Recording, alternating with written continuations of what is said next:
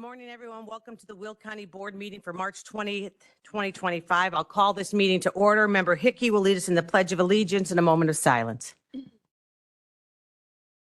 I pledge allegiance to the flag of the United States of America and to the republic for which it stands, one nation, under God, indivisible, with liberty and justice for all.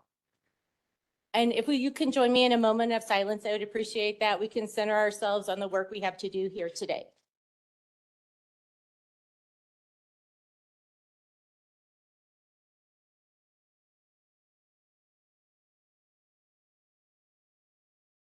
Thank you. Thank you. At this time, Madam Clerk, will you please call the roll?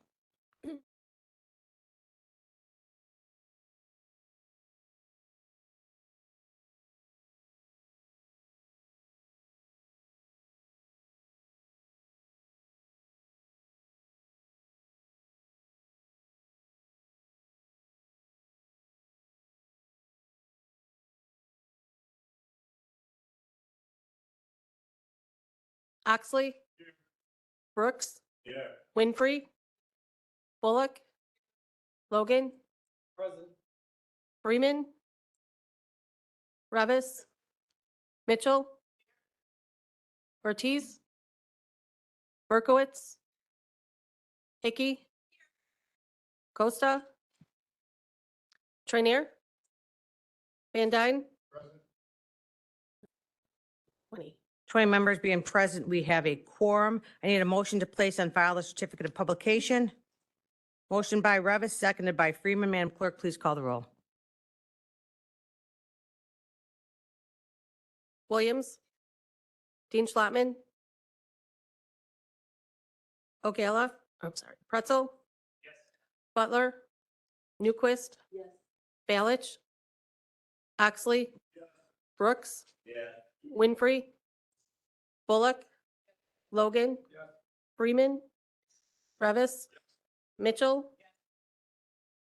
Berkowitz. Hickey. Costa. Trainier. Van Dyne. Yes.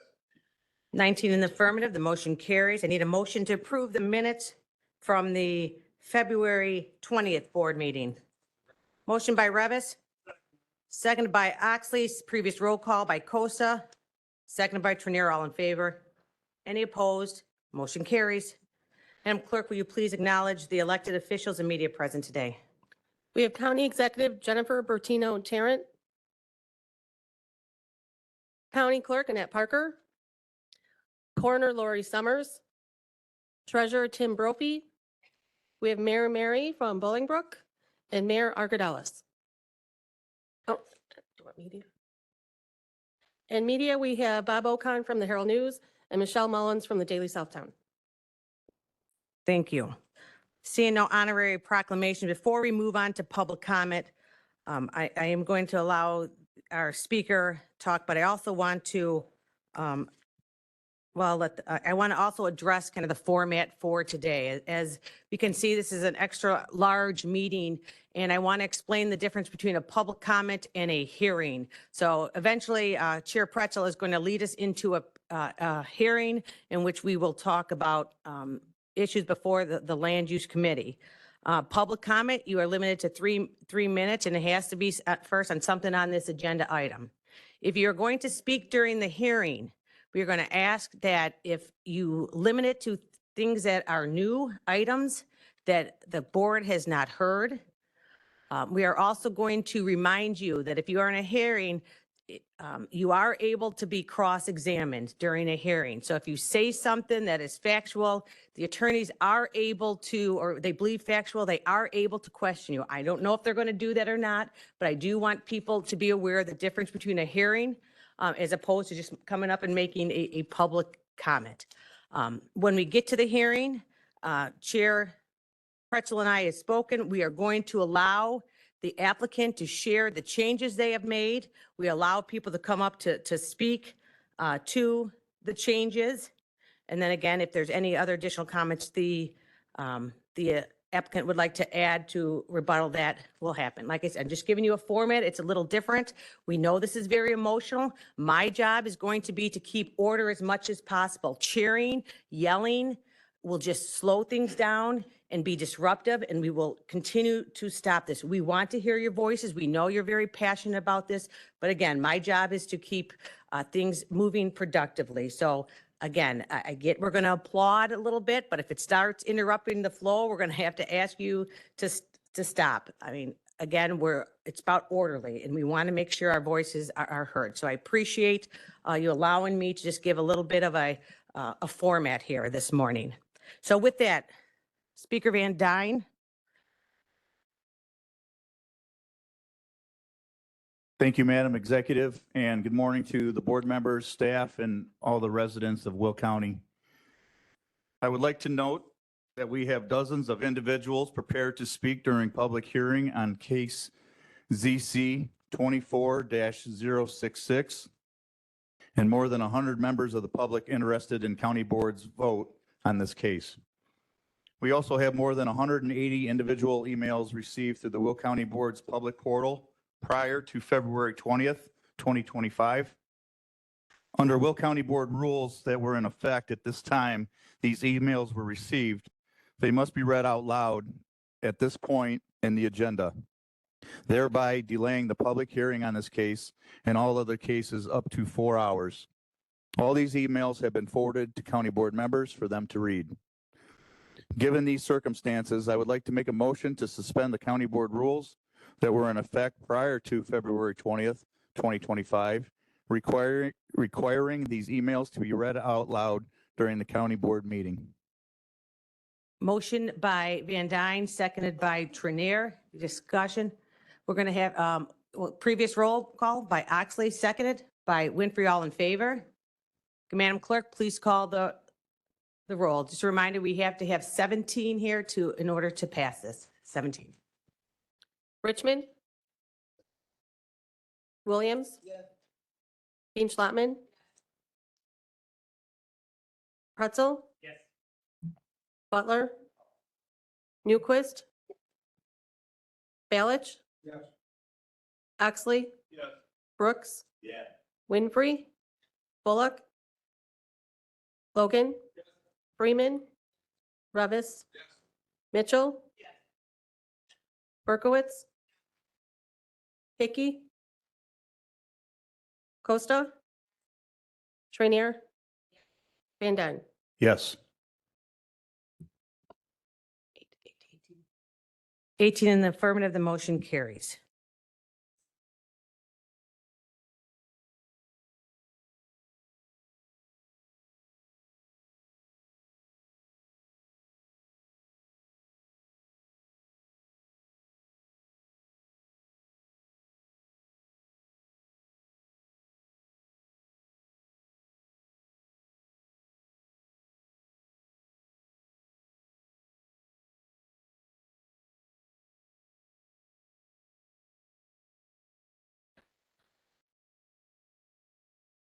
Oh, yeah. Okay. At this time, we invite anyone from the public who like to speak on an agenda item today. You may come forward.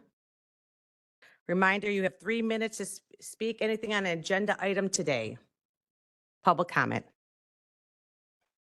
Outside of land use. Going once? Oh, just gonna, okay, okay, come on, sir.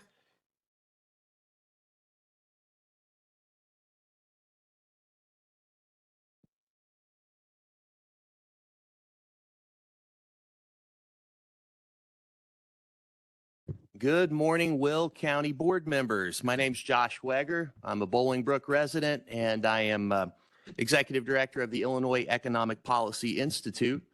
Good to see you all this morning. Looks like you got an interesting meeting here.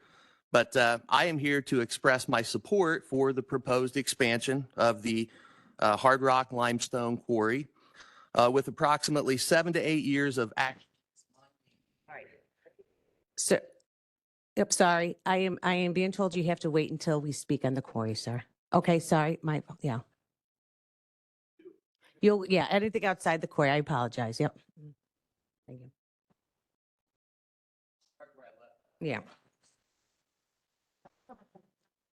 Okay, anyone else on public comment? Okay. Moving on, all old business, all resolutions and ordinance from the February 20th, 2025 board meeting have been signed and returned. Moving on to new business, do we have our friends from Sunny Hill here today? I thought I saw Karen come in. There she is. Yay, Karen. No, that's our. I did see Karen come in. They could be looking for parking.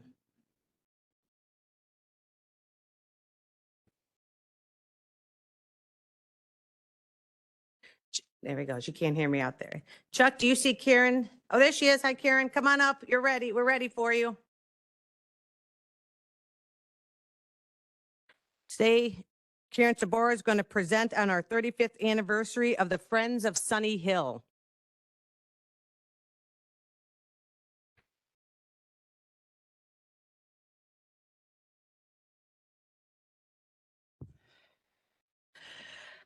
Good morning. Thank you to the Will County Board and our Will County Executive, Jennifer Bertino-Tarrant, for the invitation to speak with you this morning. My name is Karen Iceberg Sabero, and I am a retired employee of Sunny Hill Nursing Home and one of the founding members of the Friends of Sunny Hill. It is with pride and excitement that I'm here to share the proud news that the Friends of Sunny Hill is celebrating their 35th anniversary of service and caring for our community and the residents of Sunny Hill Nursing Home of Will County. Our story begins in late 1989 when a Will County board member named Eugene Jevitz visited his mother Lottie Jevitz, who resided at Sunny Hill. He watched the Sunny Hill activity staff attempt to assist residents who wanted to go for a ride in an aging white Chevy van. This van we purchased for $1 from the Senior Services Center of Will County. And it had over 150,000 miles on it and was in a constant state of repair. The few residents of the 300 residents who resided at Sunny Hill who could enjoy that ride were only those who were totally ambulatory or could stand, pivot, climb 2 steps up into the van, step across the wheel well, and then slide onto a long bench seat. Well, Gene decided that there had to be an easier way to allow the residents to enjoy just a simple ride. And he very quickly helped to create a plan to purchase a large wheelchair accessible bus, and at the approximate cost of $50,000. He and I approached the Will County Board and quickly hit a wall. There was no funding for such a large purchase. Of course, that didn't stop Gene, who returned to the board, but again, he received the same answer: no funds available. So we moved on to Plan B. Gene invited a group of 15 friends to meet at Sunny Hill one evening and asked each to make a personal donation of $1,000 towards this new campaign. And that evening, $15,000 was collected and we were on our way. A year-long grassroots effort consisting of public fundraising events, donation requests, and even selling tomatoes from one of our residents' family farms for 10 cents a piece in our lobby finally resulted in reaching our goal of raising $60,000. One of the greatest days of my professional life at Sunny Hill was watching the joy and happy tears on the faces of our residents, armed with pom-poms and pots and pans and noisemakers to welcome the arrival of the bus. And even the gentlemen delivering the bus were in tears. And now that joy is still evident on the faces of our residents as they enter our third bus, still allowing them the simple joy of visiting and enjoying the communities that they built. This partnership has now continued over the past 35 years, although most of our original group of friends have died, including Gene, who died this past February 26th. They each have left us a legacy of passion and caring commitment that continues with a separate not-for-profit 501c3 organization and a board of directors, which includes 3 Sunny Hill residents, and that meets regularly, sponsors events, and provides over $50,000 annually to cover the expenses of those special activities that enrich the lives of our residents: music performances, art, gardening, games. including bingo prizes. And if you have ever watched elderly people play bingo, you know this is the big deal. All right. Parties, and the list goes on and on. But here are some of our highlights. We've purchased 3 wheelchair accessible passenger vans, purchased of large screen televisions and wall mounted TVs for resident rooms and common areas. We purchased TV headsets for hearing impaired residents. The creation and ongoing operation of the happiest place at Sunny Hill, our sweets and treats shop. 8 flavors of hand-dipped ice cream and beautiful gifts for purchase. It is open daily thanks to the commitment of our volunteers, and we would love any of our county board members to come and help us scoop ice cream sometime soon. Fundraising for our Resident Dream program, making dreams of our residents finally come true. From big requests that included riding a camel, which was covered by local and national news outlets, including a story in People magazine, and even arranging for over 35 of our residents who had to leave school to support their families or serve their country in the armed forces to obtain their high school diplomas from Joliet Catholic Academy. A resident donning her leathers, helmet, and riding her Harley Davidson one last time in commemoration of doing this every weekend with her husband.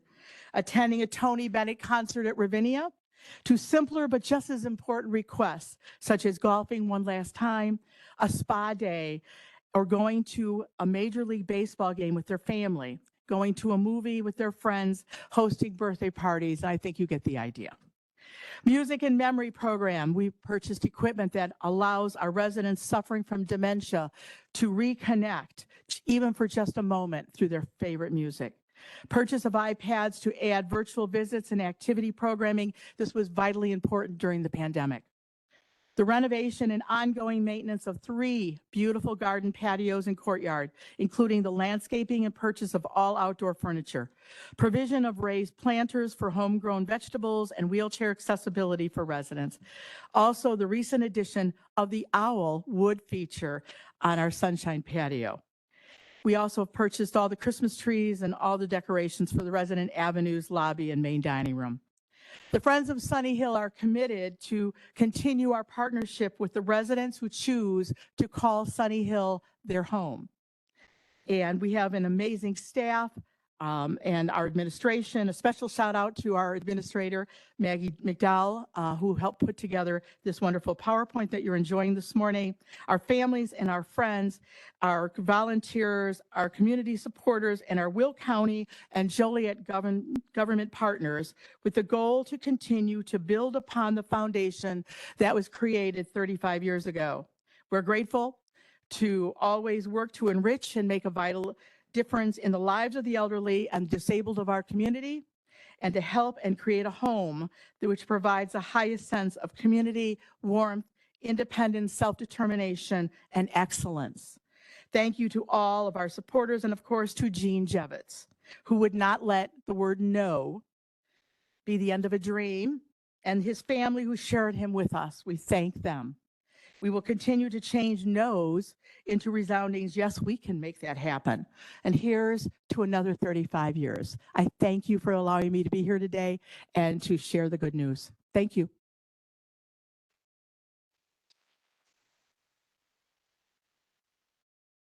Thank you, Karen. Thank you, Maggie. As most of us know here, Sunny Hill is a jewel of one of our county services, so we appreciate all the work that you do.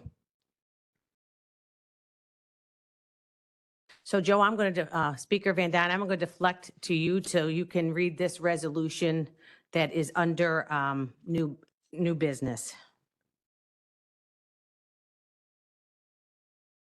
Thank you, Madam Executive. Resolution 25-75, resolution is certificate of authority for the county engineer to enter into an agreement with the state of Illinois for the acquisition of rock salt and other materials, and I so move. Motion by Van Dyne, seconded by Revis. Any discussion? Is there previous? Previous by Trenier, seconded by Freeman. All in favor? Any opposed? Motion carries. Sorry, we have to add member Destiny Ortiz to our roll. Destiny, would you like to be a yes on that? Okay, thank you.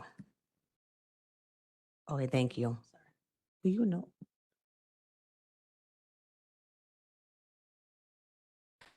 Julie, what would you like to be on that one? Yes, okay, thank you.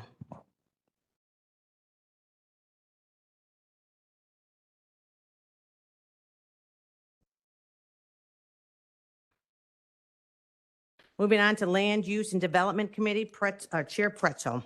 Madam Executive, I'd like to make a motion to open public hearing for all land use cases. Motion by Pretzel, seconded by Revis. Madam Clerk, please call the roll. Richmond. Williams. Dean Schlotman. O'Gala, Pretzel. Butler. Newquist. Balich. Oxley. Brooks. Winfrey. Bullock. Logan. Freeman. Rubbis. Mitchell. Ortiz. Berkowitz. Hickey. Costa. Trainier. Van Dyne. 21 in the affirmative, the motion carries. I'm sorry, no. One in the affirmative. That's right. We are now in public hearing. Please be advised, absolutely no new evidence or information will be allowed once this land use public hearing is closed. So again, I'm going to structure this a little different. We do have a couple other zoning cases. We're going to start with those. So we have before we get to the quarry. So we have zoning case 24-103. If Maria or Stephanie are here to speak on that, if they'd like to come forward now, they can speak, or if they're just here for support, that's fine.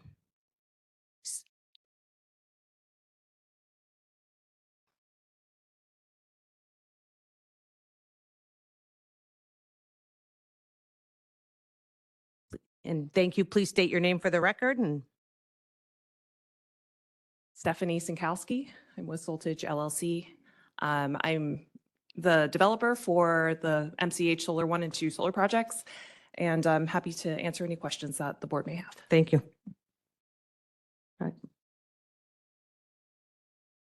Moving on to zoning case 105-24-105. We have, sorry, I can't read the handwriting. We have a Michael and a Susan. If there's anyone, Michael or Susan, who would like to speak on 105.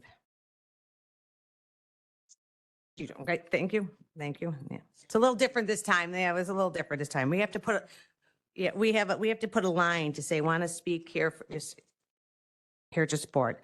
Then finally, zoning case 24-124. We have Jeffrey Hunt. If he is here, would like to speak, or just here for, thank you.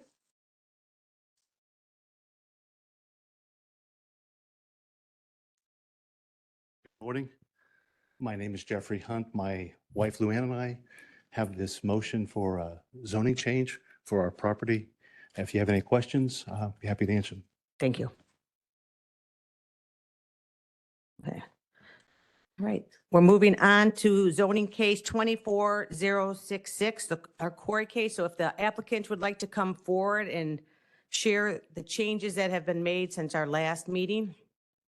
And again, what I will do is, in the order of this, I will call your name in by 3 or 4 and keep kind of doing like a baseball. You'll be baseball team. You'll be put on deck and in the hole and all that good stuff. So listen for your name. Thank you, Madam County Executive, members of the board. Good morning. Again, my name is Gary Davidson with Castle Law. We're located right here in Will County. I represent the co-counsel as applicant. 2 months ago, we were before you. I was a new member of the applicant's team. Based on the counsel of many of the county board members, we were urged to re-examine our request and our application, to listen to stakeholders, elected officials, and other interested parties. Myself, as other members of the applicant's team, listened intently to the testimony of the witnesses as the last hearing. Many of those people are here again today, and thank you for coming. We read each and every correspondence received by Will County. We met with the villages of Bolingbrook. We met with the village of Plainfield. Thank you to both mayors for allowing us to come and meet with you. We spent hundreds of hours meeting with a variety of different stakeholders, elected officials, and union representatives. We were asked by the county board, several members of the county board, to eliminate our underground mining proposal, and we did just that. We were asked to be more aggressive in ensuring an appropriate buffer to Liberty Elementary School, and we created a berm that is nearly 5 times the county standard and adjusted our detention plan to create a massive buffer between the school and any activities. We were requested by members of the county board, several of you, and stakeholders to remove the concrete and asphalt plants, and those were also stricken. In fact, we removed almost 80% of our application. Providing necessary and sought-after resources to Will County and surrounding communities while maintaining the integrity of the quality of life for Will County's residents was my charge to my client. And I believe that he is committed to that. Through the approach of taking your feedback, we, again, have eliminated 80% of those requests that were in our original application. And this is despite the fact that the Will County's Land Use Committee recommended approval of our original application. I'd like to introduce you to the lead counsel on this case, Bill Graft, who will walk you through the application, its revisions, and how we got here. Bill Graft. Thank you. Madam Chief Executive, honorable county officials, Bill Graft for the applicant.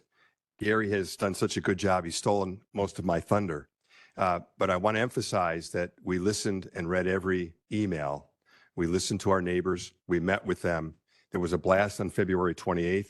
2 of the prominent neighbors were out and witnessed the blast and in fact took videos of that blast as well. We're here to present facts and data, and we hope that your decision will be based on facts and data. We have all our experts are here. So what have we done in the last 60 days besides withdraw the vast majority of our requests? We heard a question about PM 2.5 and air quality. So we had a state licensed and federally licensed air quality monitoring out on February 14th, which was the previous blast. They had 7 monitoring stations. They submitted a 51-page report to you. So we stand on that report, Madam Chair, and we monitored the air. And just as expected, the ambient air quality was not affected except for 1 minute at one testing station right above the blast site. It spiked up for a minute. The next minute it was down to the ambient air quality. There is no air quality issue at our quarry for the workers at the quarry or for any of the neighbors. We also were questioned about vibration and sound. Many of you were kind enough to show up at the quarry and see a blast, and so you can witness it yourself. We had seismographic testing equipment installed directly east of the Liberty School and directly east of the closest house in the Lakelands. So those are, you can see them when you drive up Essington. They're there. We gave those reports. We're not required to do that, but we did it to show that those monitoring stations registered no trigger at every blast. And we showed that. We provided that material. So we addressed the air and the vibration. Gary summarized what we've done to withdraw our requests, and we're down to 1 request. Surface mining only, no underground, everything east of the Lily Cache Creek. And that's our request. It's very simple. It's very clean. You'll know that of that area east of the creek, you already have from the 1969 case, and Marguerite has identified this in her report, is I-3. It's zoned since 1969, I-3. It's been quarried since 1970. That's a public record. The FEMA maps, photographs, aerial photographs show that. And we'd just like to continue and expand our existing quarry into that area. We want to be good neighbors. We've tried to minimize our impact on the neighborhood. And we did one more thing. Just to be safe, we wanted to build a beautiful landscape berm.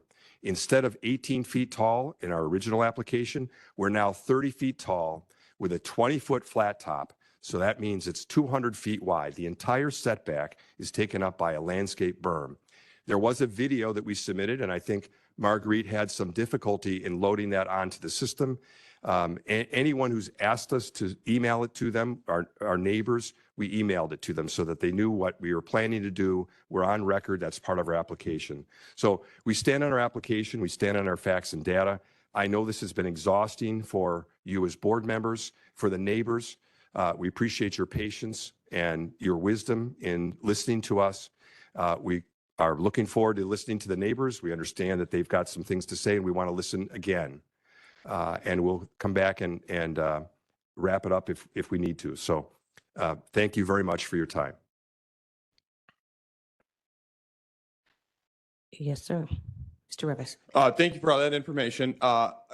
Some of the residents expressed to me concerns that there was something about like the berm plan was something that could be implemented over 25 years. Is that accurate? Or can you speak to that? No, the berm will be part of our site development permit at the very beginning of our construction. We're going to build a privately funded water detention basin on the west side of the creek, that is west of the creek and before the berm. And that's going to provide 200 million gallons of flood control. We're going to dig out a bowl and use that material for our very much expanded berm. There may have been confusion, Commissioner, board member, because there's a reclamation plan. So we're required by county ordinance and procedures to file a 25-year reclamation plan. What is the site going to look like after the quarrying is completed? So you'll recall that we've taken out CCDD. We're no longer asking for CCDD. That was another modification. So we'll have to use our detention basin as the material to build that enormous berm. So the berm will be at the front end. And if the board decides to approve it, we have a site development permit process, and we need federal and state approvals as well. Understood. Thank you. Member Berkowitz. Thank you, Madam Executive. Thank you for being here today. I do have a couple questions. Will the berm also extend along Reagan Boulevard? Yes, it tapers at the end of our, at the edge of our property there. And there's a 70-foot easement that the berm tapers down to the end of that. And then the rest of the east-west leg of Reagan Boulevard is contiguous to the other quarry, the existing quarry. And there's already a massive berm there, and that's not going to be touched.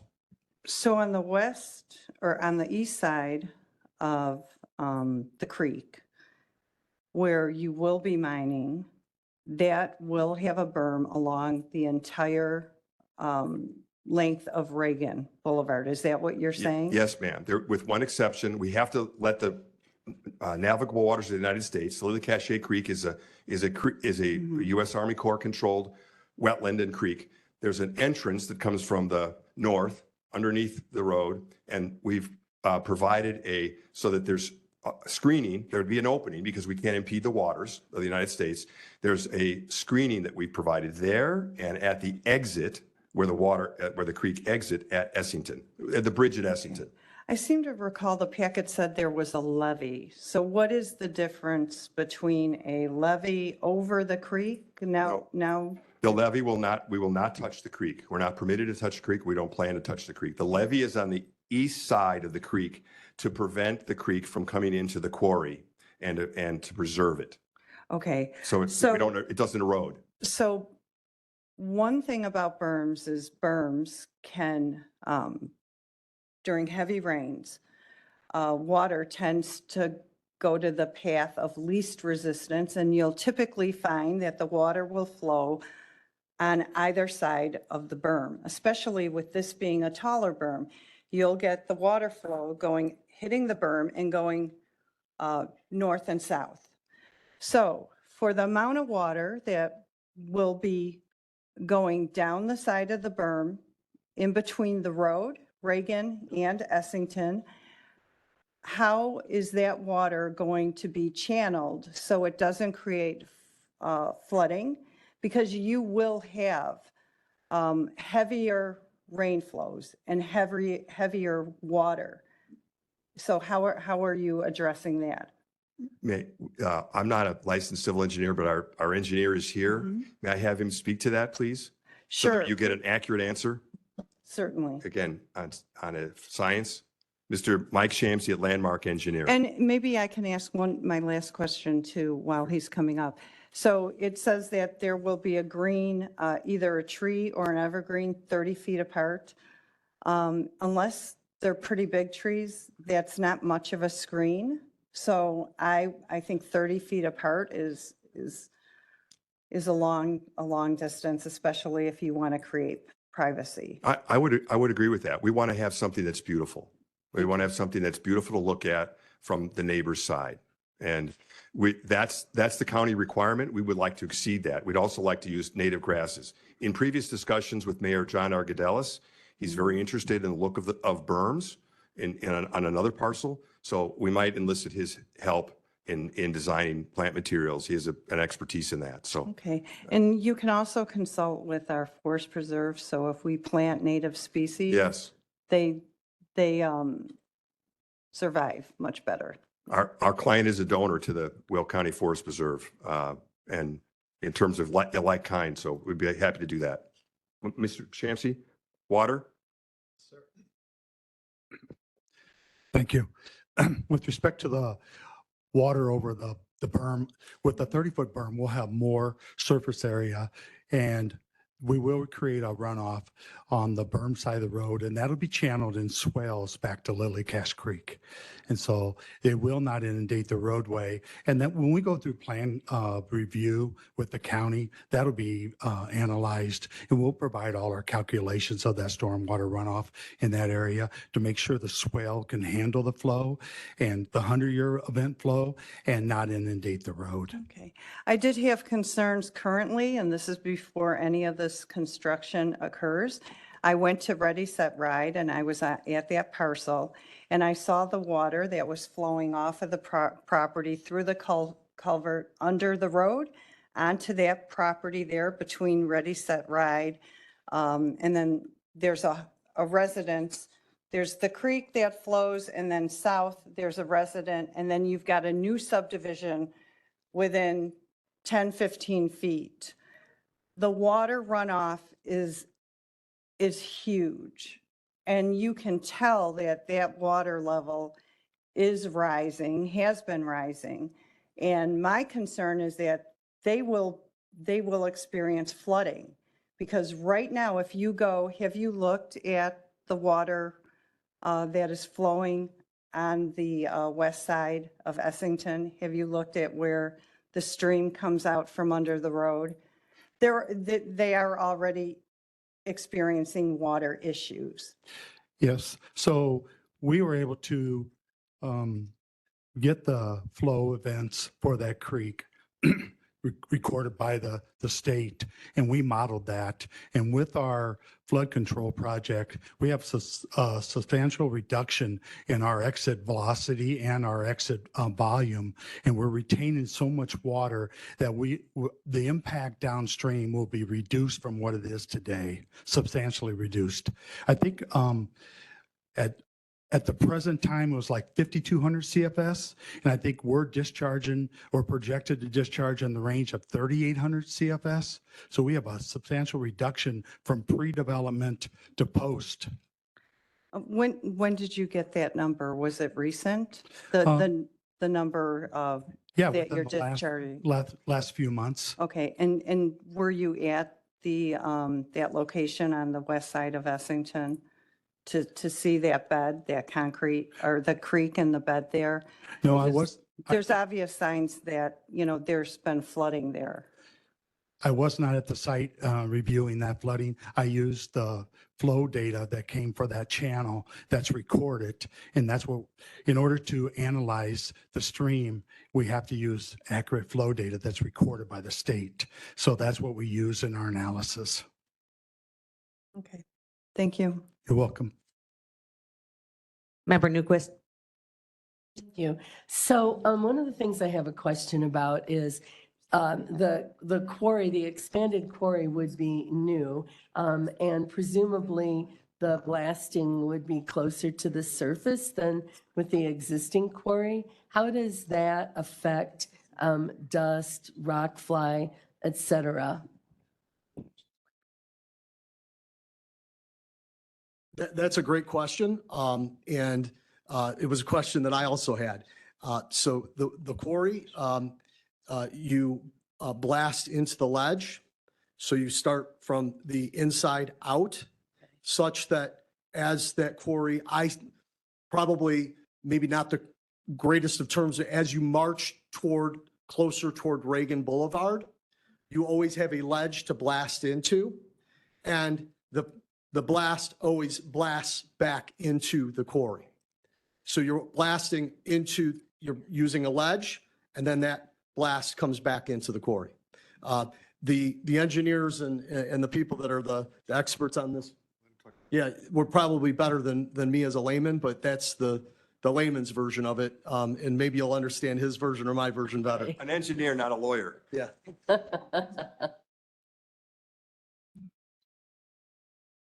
Chuck Palm Cook, identify your name and you've previously given a report and testified in this matter. Hi, name is Chuck Palmcook. I'm an engineer with Quick Supply Company. I've been got a degree in geological engineering from Michigan Tech. Been doing this for over 27 years now. The way a blast works is you could think of the podium as your rock here. Everything that's open would be the quarry. In order to take this, in order to take this solid rock, we put explosives in holes and then detonate it to cast it into the quarry. So the only place that's open is inside the quarry itself. So all rock movement, dust, noise is directed into the quarry away from the neighbors. So as the quarry gets bigger, like this room, as it would get bigger, the rock that's around it closer to the neighbors all blasted into this room just so you don't have it. Everything is in there. And then like they talked about the air quality, a minute after the blast, all that dust dissipates inside the quarry and that's where it's at. So I hope that answers your question. It does. Thank you. Member Oxley? Madam Chairman, thank you. With all the changes I've seen here amongst this over the last 3 months, 80% of it, from their comments, has been changed from what they originally proposed to the Land Use Committee. The engineering's changed, the size of the berm, the water flow, everything in this whole application has changed from the start. I think this should go back to land use and start over with, this is exactly what we want to do. Because there's so much here we're actually doing the land use job here. We're not the engineers, the land use engineers, stuff like that. I think it should go back to land use and start over. Are you?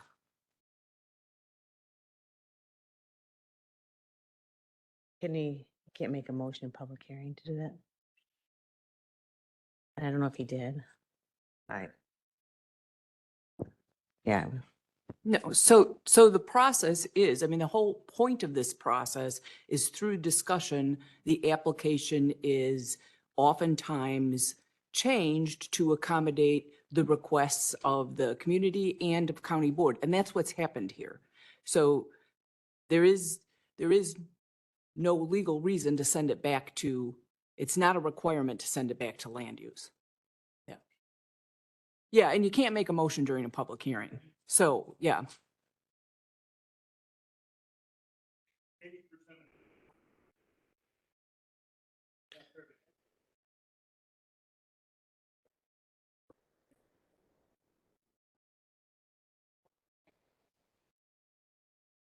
And I think, and I know I can't make a motion during the public hearing, but we'll see what happens when it's closed. Thank you. Member Trenier? Yes, I read the part about how you're going to screen where the creek is. And by the way, I applaud what you guys are doing to protect the community downriver, down creek from the flooding. Because we've certainly experienced loads of flooding in Bolingbrook on the north side from the East Branch, I think, of the DuPage River. And thanks to the work of, I think it's Vulcan / Chicago Stone, whatever they are on Royce Road, they have mitigated all of that flooding with something very similar based on your description on what you're doing over in this neighborhood. I know they've had flooding on that creek at Ready, Set, Ride because I spoke with the owner, and at great expense to herself and her organization, they brought in huge pieces of concrete to buttress the creek so that the creek didn't go bananas. I don't know how to describe it, but they put all this concrete there. So I really applaud what you're doing there. But my question is about this, and I don't even know what you called it when I read it in the packet, but the thing that you're going to screen across the creek at each end. I've never seen anything like this, so I'm trying to visualize what it might look like. Sure. We call it an arch. Mike's the designer of it. And so That would be great to know. And because I really want to know, is it also 30 feet high or 20 or whatever? I'm just curious because I read it, but there was no visual thing to look at. Yeah, so the panel is about 20 feet high at the center, and it does, it's a steel panel that's going to be arched over the creek, and the bottom of the panel will be at BFE, base flood elevation, so we will not impede the flow, and will have no impact on the flood elevation, but we are arching over and just a screening so that when you're driving by and you have the big berm there, and in our video that we produced, it shows the panel, it shows all the landscaping, and we have it heavily landscaped more than the county requirements. And so when you go by, you won't even be able to see inside the quarry, and the water will pass below and the roadways up above. So if I was going to describe this to somebody who's seen the St. Louis Arch, Well, you're going to have an arch and this thing is going to hang down from it. And that is basically the blocker for if for some bizarre reason something went haywire. Because Okay. based on what your engineer is saying, the rock's going to come the other direction. Correct. And the reason we did it out of steel panels, just because, we want something sturdy in case it did get hit by something, machinery or what have you. But we actually have our steel arch beam is at the bottom. Oh. And so then the panel sits on top of that, and that arch beam supports the panel above. So it's So upside down. Yeah, so it's a Okay. two-hinged arch, and a lot of bridges are two-hinged arch. Oh, boy. All right. I'll Google that while I'm sitting here. We have We've an got to arts be council. thankful to the Romans because, they built a lot of arches, and that's how they're built, Okay. two-hinged or three-hinged. What, can you name it again? What kind of arch? Two-hinged arch. Two-hinged arch. Okay. If we have an arts council in Bolingbrook, maybe they'll want to paint it for you. Thank you. You're welcome. Member Butler? Thank you, Madam Chair. So I had some questions. At what point would be the closest point of blasting to the school? 1,100 feet, and it'd be it'd be on the other side of the Lily Cache Creek, and it would be protected by the 30-foot tall, 200-foot wide berm, landscape berm. So I'm just trying to get a perspective. What is that, like 3.5 football fields? Almost four. And that's to the property line, not the building. Correct. Then there's Okay. then there's Essington, and then the setback from Essington. So what are the current rules on blasting as far as like how fast the sound can travel per inch? Or is it like 1 inch per second? Is that the current rule? The Will County standard is 50% of the state standard. And I have an expert that can speak to that in terms of what 0.5 and what 1.0 is. With blasting limits, you're talking to vibration. It's measured in 3 different directions: mutually transverse, longitudinal, and vertical. Those 3 channels are recorded. The state of Illinois requires 1 inch per second. That's not 1 inch of movement. Considering a blast is milliseconds, you're talking, you're only allowed to move it literally the thickness of a sheet of paper. Will County has cut that in half from 1 inch per second to 0.5 inch per second. And we have to abide by them. So you're talking minuscule amounts at that distance. What we have, the readings. In the last 6 months, have we ever exceeded the half We have never exceeded the half at all. Okay. And how many times does the mine blast? Oh, like a month? Do you do once a week? Yeah, during the winter months, it's sort of on an as-needed basis for the aggregate. But during the winter months, we're about once to twice a month. And then during season, it's going to be more in the neighborhood of 3 to 4 times a month. So it could be once a week. And how many seconds does that blasting occur? Like how much time, like once the blast goes, how long does that take? A typical blast is over in less than half a second. It's milliseconds that we use. And then, so it's a second event. It's over. It's done. Most people don't even notice it when it goes off. Thank you. Member Hickey? Thank you, Madam Chair. Madam Executive, so with respect to the zoning, I know we're talking about this area that's to the south and east of Lily Cache Creek. The zoning there is I-3, which means what? Actually, thank you for your question. The I-3 area is based on a 1969 case. There's 83.5 acres that's currently zoned I-3. The area of our mining will be 102 acres as we're going up to the creek outside the levee. There's a small little levee, a berm, a small berm on the east side of the creek to protect the creek. Okay, so, but I-3, the purpose of that zoning means intense industrial? It's your heaviest, it's the county's heaviest industrial classification. Okay. It's heavy industrial. So then the special use permit is because? The county ordinance requires a special use permit for mining, and that special use permit applies in both I-3, the permitted uses for a special use permit are in I-3 in the county code and in the ag area, the F. So that's why we pulled back the request for special use for mining. We initially, when we filed, we asked for a special use permit for the area that included the ag. And now we're only requesting that it's the area east of the creek. So it's 102 instead of 120? Well, there's 120 gross, but remember there's setbacks. So, right. There's a legal description that we provided to the staff, and that's, I think it's Exhibit A in your packet. And that's cross-marked so you can see the area. And that goes right up to Essington and right up to Reagan Boulevard. So we can't mine in that area. That's a setback. The berm will be there.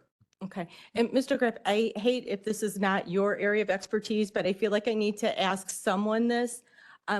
If this is approved and the mining or the quarry is expanded, do you start like just in the middle of this property, or do you advance the current work, or what happens? We have withdrawn our request for the 50-foot variance. Remember, and that's in the staff report as well. So we've abandoned that. So the area that we would quarry currently, and this would be staff review and your engineering department review, would be away from that 50-foot.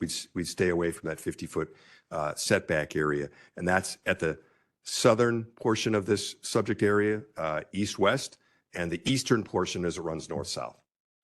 And this might address a part of your question, but it definitely goes to Board Member Butler's question. There's sort of a double layer of protection here insofar as the withdrawal of our application going behind Lily Cache Creek, but we still have the state, county, and federal standards where we are going to continue to have to make those tests with respect to seismographic readings, with respect to particulate distribution, or whatever the term of art might be with that. So as he's advancing the quarry, if those seismographic readings go above the standard, we'll be required to stop. So even if this board were fortunate enough to have this application approved, there will be a constant governmental monitoring with respect to seismographic readings. that would at any point in time prevent us from stopping. So this is why the facts and the data are so important rather than the speculation as to what may occur. Because this is one of the most heavily regulated industries, which is why it has such a high safety record. Thank you. Member Pratchell? Thank you, Madam Executive. I have a couple more questions about the school and the frequency of the blasting. So you said that you blast more frequently in the summer than in the winter? When the kids are out of school. But when you're blasting, even if it is once per week, are those scheduled like to a precise time where you could say, you know, it's going to be at 1 p.m. on Tuesday, and then you follow through on that? Or is it like, you know, it could range? They're not for a variety of reasons. One, again, it's based on market demand and when the aggregate is being required by our customers. The other thing is obviously there's safety concerns with respect to, they have to go through the protocol, so it can get pushed back, much like you're boarding an airplane and the blast could get pushed back an hour. Weather could create delays. How far in advance do you know when you're going to schedule a blast? That would be a Bill question. At minimum 2 weeks, 5 days to 2 weeks. And then obviously you said based on weather or some equipment Weather, malfunction or something, you might postpone it. The mine plan, the geologic makeup of the stone, that the ledge that's being taken down, called shot rock, and then it's put on the ground and it's taken by a front end loader and put into the crusher. The reason I'm asking, there's a concern. I've been reading emails of this, you know, fly rock or a material flying through the air. It would be nice if that was a concern to you, or if we're talking about children, which we are, to make people aware way ahead of time so they could plan and stay indoors during the blast, which only lasts. Is that something that could be posted or put on a site? Or how could we make sure to protect children or people that want to have a outside barbecue if fly rock is a real concern? We are very concerned about fly rock. We want to be a safe operator for our employees and for our neighbors. And we have an expert here to talk about fly rock. Mr. Palmcook wants to speak about it, if this is a good time to do that. Well, I guess what I'm asking is, could we, how do you make the school aware that there's going to be a blast today? If everyone understands it must be flexible based on weather, I think our neighbors who were there on February 28th, it got delayed for 2 hours. Mr. Davison was right. It's just like a flight, you know, it's weather dependent. There would be no blast if everyone in the quarry is not accounted for. Those who've been to a blast know that there's a sign-in sheet. Every human being, every piece of equipment, the roads are blocked down into the blast area. So there are lots of safety measures that MSHA and that the applicant make sure that everyone's safe. And so there'll need to be some flexibility. I think we can try to put it on a website. Your staff has asked us to put signs on the fence. You know, we have a perimeter fence that's required by the county below our 30-foot tall berm. If we can, I think it's a good suggestion. Maybe we can discuss it here, but I'd like our experts to talk about the fly rock question, because it's a valid question, and protection of neighbors in the school. Yeah, where I'm going with this, maybe I'm not being clear on the question. So I remember as a child, you know, if it's raining out or we don't have enough playground supervisors, we would have indoor recess. Tons of fun in the gym. You kick the ball around. I mean, obviously we prefer to be outside, but even, you know, it's too cold out. We have indoor recess. Why couldn't we have indoor recess on blast days? I think the evidence of the facts and data, if we can explain the blasting procedure and the safety, I think it will help explain why that isn't necessary. We don't think our neighbors have to adapt their lives to the operations of a safe quarry. So I agree. I'd like to have him come up too, because I'd like to explain. Can someone explain? Brian, would you please come down? Because right now we're getting an image that things are shooting all over the Right. place. Okay. And we want to dispel this. So I want to have, Brian, that. so that you're ready, I'd like to have Mr. Palmcook address the fly rock issue and the video. We've seen the neighbor's video, and Chuck, you want to talk about the Play the video first or? No, is everyone seen the video, the Fly Rock video? No? Okay. No, I understand. And we don't know about copyright with the video either, so we might not, but at any rate, we'll talk a little bit about blasting, the process of blasting from a safety engineer, and then we'll have Brian speak. He's also a safety trainer in 7 states. The blasting that's being done at the quarry is a very controlled production blast. What that means is we have very tight controls. We use the bare minimum amount of explosives necessary to just break the rock and move it out so that their equipment can come in, pick it up, and load it. We don't want stuff flying up in the air. If people have seen the videos flying up in the air. That video there, actually references a blast that was done in Australia where, it flew around. That blast there was not the controlled production blast that we're doing in the quarry with the most state-of-the-art equipment. We're using computerized electronic detonators, remote detonation. We're, taking caution procedures that weren't done that one. That type of blasting is called overburden blasting. That's very common, especially, overseas like Australia where they do it for coal. We go out west, we do a lot of that for coal blasting.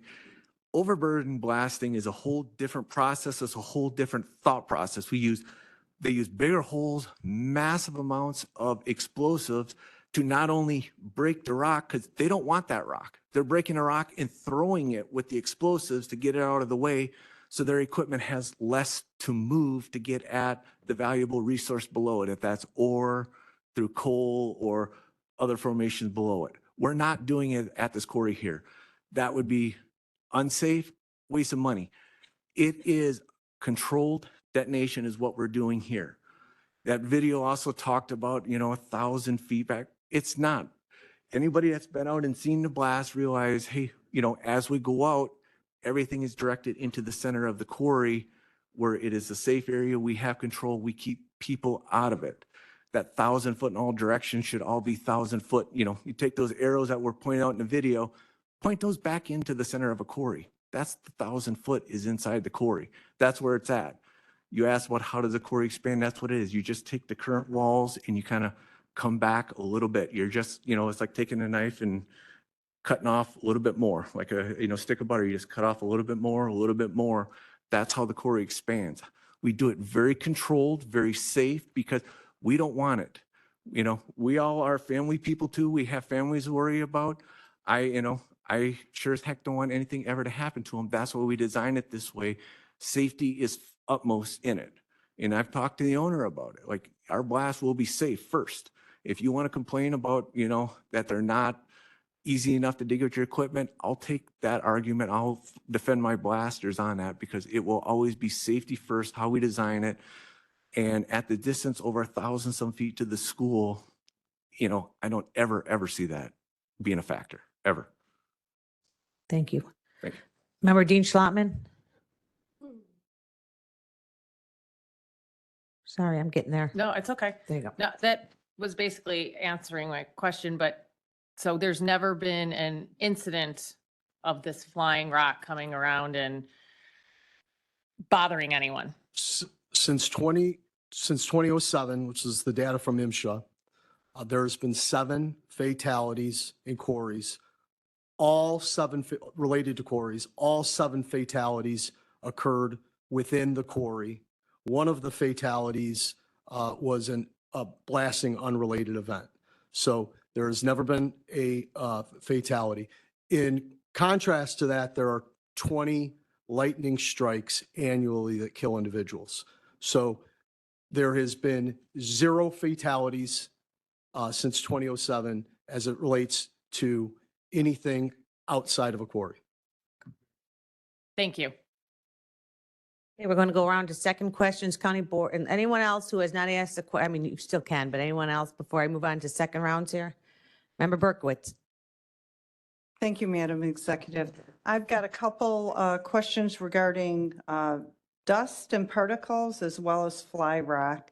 So you're sharing a lot of data with us, but it's data from the existing quarry. What we're hearing today is a different operation. It's a new quarry. It is not an expansion. You cannot expand from the existing quarry into these parcels. Your zoning case doesn't allow that. This is a new quarry. So that data is going to be different. You are closer to those homes. You are closer to those schools. So I appreciate your safety record at the existing quarry, but this is a new quarry. These are new operations. Correct me if I'm wrong, if you are able to expand from the existing quarry and carve it out. But I've discussed this with staff, and we are looking at a new operation here. So in concern with particles, dust, even the residue from the explosives. A lot of our residents have expressed concerns because they have family members that have respiratory conditions, and this could be very dangerous for their health. This location, again, may have different currents, different wind flows. Is that correct? So the data from the existing quarry does not apply to a new location. It's a relevant and a salient point, which is why I made the point, Board Member Berkowitz, that we are required by federal, state, and county standards to continue to take seismographic data, continue to take particulate distribution data. And if we exceed those standards at any point, regardless of what this board does today, we won't be able to continue as we move forward. So this is this double layer of protection that I was referring to earlier. Correct. However, that's not necessarily protection, because if it has already occurred, it has already created the risk. So the only way to prevent this is to understand those currents ahead of time. I don't know if you've done those data studies. And again, that changes. Mother Nature, it changes. These parcels are located. We can visibly see how close they are to these residents and the schools.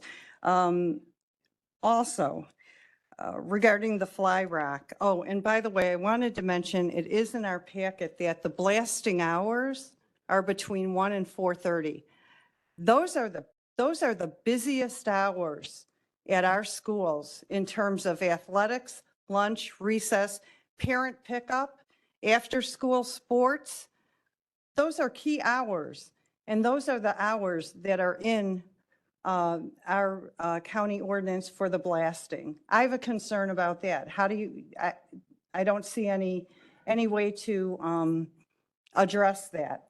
It's difficult, because if you shift it to the morning, well, you have the same situation. Those roads are filled with parents driving their kids to school, going to work, buses, etc. So that's one thing I wanted to mention. Also regarding fly rock. So it was mentioned when you were discussing the structure of the arc, the steel arc over the creek. Thank you for that. It sounds like a great engineering structure to protect that creek. You mentioned that it was steel because if anything hit it, it was structurally sound. That indicates that there is a risk that something may at some time go in that direction over the creek. And so my question is, we know that there have been incidents in other areas where the rock doesn't fly the direction it's supposed to fly. And you're dealing with explosives, which by themselves are dangerous and unpredictable.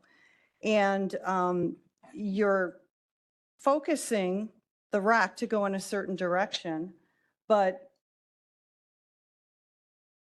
are there guarantees? Are you willing to guarantee that there will never be any fly rock that ever goes the wrong direction, goes over Reagan Boulevard or goes over Essington? I don't know that you can make that guarantee. Since 2007, there's been no fatalities. MSHA keeps great records on this. I wish that you would have had an opportunity to come out and visit the quarry and seen we visited a blast. Board member, there were a number of your colleagues that did, and it's so instructive to have witnessed it. I witnessed it, and that ledge acts as a buffer against anything that is behind it. The blast comes backwards and down. So, The blast cannot, the rock cannot come like this. It's engineeringly impossible, if engineeringly is a word. So thank you. I have to disagree that it's impossible, and I have witnessed several blasts. I have gone to Vulcan Quarry multiple times. We have had our Cub Scout. We've had some Cub Scout events there, and so they have a blast for the Scouts. So I'm very familiar with it, and there are 3 quarries in my district. And the 3 quarries. Member Berkowitz, do you have any more questions for him? Because you'll be able to talk on the bill too when we vote too. So is there any specific questions for these anymore? I can reserve Okay, it for all right. later, but yes, I'm very familiar with quarries and have witnessed and particularly at Vulcan. Thank you. Thank you. Member Butler and then Freeman. Thank you, Madam Chair. So I had a few more questions. As far as the blasting, do you hire independent contractors to do the blasting? Bill, you've got the better breakdown of how that works. Blasting is a licensed profession in Illinois. We use the largest and best blasting company in the United States. And So do those, They're- does they're- that blasting company do most of the blasting for the mines in the area? I don't know that. I know that's all we're going to use. We use the best and the safest. Mhm. So they have a vested interest in not exceeding limits that are set by the state or the county? Absolutely. Their license is subject to regulatory revocation. Okay. And then the monitoring, is that an independent Yes, it is. contractor? Yes, it is. Are they- Vibrotech is their name. And so it would be safe to say that their reporting has to be accurate Yes, in order for them to maintain their integrity. that's absolutely right. And I think we feel so good about the vibration monitoring. I think we'd be willing to keep the 2 seismographic. We're not required under Will County ordinance or state to keep the one by Liberty School and the one by the Lakelands. It will keep that and keep records of that as well. We have nothing to hide about our vibration. In every blast that's occurred, the trigger is set at 0.05. It hasn't even had a reading. A truck going by is more vibration than that. In Vulcan, that is one of your competitors out Yes. there at the mine, local, another mining outfit? Would your outfit be willing to do tours for the Cub Scouts? Absolutely. We want, this is a very good industry for employees. You can really support a family with these jobs. They are excellent jobs, and we have a dearth of people who can make things and in this country. And we would love to cooperate with the community college, the high school, the grade school. We'd meet all safety requirements, but we'd be happy to have tours. One last question for you. And I don't know who would be qualified to, is anyone aware of what Vulcan is doing right now? They're a big outfit, correct? Yes. Does the fact that you have this mining outfit and one other one, I think in Boughton Road, are those considered smaller mining outfits? Yes. So those people, those 2 outfits help to be competitive to keep prices down. And has Vulcan been mining lately or have they shut I don't know down? if we can answer, I don't know if they're going to be able to speak on Vulcan there, sir. Okay. All right, thank you. County Board Member Freeman? Thank you, County Executive. So there's a way that you can determine the life of a quarry. So there's the old quarry that was shut down in 1969. I'm not sure why it shut down, but it did. What is the life on that? Have you examined that at all? Are you referring to the subject property, the 174 acres? Correct. The Okay. one that's I-3. So it was mined on and off over the last decades based on corporations that bought or sold the land. And so the quarry ponds that are there were sourcing sand and gravel. So this area is unique. In fact, the Lakelands is built on a sand and gravel mine, the remnants of a sand and gravel mine. You can see it in the FEMA 1970 photographs, aerial photographs, which the county has as well. And to answer your question, the technology's improved. There is a coincidental resource of sand and gravel on the top in this area. And then underneath that is limestone in 3 different layers, 3 different tiers, so to speak. And then there's a layer of shale that's 250 feet deep. It's got limestone, but it's got some clay-like materials in it. And then underneath that are hundreds of feet of the highest quality dolomite in the United States. And it's superstructure dolomite. And that's in our project narrative. And the dolomite is used for roads, correct? Roads, bridges, high rises. It's a very pure form of limestone. It's limestone, but it's dolomite limestone. It's the top tier of IDOT's specifications. And it's when you drive on I-80 in McCook and you see this, 800 foot deep, they're in dolomite there. So the 80 passes on both sides. There's no fly rock.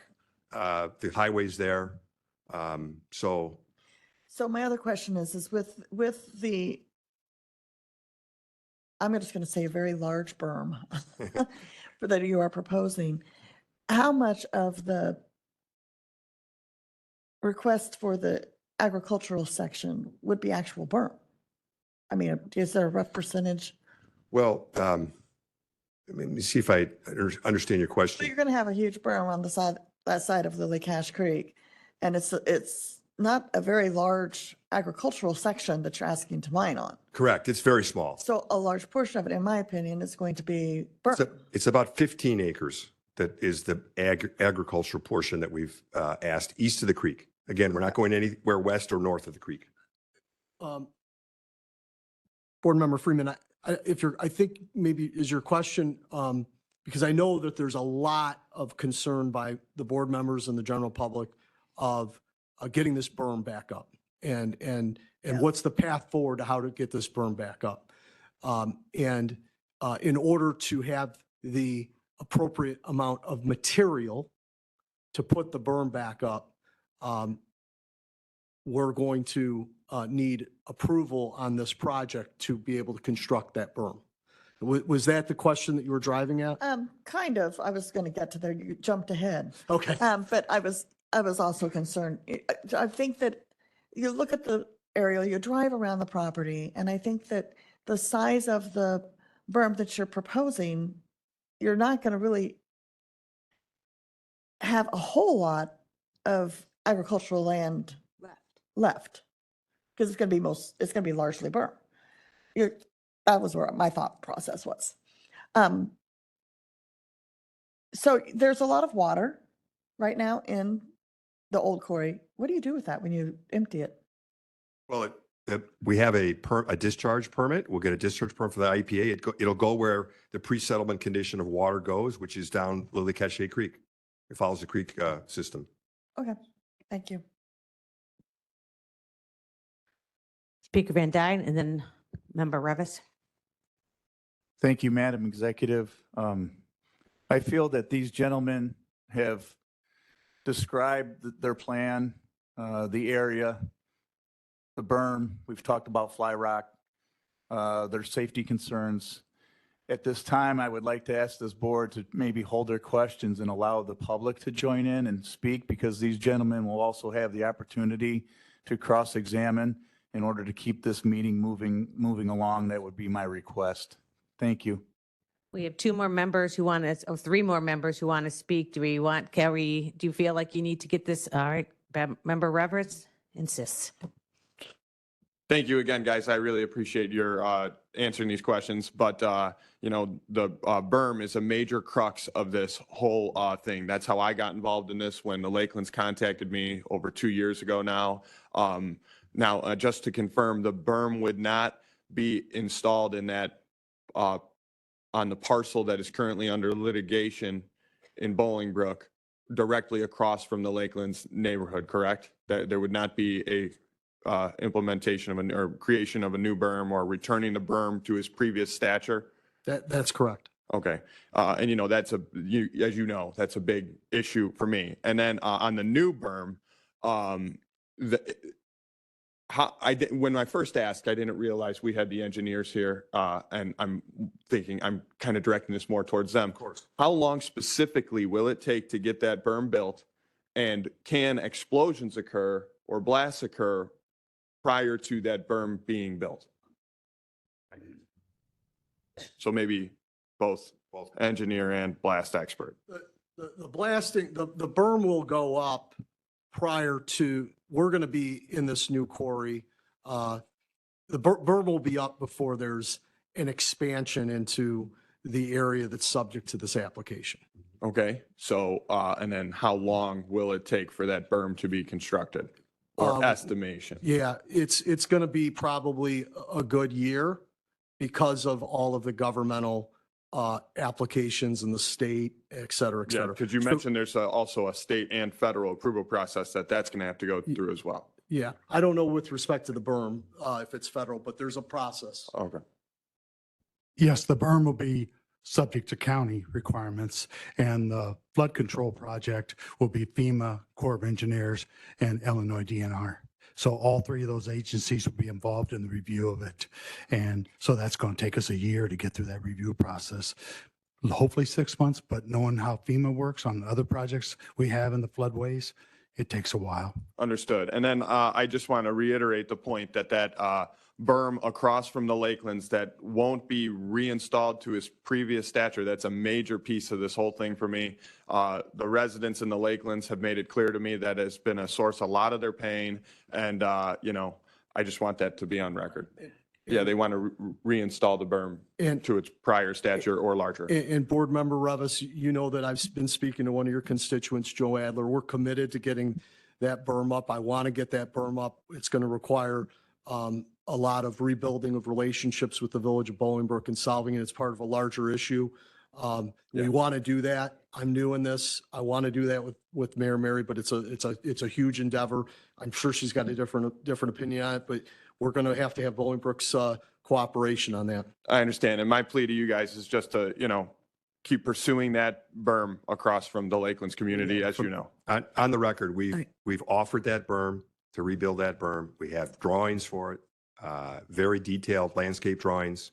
We want to rebuild that berm, but that's subject to a pending lawsuit, and we don't have permission, nor do we have that issue resolved. So we can't, unfortunately, that's another piece of property, not the subject property. Right. All right. Just so that- So we're going to let members of the public talk now. And again, county board members can come back because I'm sure the public is going to have some questions that you're going to want to ask them again. So we are going to start calling up the public at this time.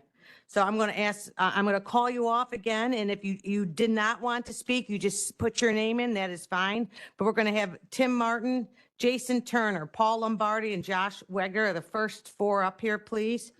And again, I will call you up, and if you didn't have any intention to speak, you don't have to speak. Yes, Madam, or yes, County Board Member Berkowitz. Hold on, take it again, yeah. Thank you, Madam Executive. The previous speaker referred to Mayor Mary Basta. Yeah. And I think she should have the ability. I think she is going to to speak. come up and like right now, while it's fresh, I think she should be. If she would like. Yeah, that's if not necessary. She will be able to talk, and you are welcome to ask any of these folks questions too, so. We're going to have Mr. Martin, Mr. Turner, Mr. Lombardi, and Mr. Weger. Please come up. So and again, just verify that we have the right person and that you are. So state your name, please. Good morning. My name is Tim Martin. I am actually from a little town, Point Pleasant, West Virginia. And why I'm here today is I've been asked to share some information with everyone about the subject of fly rock. I'm the leading mine safety expert in the U.S. I've have 50 years experience in the mining industry, working as a mine safety professional. The first probably 35 years of my experience, I worked in large mining companies, supervising and managing safety throughout the operations. I've had operations as large as 60 individual mining operations, and with half of those being surface mines that conducted blasting at many times. The last 25 years, I've worked as an expert witness and an expert consultant to large law firms and courts across the United States and federal and state courts.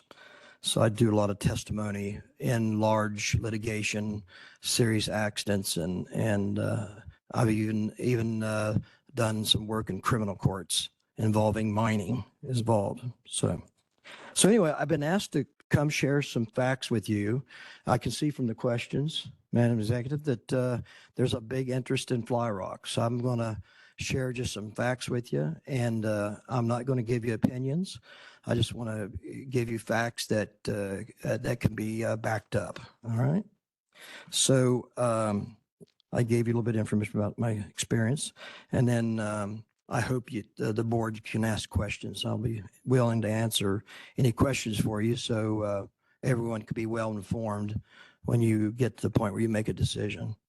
All right. So what is fly rock? All right. Let me give you one of the definitions of fly rock. And Mr. Martin, we're going to ask you to be as concise because then we'll have some questions as well. So we are going to try to limit our folks here talking because we have a lot of people talking. We want to make sure you get what you need to say and that their board members can ask any specific questions as well. So if you can be Absolutely, concise. yeah. Because you get too detailed, you're going to go whoop, right Yeah, there. I won't be concise if I can. What I'd like to do is, well, anyway, I want to share with you what the definition of fly rock is.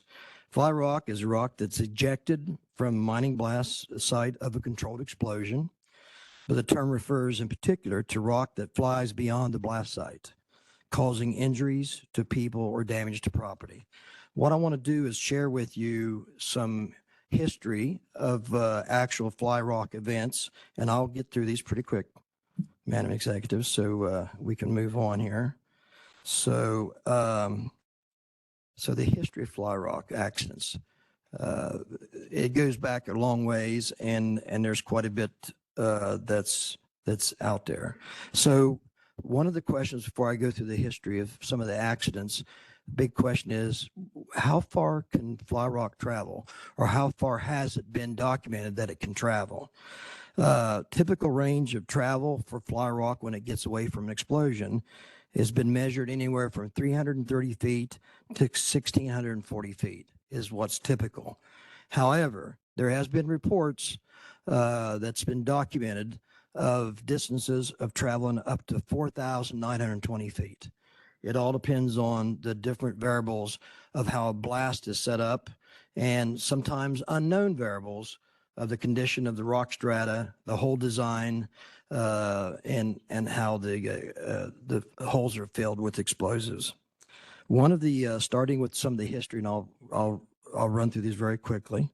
June 11th, 2007, in Green Mountain, New Hampshire, explosives detonated a mine quarry blast that resulted in fly rock being thrown 3,000 feet, 10 football fields. That created a fatality. CDC they're involved in some mining activity along with the Mine Health and Safety Administration. They do a lot of research and studies. They have one study looking at blasting accidents, which involves a large number of fly rock incidents, 45 fatals in a 20-year period from 78 to 98. Is one of the last studies that they had done. In addition to those fatalities, there was a total of 367 non-fatal injuries, serious injuries to the individual. All right. I thought this was interesting. Just as recent as a couple weeks ago, we had a fly rock fatality in your own state here in Illinois, a couple of counties from here. Calhoun Quarry Mine number 1 in Jersey, Illinois. Unfortunately, I believe the facts about the case was this, unfortunately, was a 57-year-old individual. I think the individual actually owned the mine, and he was killed by fly rock just a few weeks ago. Here's a limestone mine. During the blast, fly rock left the mine site and struck the windshield of a pickup truck traveling on a public road near the mine site. The driver and passenger both received minor injuries. It's not always fatalities, you know, it's not always an injury, but fly rock incidents happen and they're all unanticipated. All right. On March 22nd, 2016, here's a fly rock incident that killed a 42-year-old Tracy Homener, a quarry employee. The rock, after investigated, was determined to travel 1,200 feet from the blast and preventing the others from entering the site. This individual was trying to guard the area, and he ended up in a fatal. He left behind his wife, Megan, 4 children, Trayden, Maria, Trey, and Sophia. And unfortunately, that's what ends up in a lot of these tragedies. July 19th, 2013, and this happens all over the world, not just in the U.S. Here's a blast in 2013 in Malaysia, where fly rock traveled 3,380 feet and showered and damaged 18 cars, 14 factories, and injured 10 workers. And one of the residents was struck and killed by fly rock. And it just continues on. Speaking of legal issues involved with fly rock incidents, here's an incident where an expert on explosives, Tim Rath, has presented his plans forward for their mining operation that they were putting forward in Moortown, Vermont. And in the entire proposal, they didn't mention anything about fly rock. And it wasn't until cross-examination that they had to start addressing the issue about fly rock. And the blasting expert actually admitted that he was concerned about blasting near public property. And he actually estimated that anytime blasting is conducted near residential or public areas, that the people that could be affected within a 1,500-foot range should seek shelter during the blast. That was his recommendation under court records. Here's another incident, July 11th, 1990. The rock traveled 928 feet. And this individual, I believe this was in Illinois, and this individual was mowing his grass. And so the fly rock got outside of the mine perimeter, and he died a few days later from his injuries. 2017, a quarry fly rock incident traveled 916 feet, which struck and killed the blaster helper. 2013, fatality occurred from fly rock in a Kansas Falls limestone quarry, where the victim was hit by fly rock of an active blast. Here's one, December 21st, 99, at a quarry in Lancaster County, Pennsylvania. And this individual was inside of a pickup truck, and it resulted in a fatality of a 32-year-old worker at that site. The distance and travel that particular incident was 800 feet. August 2019, a blast in another one in globally, a blast in Zimbabwe was launched, and it killed a 36-year-old mother of several children, and she left 5 children behind in that particular incident. 2007, fly rock fragments from a quarry blast at the 3 Mile mine in Pike County, Kentucky, were launched 1,500 feet and struck and killed a 40-year-old Bobby Messer. He left family behind. 93 blast. This was a really bad one. And June the 4th, 1993, a blast at a surface mine launched a large amount of fly rock debris, approximately 298 feet, that struck a car on Interstate 75 in Tennessee. And the 16-year-old Bobby Aguilar was a passenger to the car with his parents, and he was killed as a result of the fly rock. Mr. Martin, I'm going to interject for a little bit here because I could appreciate that you're going to, you're going to share with us many stories here. And again, we're not dismissing them. And you're going out of state, you're going out of country. And I can't say if those rules, we have the same rules here that you are also acknowledging in these incidents. So again, I think we can acknowledge that. I want you to be able to continue with explaining. I think some of them want to know with this situation, how this will impact. Thank you. So did I, hold on, I think I accidentally talked to, no, you're on still. It turned off though. Bill, we may have lost some power here because he's on.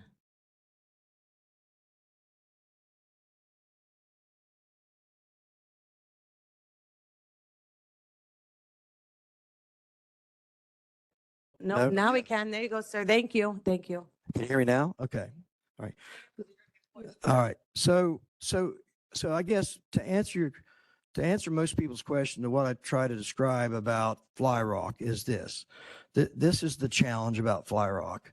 No mine ever intends for the rock to get away from the site. Most mines do the best they can to prevent fly rock. But from all these accidents, and I could stand here all day and deliver you the facts about these accidents. But the fact is, there's no 100% method or a system to guarantee you 100% that you'll prevent fly rock. It just don't exist. That's why we continue to have accidents today. That's why you had a person killed in your state a few weeks ago.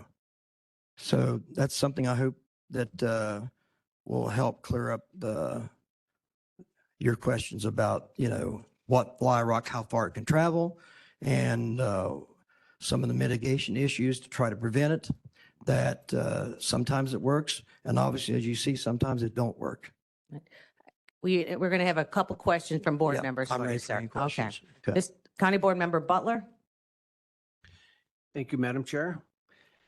So I understand what you're saying is it's hard to control fly rock.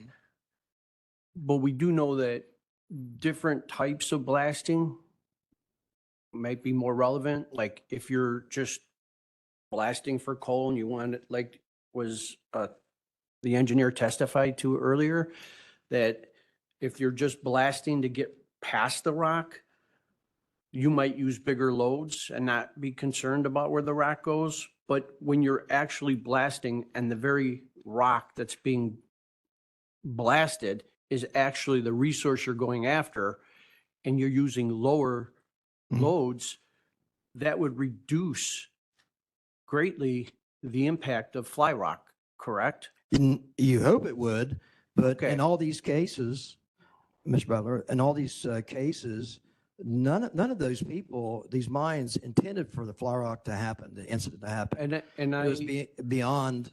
and I can appreciate what you're saying. Were they blasting into ledges like we are here? Were they just blasting in the open? We don't know. And I just have one other question for you. What happens when a fly rock blasts past into a school? What would happen? What would be required by law if that were to happen? So you're saying a hypothetical, if it flew into the There was a case schoolyard where or? somebody was injured by fly rock Oh. outside of the mine, what would happen?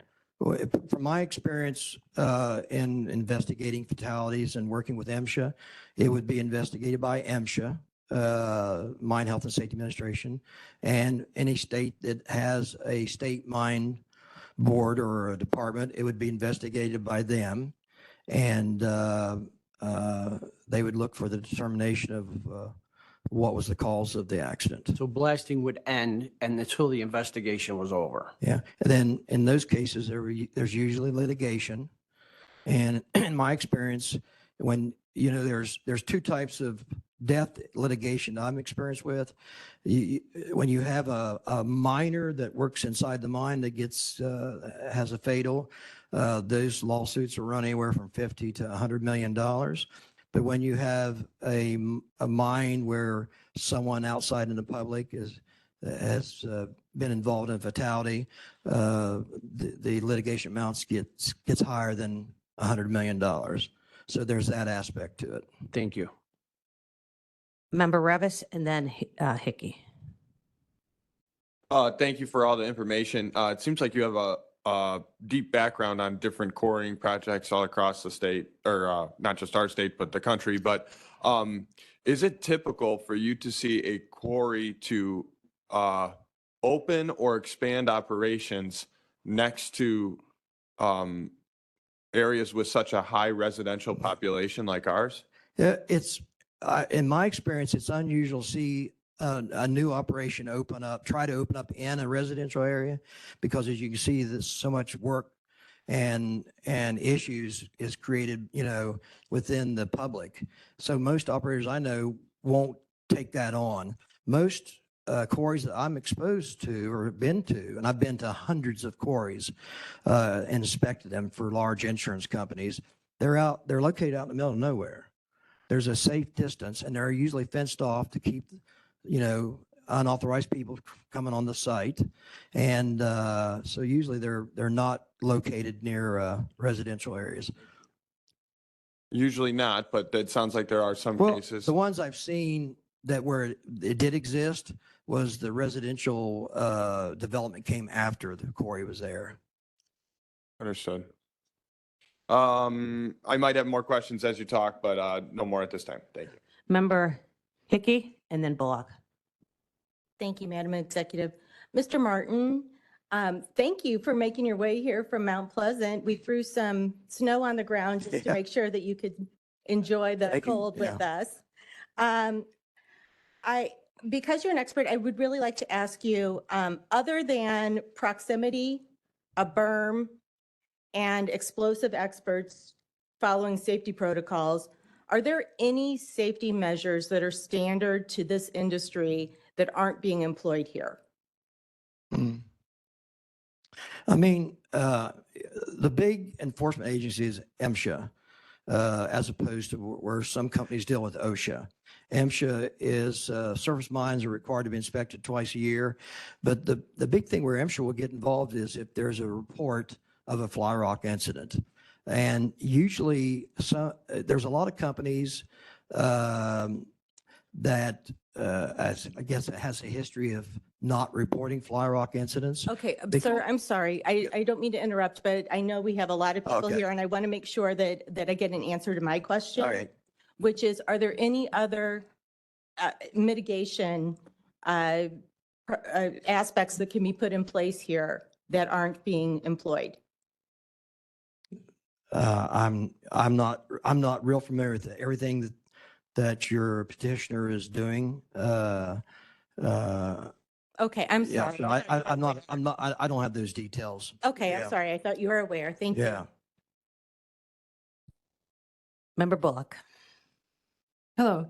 How did you come to be here today, since you do live in Virginia? Yeah. Well, I'm a mine safety expert, and I own Martin Consulting, LLC. And I'm out there on a few sites that advertises my service as an expert witness and a mine safety consultant. And a group of residents here contacted me, and be full disclosure, I'm being paid my salary to be here and the cost of traveling here. But in my firm, Martin Consulting, what we're known for is, particularly in these expert cases, we present the facts, and we don't get usually involved in political issues. We don't take sides. That's why I'm here everything I'm telling you here is based on facts that I can give you the information. I actually wanted to present a PowerPoint so I could show you every source that was cited, but I can provide it to you later if you'd like to have that, Madam Executive. And it was explained to me that your community was very concerned about fly rock, And there was a lot of questions about it. So that's what I was asked to talk about today. Thank you. Member Freeman? You did. There you go. Sorry. That's all right. Thank you, sir, for coming. I know it's not easy to travel. I've been traveling a lot in the month of March. I just got home late last night, drove through some tornadoes and everything, so I hope you didn't experience those. I know my background is children. I know that we can say 1 in 5 kids face hunger, and like we can say 55% of low-income families say their kids didn't have enough to eat last year. So you have expressed that you are very knowledgeable about fly rock. Can you give us statistics about how often they occur with a blast? The only statistic we have is where it's been reported to MSHA.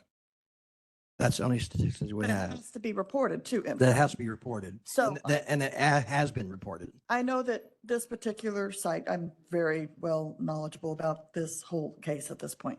They are following OSHA and MSHA. So, I mean, Well, I could tell you this. how many cases, say, in the last year would there have been in the state? In the state, I don't have that data. I know the one that was last 2 weeks ago. I'm I could share this with you. I was at a quarry, a rock quarry in another state 2 weeks ago. The mine had just opened up, and I happened to ask him, how often do you see fly rock incidents? They said they've had 2 within the 2 months they've been open. So is it safe to say they're not that common? They do occur, but they are not. Yeah, that's true. Okay. I mean, they don't happen every day, but they happen. And from the records that we have, you can see that unfortunately, there's times people are killed by it. Right. Thank you. Okay. We're going to have Member Bullock, follow up? I did have a follow-up and then, Sorry, It's okay. I'm sorry. and have you visited the site that we're talking about today? Yes, yeah, I took a tour last couple of days. And you've had conversation with both sides? No, just the one side. Okay. Community, yeah. Thank you. Member Butler, follow up. Spencer. So do you have any statistical information that would say how far these rocks can travel with a predetermined load? So like would a small load, how far do these rocks travel? Do you have any? I mean, I don't have it, but there's probably some studies through the Department of Mines and the old Bureau of Mines had some data that they've done on that, but I'm not aware of any current studies on that. Yeah.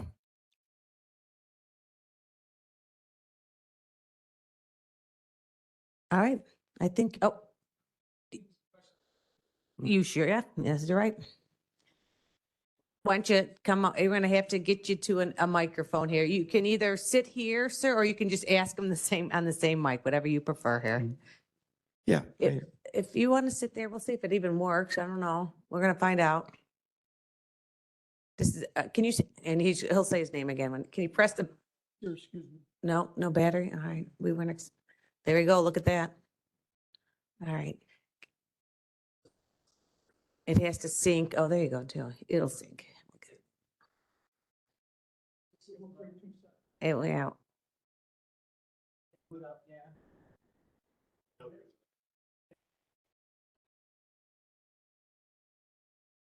It's the 1, 2.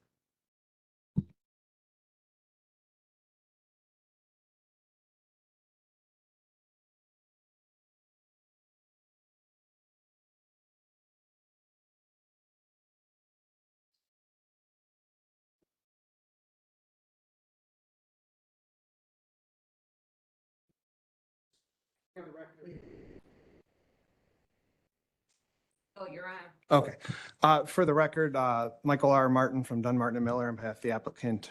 No relation to Mr. Martin, though it is a great last name. Mr. Martin, just to clarify a couple things, you mentioned you took a tour. I'm assuming that was an exterior tour. You did not take an interior tour of my client's current active quarry? Correct. Okay. And then I just want to reiterate, who is paying you to be here?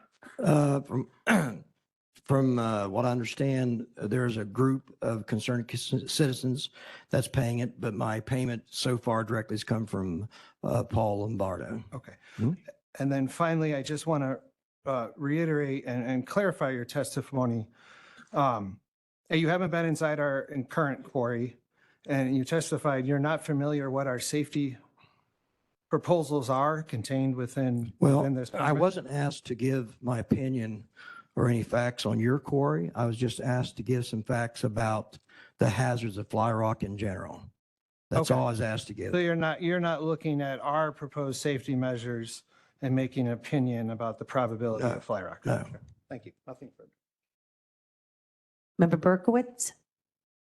Thank you, Madam Executive. Mr. Martin, I'd like to thank you for coming to speak and to share your knowledge and to represent a lot of voices in our county that call this our county home. I think that I'm really surprised and concerned at the insinuation that having you here. Member Berkowitz, remember, ask him a question. Okay, having you here to represent these voices is inappropriate. And would you say that this is a common and appropriate way for people to have their voices represented at a meeting? Do you do this for other groups? Well, let me explain this, what I explained to the folks that called me. They looked online to find a mine safety expert to address, fly rock. I'm not from here. I don't have a dog in this fight. I've worked in the mining industry for years. I have nothing against mining operations. I was strictly just asked to talk about the facts of fly rock and what are the hazards, what the information that I have is backed up with sources. So I Thank you. do not want to offer any opinions today. And that was my perspective. And as far as it goes with who is paying you, I'm rather shocked at that question because the applicant has paid people to represent him.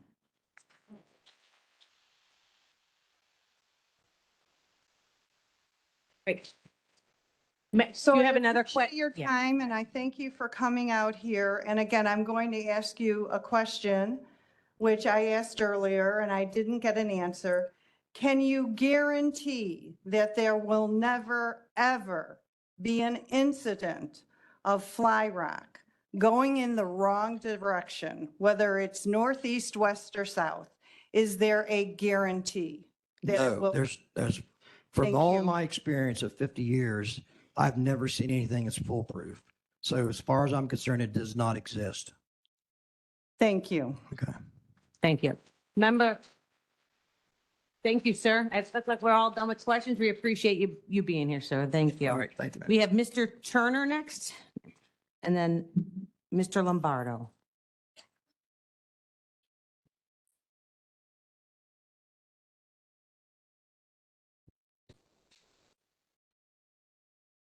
Good morning, Madam Executive, members of the board. Thank you for your time today. Realizing you are all presented today with a very contentious, emotional, and difficult issue. My name is Jason Turner.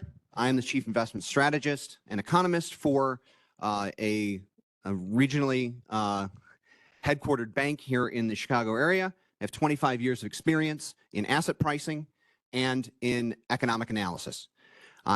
In the last board meeting, I presented to you an economic analysis I conducted as a Will County resident for 23 years now, and a Bolingbrook resident for the entirety of that time.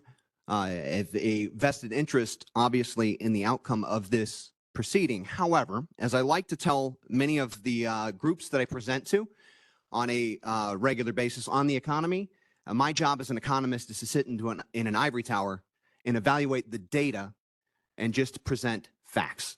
So that was what I will do today for all of you, removing emotion from this discussion and presenting to you the economic facts and reality of the new mine being opened in closer proximity to residential and school areas. Your Will County Zoning Ordinance 155-16.40, Section I, Part 2, states no special use permit may be recommended for approval or approved unless that special use will not be injurious to the use and enjoyment of other property in the immediate vicinity for purposes already permitted, nor substantially diminish or impair property values within the neighborhood. In the staff's written conclusion, the staff states it is the staff's professional opinion that the special use may be injurious to the use and enjoyment of other property in the immediate vicinity for purposes already permitted. While the updated proposal shows adherence to the county's land use buffer requirements, as well as the required fence berm requirements for mines and quarries, adverse effects will still be felt. What do those adverse effects mean for the home values and property tax base for the homes in the affected area? I did present this data to you last time. In light of the applicant's revision of their plan, I repeated my analysis and came to very similar conclusions. First, this is backed by academic and industry research. Independent research from 3 different researchers, Malakoff, Sun, and Haidt, all published in 2018, found impacts to home values up to 5 to 10 miles from a new mine. A separate study published in 2022, partly to refute that 2018 evidence, still found that there was notable impact on home values at least a half a mile to a mile from a new mine. Separate research further found that the impact to home values ranges from 4.9% to 30%, depending on their proximity to the mining and blasting operation. The models used for this research have been widely accepted as fact and used as far as the floor of Congress in the United States to discuss similar matters. So these are well-founded fact and analysis, not opinion. Homes impacted, updating the radius of homes impacted from the last time I spoke to you, indicates just over 900 homes could be impacted from declining home values. There are only currently approximately 60 homes within that radius. So we are adding over 800 homes to home price impacts from the expansion, or excuse me, the new mine being created. The economic impact of those in sum total, using the most conservative half mile and most conservative percentages of home impact, total over $70 million of lost home value from the starting of new mining activities in closer proximity to homes. For the county, this equates to $1.75 million in lost annual tax revenue from declined property taxes.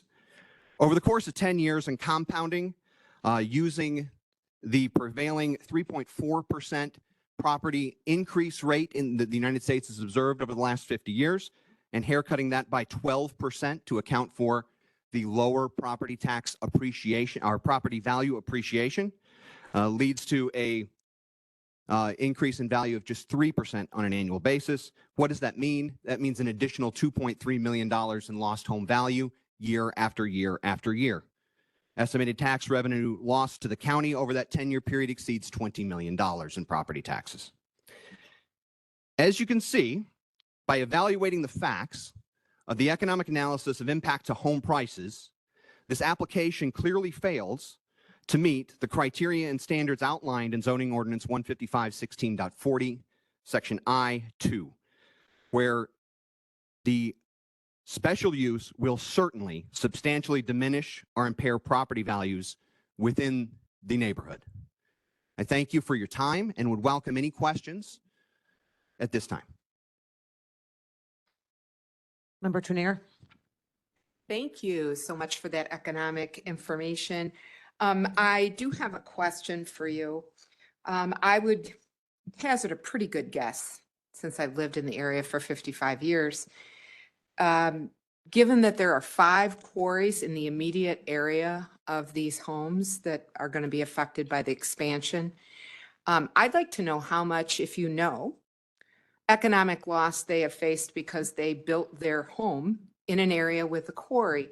And then secondarily, Boughton Materials, which is one of the quarries that's located nearby, was given permission to crush cement by a judge after the county said no. And I would like to know if you know how much economic loss the homes in that abutting neighborhood have experienced now that they are allowed to crush cement there. And if you don't know, that's fine. You weren't prepared to answer those questions, I'm assuming. The first part of your question, I actually am prepared to answer. The second part of your question, I am not. I do not have any evidence or data to support the economic impact of cement crushing in proximity to homes. The other 5 subject quarries were mentioned in the staff report in their evaluation of section I.2.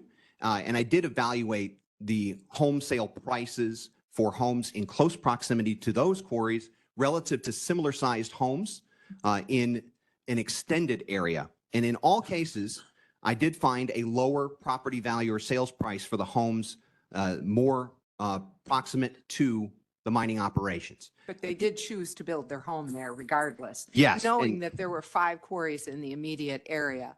And that is a very important observation, that if the pattern of development, and I believe that's quoted in the county's statutes as well, the pattern of development for those areas when those communities were first constructed, including those that constructed homes in Americana states next to the existing quarry operations or in proximity to the existing population, those 60 homes that are primarily in the Lakeland subdivisions and in Americana states, knew full well they were in close proximity to a mine that had, I believe I heard earlier, 7 years of life left at this point. That was eyes wide open, and that was a pattern of development that had existed from the 60s up until this point. We can observe, though, that the pattern of development over the last several decades in this area, particularly in the proximity along Reagan and Essington, has been residential. It has not been an expansion of industrial in those directions. There is no buffer. There is no increase in agricultural usages. It is simply residential. And according to the guidelines established in the Will County statutes, your decision must be based on the pattern of development. And that pattern of development says the homes were there first. And as the homes were there first, the impact would be negative to the homeowner and it would fail I.2. Well, it seems to me that the residents that chose to move there felt pretty safe living next to 5 quarries. That's what it says to me. Any other county, all right. Okay, folks, hey, folks. Hey, we've been doing very well. We're not going to get into the shame game, please. They are asking questions and we need to allow them to respond. Member Berkowitz. Thank you. Stop. Thank you for the information that you shared with us. And I do agree, this is a new quarry. It's not an expansion. So is it, you mentioned the pattern of development. Well, the Lakelands, Americana Estates, Liberty Green, those subdivisions, they've been under construction for how many years?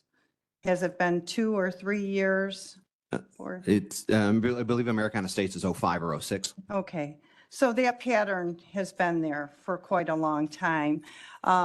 These 3 parcels that are in this case, the 3 parcels, not the quarry, the 3 vacant parcels, and they're considered vacant because there's no development on them. These vacant parcels were sat vacant until what year were they purchased? I don't have that information. So. I believe it was 2020 or 2022. I had it written down, but I can't find my note. So these 3 parcels were purchased after these developments are under construction, after these schools have been built and developed. So the pattern of development was established: residential, schools, ready, set, ride, other things. That pattern is there. So it's credible to me that this is an inappropriate use because of that. This is coming after, and it's quite startling when you are in that area and you see how close it is actually to even the roads and the neighborhoods. Thank you. All right. I don't see any more questions, sir. Thank you very much. We're going to have Paul Lombardi. Thank you, members. Thank you. Paul Lombardi, Josh Wegner, and I'm going to do my best on some of these, maybe the applicants. Tony Deladato, Chuck Palmcode. If you're not with the attorney, but we're going to let you go, My sir. name's Paul Lombardo. You're up, sir. Paul Lombardo, but there's people here that are on a time crunch Okay. and have asked if they can speak. I'm here all day. I'll go to the back of the bus. I don't care. Yeah. All right. Are you- Yeah, you're fine. Do you know who it was who wanted to speak, sir? This gentleman right here? Okay. Okay. We'll move you down, sir.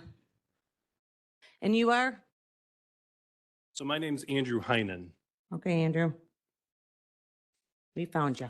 You're set, Thank you. sir. Appreciate it. Thank you for your time today. My name's Andy Heinen. I'm with Kimley Horn and Associates. I'm actually a civil engineer. I've been practicing for 26 years.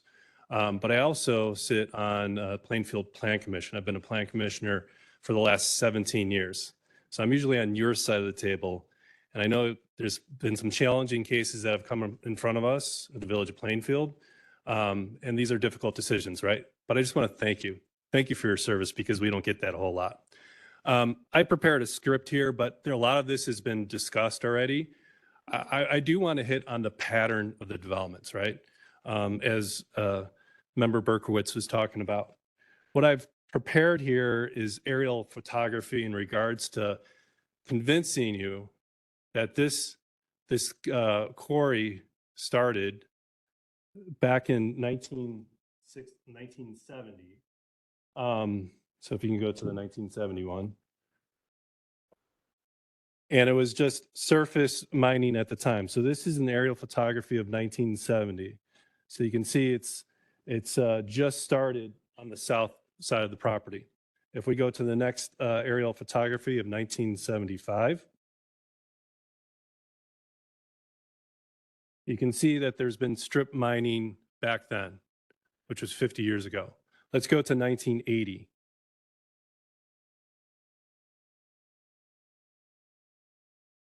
So 1980 as compared to 1975 is not different. So anywhere between 1975 and 1980, the surface mining operations have stopped. And we can go through every 5 years here. And you can see by the photography, it has not changed. So this is 1985. We've got 1990 as well.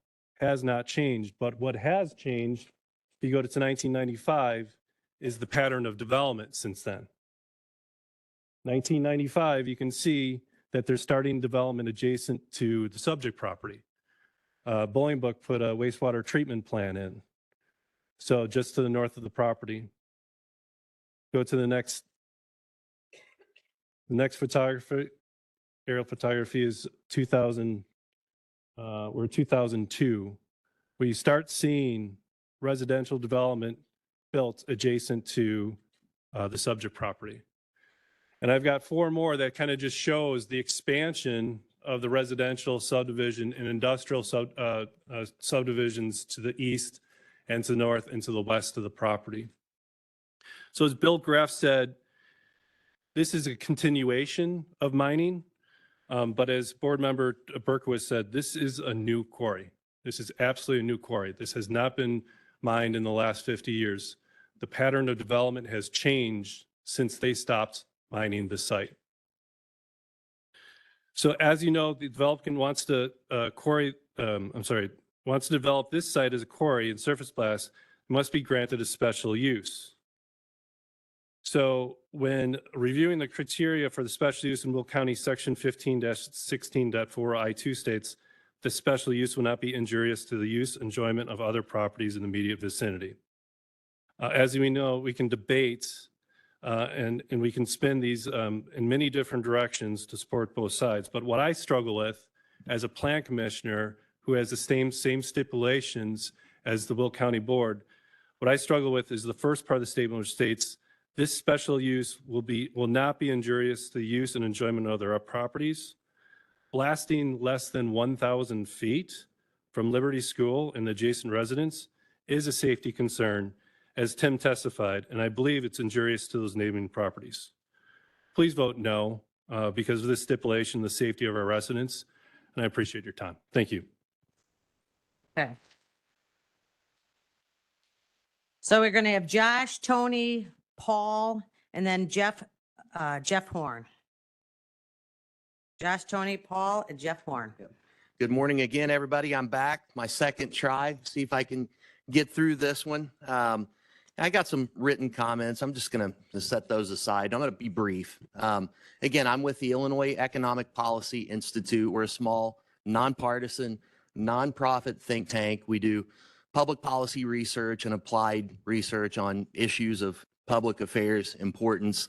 And I'm also happen to be a Bolingbrook resident, but I realize this is a difficult issue. You're all here. There are a lot of people here with a lot of concerns. Everybody's sincere in their concerns. Everybody's pushing really hard for their issues, and you got to make a decision. And I just want to make sure that there's a voice in the room about the jobs that people are making a living on out there in that quarry. Will County is a place that works. This is a working class county.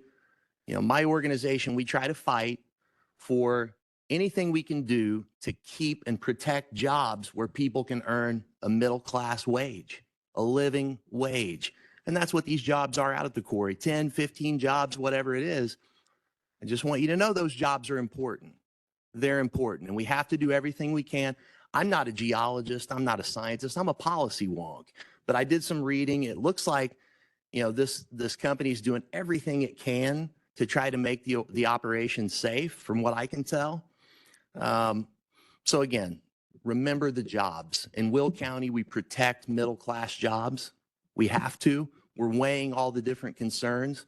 I know it's tough. I used to be on a school board in Southern Illinois, where I'm from, and they used to tell me, hey, most of these meetings are pretty easy, but every once in a while there's a tough vote. You're going to have to earn your pay on those days. So I know what you're going through. I live just down the road from 50 massive warehouses in Bolingbrook. Okay. When I was a kid growing up in Southern Illinois, I lived right down the street from a massive oil refinery. So these things have to be somewhere. Quarries have to be somewhere. Refineries have to be somewhere. So it's balancing the interests. But again, remember the jobs. They matter. They matter, folks. So thank you very much. Oh, I was just presenting myself for public comment, not as a witness. So not going to take any questions. Unless you want to ask about NCAA tournament. That I can answer questions about. I've really been studying that. But anyway, Do you have a thank you. question? Thank Wait, you. Josh, you are going to have to answer a If question. somebody though. really Yeah. wants to ask Yeah, one, I'll you get it. try. I'll try. Member Ortiz. Oh, hold on. I got you the wrong one there. Go, Member Ortiz. Yeah. Thank you so much for coming to this meeting again, Mr. Badger. I do have one question. Hopefully you can answer. All right. In remembering the jobs, those 15 union jobs, do you believe that those jobs will be eliminated if this project is rejected? I mean, I can't say with certainty, but it sounds like it. It sounds like these jobs are hanging in the balance. I mean, in order to continue the mining, in the limestone, it sounds like we need to do this expansion at the quarry, and I'm afraid we lose the jobs if we don't. And I realize it's a tough situation, but I think that's what you're looking at today. So, and maybe somebody else, speakers can address that, but that's my understanding, Destiny, is that we're going to lose those jobs if we don't make this move. So. Thank you. Thank you. Thank you.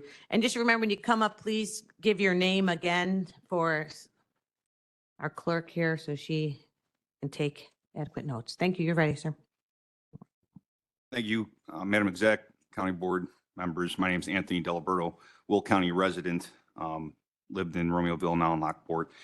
I submitted a letter to you all earlier or late last year, early this year, explaining the background of who I am and what I did, what I do. But today I think I'm going to explain to you from just a miner perspective. I am a miner. Didn't know I was going to be a miner. In 2005, I got into the Local 150 apprenticeship program. wanted to be a heavy equipment operator. That path led me down to the mines, right? And with the extensive training that the local provided, put me in a position to work in the quarries in Will County and throughout the area. So for the 10 years, I worked throughout service underground operations, operating heavy equipment, mining. And then in 2015, came on staff as a business representative for the quarries for our operators that work in there. So amongst that, I raised my family in Romeoville. I lived across the street from one of the bigger quarries, Heidelberg Materials, for 18 years. Just sold my house, moved to Lockport, like Will County. Made a substantial increase in money on my home and in those 18 years. So I heard somebody else speak about declining home values. Not true. I'm living proof of that. I am. It's public record. So, but I raised my family. I moved to Romeoville with my wife. Raised a awesome son, 12 years old now, and it's provided me this work in this industry has provided me a good living wage and honest work. That's all I have to say about it. It's just, these are jobs. I represent the miners. They're safe. We have these operations are heavily regulated through the Mine Safety Health Administration, the DNR, the IPA, the Illinois EPA, all of them.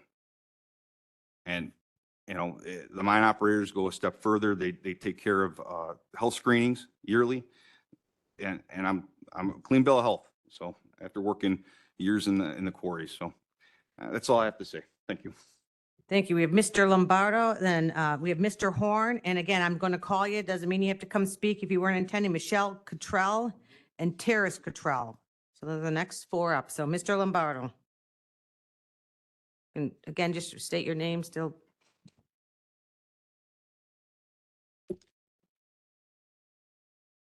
So my name is Mike Boyd. We're trying to keep this in order here. So you. Right. Okay. All right. Well, yeah, that's fine. Okay. Go ahead, sir. So thank you. Yep. Good morning, members of the Will County Board. My name is Mike Boyd, and my wife, Deborah, and I reside in Americana Estate subdivision of Bolingbrook. Before sharing certain concerns, I also want to share some perspective regarding the special use permit for mining, quarry blasting. There are two things that I really want to focus on. First is I want to sincerely thank each of you, the board members, for your time and dedication to serving our communities. Second, I want to acknowledge that I understand some of the complexity of your role today for a couple of reasons. First, as it relates to risk mitigation or risk in general, I am a retired officer at Aon Corporation, which is a global insurance brokerage firm. And I also have served on a board for the past 5 years. And I'm currently the vice chair of the National Board of Volunteers of America, a nonprofit organization that employs 16,000 professionals dedicated to serving some of America's most vulnerable citizens. My experience in board leadership has often placed me in similar situations as you are today, just very challenging decisions that are before you. And when I'm faced with that, before reaching any conclusions, I try my best to ensure I am well-informed, assess the implications objectively, and prioritize what is the best for the organization, the staff, and most importantly, those we serve. This approach requires a deep understanding of the facts, the potential impact of my choices, and a commitment to the well-being of those affected. I also recognize that this issue has likely been challenging for each of you as board members. You have undoubtedly managed hundreds of interactions, letters, calls, emails from your constituents regarding today's matter. However, for the residents of Will County, this issue is deeply impactful. So much so it has immobilized municipalities, schools, communities, and almost entire towns to unite in opposition to this special use permit. Through this process, our communities have grown closer and more collaborative. Just for me, over the past 3 months, I've probably met more of my neighbors and residents from surrounding communities than I had in the first 5 years of living in Will County. And this issue is what's caused that. There is a ton of emotion around this. And I know a lot of times people think that, you know, feelings aren't necessarily factual, and they're not. But dynamite is dynamite, right? So this has really galvanized the community. The reason for the connections between the various groups here today, we stand strong in opposition to this special use permit, which would allow blasting operations for some of us in very close proximity to our homes. And as I mentioned, before making certain decisions or even before getting involved in speaking here today, I wanted to make sure I understood the facts as well as I could. And so I did some research and some work and interacted with some people, and I think that I've become familiar enough to stand before you today and express my concerns. I met with Tim Martin, a gentleman who was here earlier, and he is recognized as a preeminent lighting and mine safety expert with almost 50 years of experience in the industry. He has taught me many things about the potential risk and hazards of mining and blasting. I also reviewed section 155-16.40 of the special use permit approval process, which in part reads, the special use permit approval procedure of this section is intended to provide a transparent public review process for land uses that, because of their widely varying design and operational characteristics, require case-by-case review in order to determine whether they will be compatible with surrounding uses and development patterns. A little bit more. The Will County staff reviewed this special use permit request, and their recommendation was a denial of the special use permit for mining, quarrying with blasting or other use of explosives. It was also the staff's professional opinion that the establishment, maintenance, or operation of the special use could be detrimental to or endanger the public's health, safety, morals, or general welfare. While the residents recognize the gravity of this decision, we strongly believe the most responsible choice is to prioritize public safety, protect our environment, and support the families, especially the children who call our communities home. Therefore, we strongly urge you to vote no on this special use permit. Thank you for your time and consideration. Thank you. Mr. Lombardo? All right, folks, I get everyone's going to start coming up and say they have a time crunch, so I'm doing the best I can. Mr. Lombardo, please come up here if you don't mind. Come on up, sir. You'd like to, are you Mr. Lombardo? I understand that, but I have an order. I'm going to keep record here, so if you'd like to talk now, you can, sir. All right, because I get everyone's on a time crunch. Unless you're going to have to really leave the thing, then you can come up now. If you are going to. No, yeah, there's kids that need to leave, so. Well, they will, okay, Yeah. as long as, if you have to really go out the door after this, I want to hear your voices, but we're trying to keep some organization, so. No, that's fair. That's fine. I All right, appreciate it. Yeah, yeah. thank you. Mhm. All right. Hold on. All right, so good morning, members of the board. I'm Alex Dio. We've chatted before. I've met many of you now, both here and between private conversations. Before I begin the remarks I'd originally prepared, I need to acknowledge those in attendance today who represent the very reason I'm here, and I know a lot of us are here, and it's our children. The kids are actually in the back here, so if everybody wants to turn and give them a wave. Kids, if you want to give a wave to the board.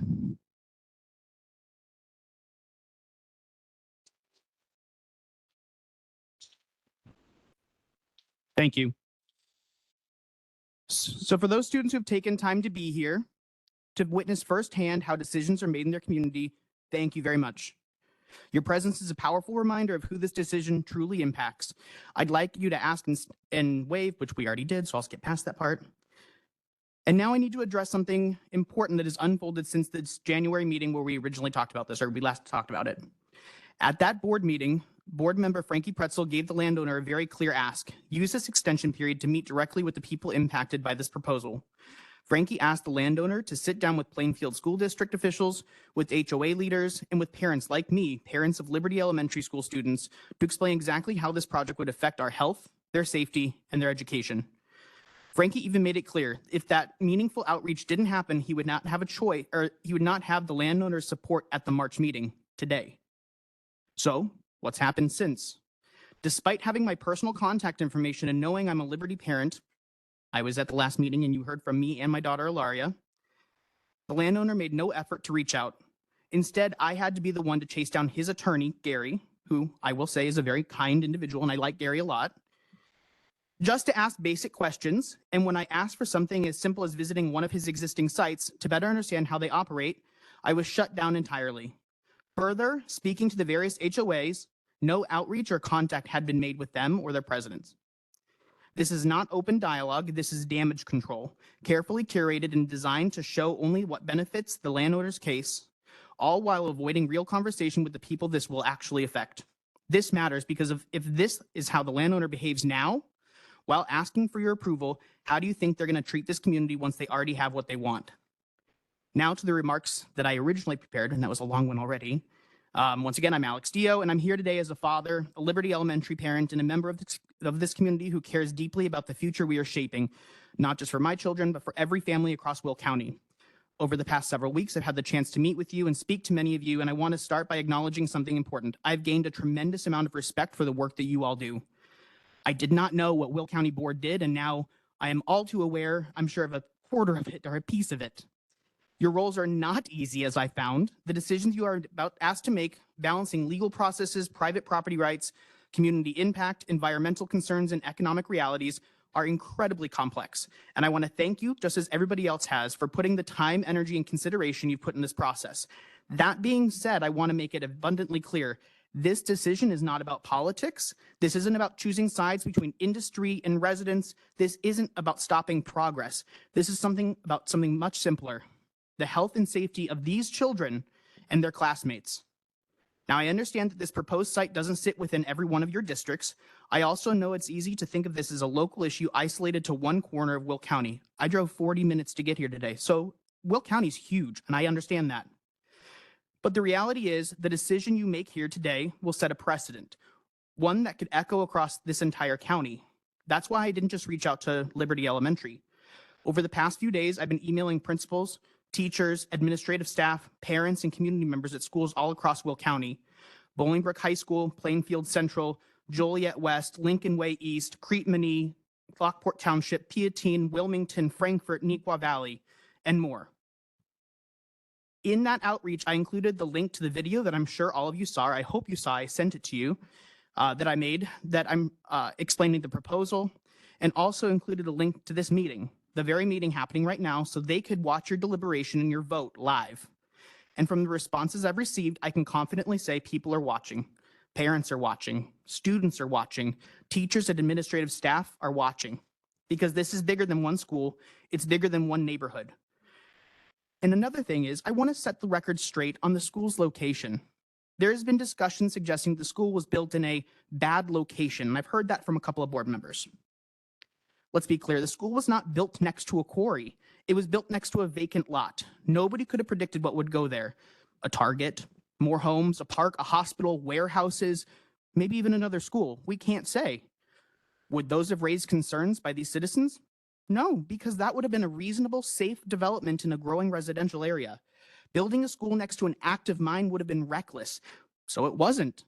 The school was built at a safe distance from the existing quarry, around 4,000 feet away. But what's happening here isn't about what's already there. It's about moving industry into a community that has since developed around it. Does this mine fit into the pattern of surrounding development? No.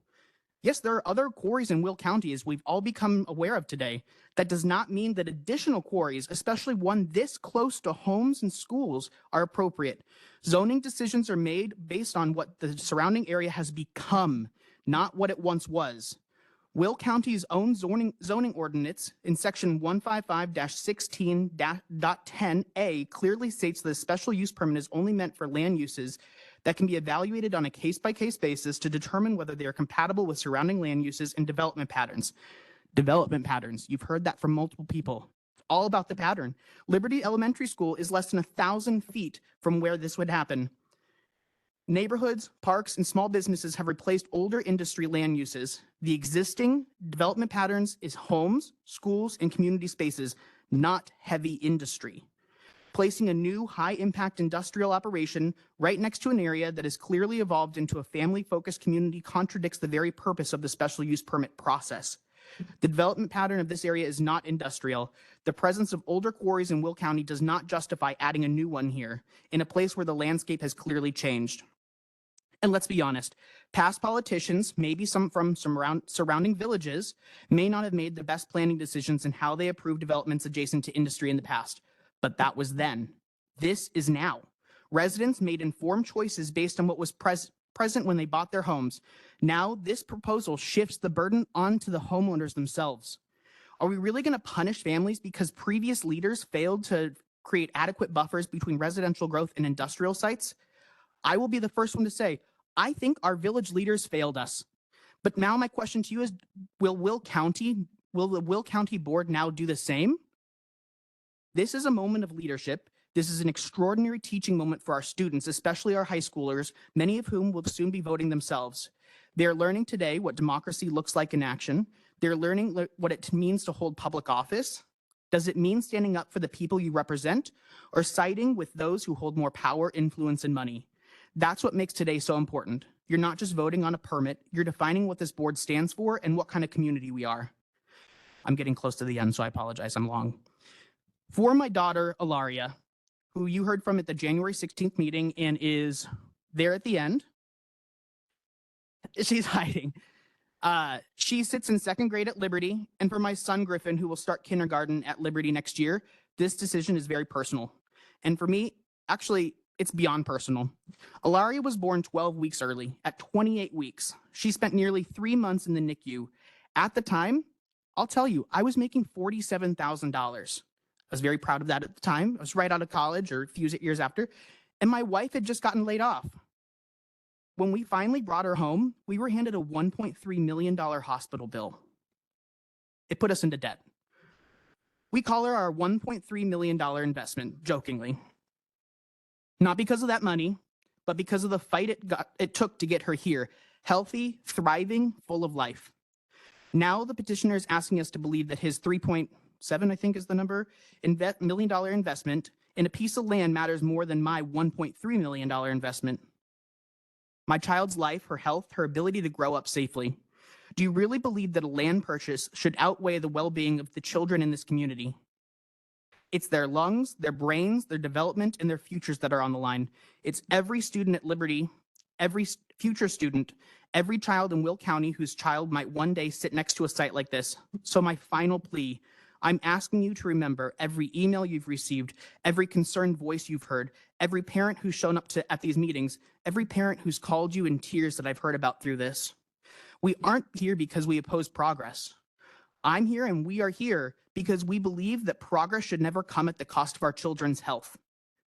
I hope when you cast your vote today, you remember who's watching, not just us, but the next generation.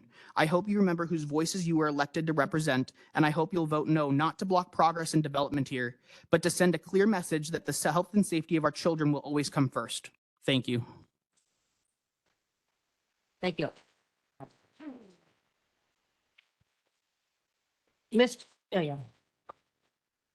Mr. Horn, are you Mr. Horn? All right, we're back on track, I think. Madam Executive, fellow Will County Board members, fellow Will County residents, well, I'll tell you what, that was a tough one to follow up there. I would like to say first, before I get into my, Hold on, sir. Okay, hey, folks, you want to go up that way there? Yeah, thank you. Yeah, yeah. All right. Did he say his name? Mr. And please repeat, remember to please repeat your name as well. So thank you. Absolutely. My name is Jeff Horn. I'm going to start off, but before I get into my speech here, my printer broke, so I'm going to have to read this off my phone, so bear with me. I just want to say before I get into my speech, as a 14-year Will County resident, I stand here before you as a father with 2 daughters, okay? So I can understand everybody's concern in this room today, and just bear with me as I read this. I just want to let you know that I'm speaking as a father, but also as a representative of Local 150. I'm here today to express my strong support for the property zoning request submitted to AZ Hard Rock. My name is Jeff Horn, as I stated, for the record, and I'm the Vice President of IUOE Local 150. My endorsement is based on these three perspectives. First, I have been a resident of the Village of Plainfield in Will County since 2014, and I have witnessed the positive impact of local limestone quarries. My experience as a resident has demonstrated that the quarry operator has been a responsible steward of our community. You've heard that today from multiple people representing the quarry, so forth. Their current mining activities have not adversely affected my home or my family. Furthermore, they have made significant aesthetic improvements, which they will continue to do, along the Route 53 corridor, and regularly contribute to local events such as providing equipment for touch a truck activities for children, including mine and yours probably in this room, to attend.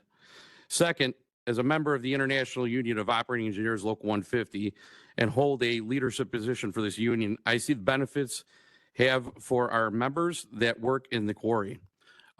Currently, there's 10 to 15 members that work in that quarry. These aren't jobs, these are careers. Everybody in this room has a career. I'm here also to represent these members and their families who make a living in Will County and support their families through this quarry. I can attest that these operations are subject to extensive regulation by multiple government agencies, including the Illinois Environmental Protection Agency, the Environment Protection Agency, EPA, the Illinois Department of Natural Resources, and most importantly, the Mine Safety and Administration, also known as MSHA. These agencies ensure continuous monitoring and provide safe operating conditions for miners and the communities in which they operate. These jobs in the industry for our members have allowed them to provide for their families and raise their children in Will County. Lastly, Local 150 represents approximately 2,000 members in the mining industry. We also represent 24,000 members in IUOE Local 150. Our business agents and officers interact daily with our members and mining contractors across Northern Illinois and Northwest Indiana. Our members are highly skilled professionals who operate safely and efficiently within these facilities. These positions are more than just jobs, they're careers, as I stated, that provide a living wage, allowing our members to support their families. For these reasons, I respectfully request your full support for AZ Hard Rock as they present their case before you today. Thank you. Thank you. Thank you. All right. All right. Telling you. The controls? Correct. All right. Thank you. And then while we are, we have Michelle, Terrence Cottrell, Michael Boyd, and I believe it's Deborah, I'm going to guess here, Brumard. So if you would like to come up as well. Again, just remember to please state your name. Welcome. Okay. My name is Terrence Sylvester Cottrell, and I'm here to speak on behalf of my younger brother, Stanley, who has autism. I'm not standing here as an older brother. I'm standing here because I've learned at school, at home, and at church that when something isn't right, you have to speak up. And right now, it's not right to change the zoning of this land from agricultural to industrial, especially when it will hurt families like mine. For Stanley, everyday life is already overwhelming. He experiences the world in ways that most people don't. Sounds are louder to him. Vibrations feel stronger. He's incredibly sensitive to noise, and vibrations can cause him to feel anxious or frightened, sometimes to the point where he can't think straight or function. For my brother, sounds aren't just noises. There are waves of pressure that make it hard for him to focus, to feel safe, to be at peace in his own home. Despite changing the application from underground surface mining, if the zoning is approved, these sounds will become part of his everyday life all day long. The rumble of trucks, the drilling, blasting, vibrations of the earth, dust in the air, all of this will invade our neighborhood, and my brother wouldn't be able to escape it. But it's not just my brother at risk. Liberty Elementary is right across the street. Many students in the school have autism and already face challenges in the classroom. Adding nonstop noise and vibrations will make it even harder for them to focus, learn, and feel safe. I've been taught that rules exist to protect people. Right now, this land is zoned for agricultural because it is surrounded by schools and homes. That zoning decision was made for a reason, to keep our community safe and livable. Just because a company bought this land doesn't mean the rules should change to fit their plans. This area was never meant to be industrial, and I ask you to keep it that way. I'm asking you to think about the children, think about the families like mine, think about students like my brother and his classmates. Think about all of the kids who are already facing challenges that they shouldn't. This project isn't just a change in the environment, it's a change in their world, and it's a change that they don't deserve. Please vote no. Thank you.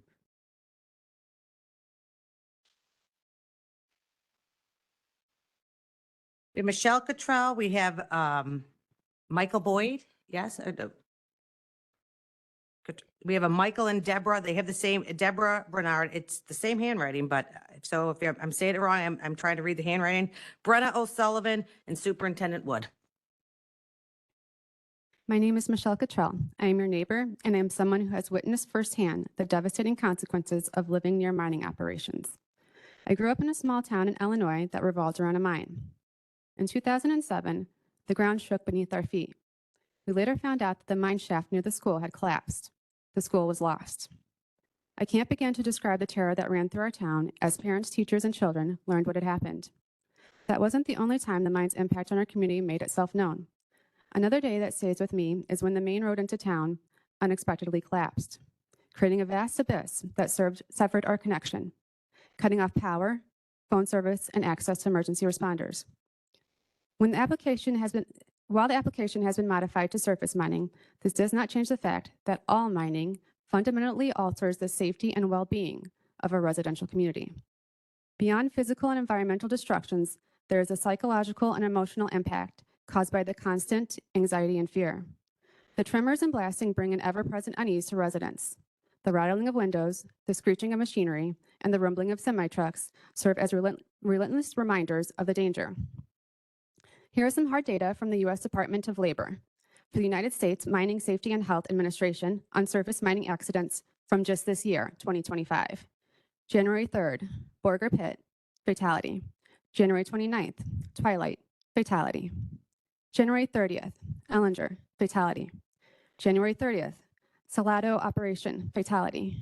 February 12th, Sexton Strip, fatality. March 5th, Arrowwood Quarry, fatality. March 5th, Calhoun Quarry number 1, fatality. That is 7 deaths in just 3 months at surface mines.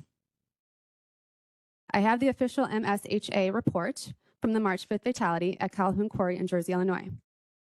The description of the accident: victim was struck by a piece of fly rock from a detonated shot. This was 15 days ago, 3.5 hours south of here at 4 p.m., when Anthony Sievers was instantly killed.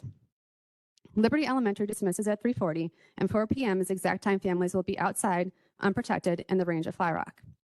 In addition, the CDC cites increased cases of respiratory conditions in mining communities. Science Direct details several studies showing the adverse impact on psychological health of individuals living in close proximity of any type of mining. This is not just a matter of convenience or preference. This is about safety, responsibility, and protecting our community. No type of mining is safe, and no type of mining belongs near a school or residential community. I grew up in a town where the mining bred constant fear and anxiety, a place families ultimately fled. If this zoning is approved, I foresee the same impact on our community. A community families do not feel safe in is a community families will quickly leave. This is not a compromise. This is a calculated effort to advance the same plans without considering the families who call this community home by a company whose owner does not and will not live here to witness the results of their industry. I urge you to reject this proposal and to stand with the families that do live in this community. Thank you. Yep.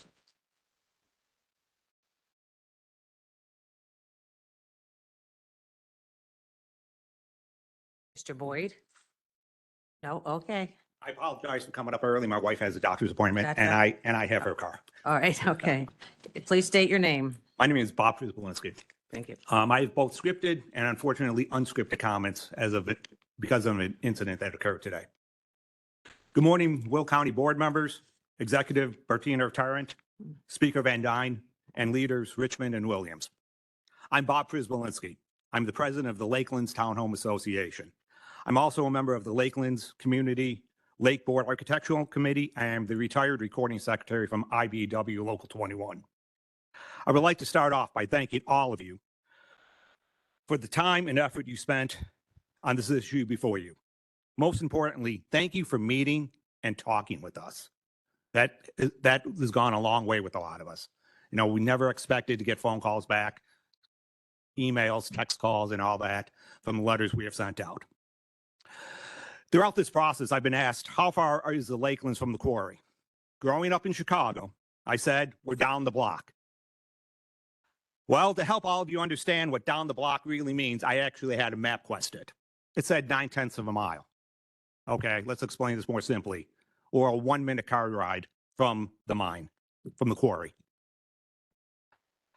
The reason we are here today is because of the extension that was granted to the petitioner.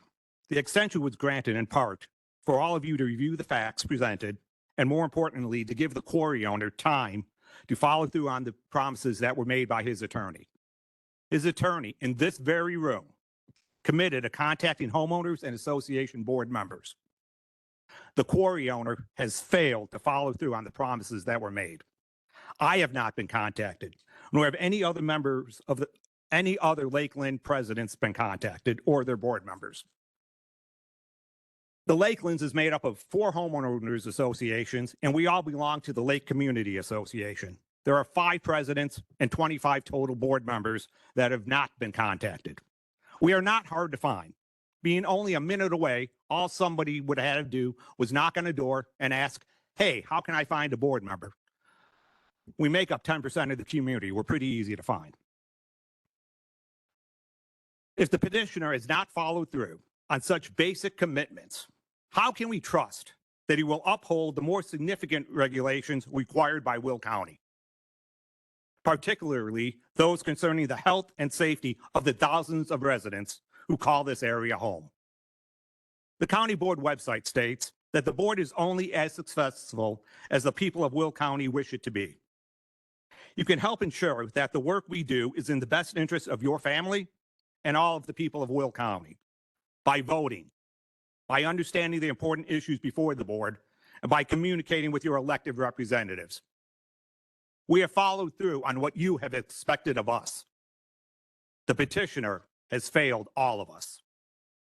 By making the difficult decision to reject this proposal, you can help create sustainable business opportunities while protecting the quality of life of future generations of Will County residents. Now for my off-the-record comments. Obviously, I'm a union member. I retired and am able to live in the Lakelands because of my union pension and the hard work of my wife. Our local union is standing against this project because of the way it affects our residents, not because of jobs, not because of anything else. It's because of the way it affects the members who are in that community. While Local 150 is a great organization, I am absolutely disgusted by actions by members of their union this morning in the hallway outside. You all have the letter. I was presented with the letter. And then I was told, are you the one who wrote this letter? I used to be the communications director for the local. So yes, I helped Paul write on it. Then I was told threats were made, physical contact was made, and sexual innuendos on how they want to take advantage of our members, which were totally perverted.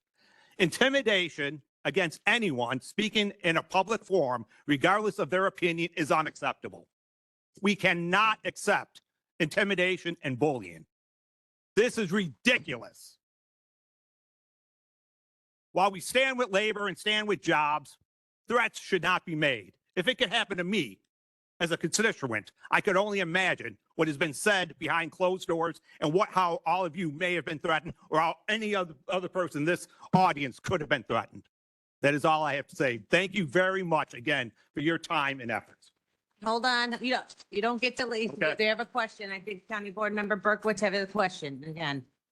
You have a question, ma'am? Oh, Yes, I do. Okay, is there questions? I do not have this letter, and I'd like to request that we take a minute break so that the staff can provide each one of us with this letter. It was placed, you should have came to U.S. Mail. I see some representatives Yeah. do have it, and it We was will, also we're not going emailed. to take a break, but we'll make sure that you have a copy of it. Yeah, you can share with that too. Yeah, thank you. Oh, She's getting it. All right. it's in our mail. It's in your mail. Yeah. Okay. Okay. Do you have a because question for I this didn't gentleman? see it on the Okay, packet. that's fine. That's fine. Thank He you. mailed it. That's, yeah. Member, a question? Hold on, I turned you Yes. off accidentally. There you go. So you mentioned that this happened when, can you be a little more specific? It happened What- right outside the glass what- doors, right before the meeting What started. time was We're gonna, this? we're gonna address this. If you have a Okay, question, thank you. we'll make sure we address it. Absolutely. Thank you. Do you have one more question, sir? Member Trinier? Yes, I don't believe I've been threatened or intimidated. Were you speaking that somebody was intimidating board members? I'm trying to I understand the don't know. I know context what of happened. your, I know what happened. The threats that were made to myself and members of our local. by board members? No, by a member of Local 150. Okay, yeah, okay, yeah. I'm just okay, telling thank you all. Like brothers doing. Yeah, yeah, I want to make sure, I was Okay, confused thank too. I you. thought it was, you were mentioning board members as No. well, so thank you, It thank was for you. standing up for All the right. rights of the people of Thank Will you. County. All right, thank you. Thank you. All right, so we have, Deborah? Okay, there we go, Deborah Brennan. Come, please, next. And then we're going to have, I'm sorry, Brennan O'Sullivan, Superintendent Wood, and I have Michael Ernst. And at this time too, I'm going to ask Speaker Van Dyne if he could come up here and chair while I want to keep this moving. And the county board has, come on up here and please sit in my chair here. A county board member has a little more luxury to move around. I do not, but we do want to keep this going. So he's going to take chair. Good afternoon, County Board members. Thank you for affording me the opportunity. I am a retired state trooper.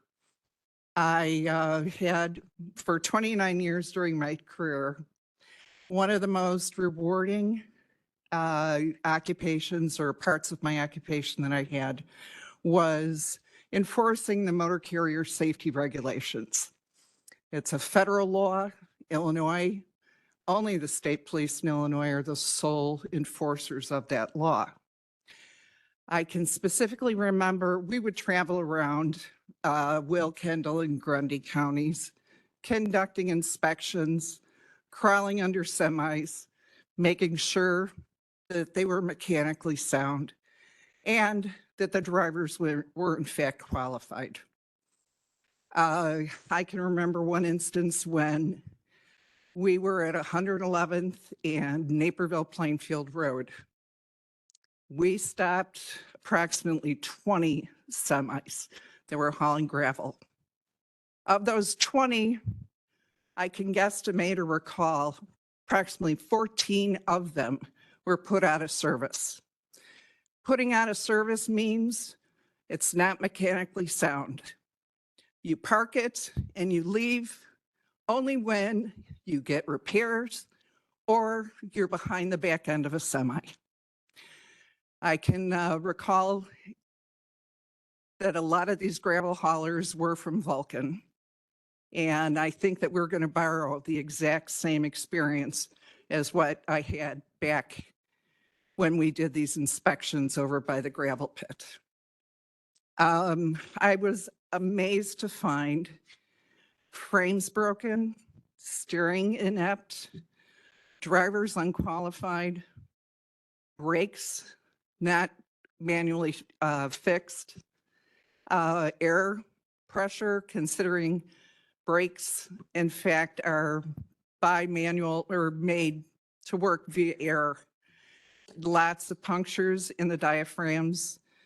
So a whole host of really bad safety concerns to the point where we had to park the vehicles. This is a argument or a, what would you say? Safety is the main point of this quarry being injected with more life. And I know that, and I hope that the board does consider the fact that you've got to think with all the schools and everything on Essington Road, that you're going to have designated truck routes. You can't have trucks such as these dump trucks with the gravel haulers traveling on Essington with the children and all the residential traffic. Any questions at all? You what?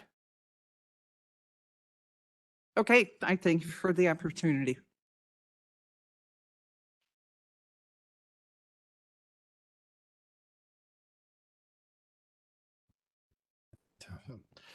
Good morning, Will County Board members, staff as well. My name is Glenn Wood, Superintendent of Plainfield School District 202. Really want to first off thank those board members that reached out to the school district to learn more about our concerns and information. Thank you for that. Truly appreciate it. Did want to reiterate that Plainfield School District strongly opposes this project on 127th and Essington. I know before I had shared concerns around structural damage and structural concerns. Most recently, just want to make sure that board members are aware of our concerns related to fly rock. We have continued issues related to air pollution, things, particularly those with pre-existing conditions, asthma. Some of the things that are there and the contaminants in the air do lead to bronchitis, long-term lung damage. We still have those concerns in addition to water contamination. I will tell you one thing that's been very evident through the questioning and through this hearing is how much homework the Will County board members have done. You have looked at this upside down, inside out, and it really is a credit to you. But I want you to consider a few things in your decision. Would you want your child, your grandchild near this quality or near this quarry? Do you trust the air quality? Do you trust the blast? Do you trust the fly rock data? I think Board Member Pretzel really put this down. You have so much information. Your county is humongous, but it really boils down to two things in your vote. Are you voting for the economic benefits for a few, or the safety and health of hundreds of kids and thousands of residents? That's really it. Are you confident in the safety protocols that you've heard? And I do want to be clear that the petitioner has not met with School District 202 along with the other HOA members upon the request of this board. An email to me with the current plan is not a meeting to address concerns. Maybe I wouldn't have to keep giving public comment or sending letters if we had a true partnership, because it is evident that the petitioner is protecting the economic interests. As you look in the audience, and as we mentioned, your job is huge. You have a humongous area. You know, many of you don't live close to this area. But if constituents in your area were wearing those red shirts, or we're in the we're overflowing the overflow room by the well. If your constituents were there, would you weigh safety or the economic development more? Please consider that when you make your decision.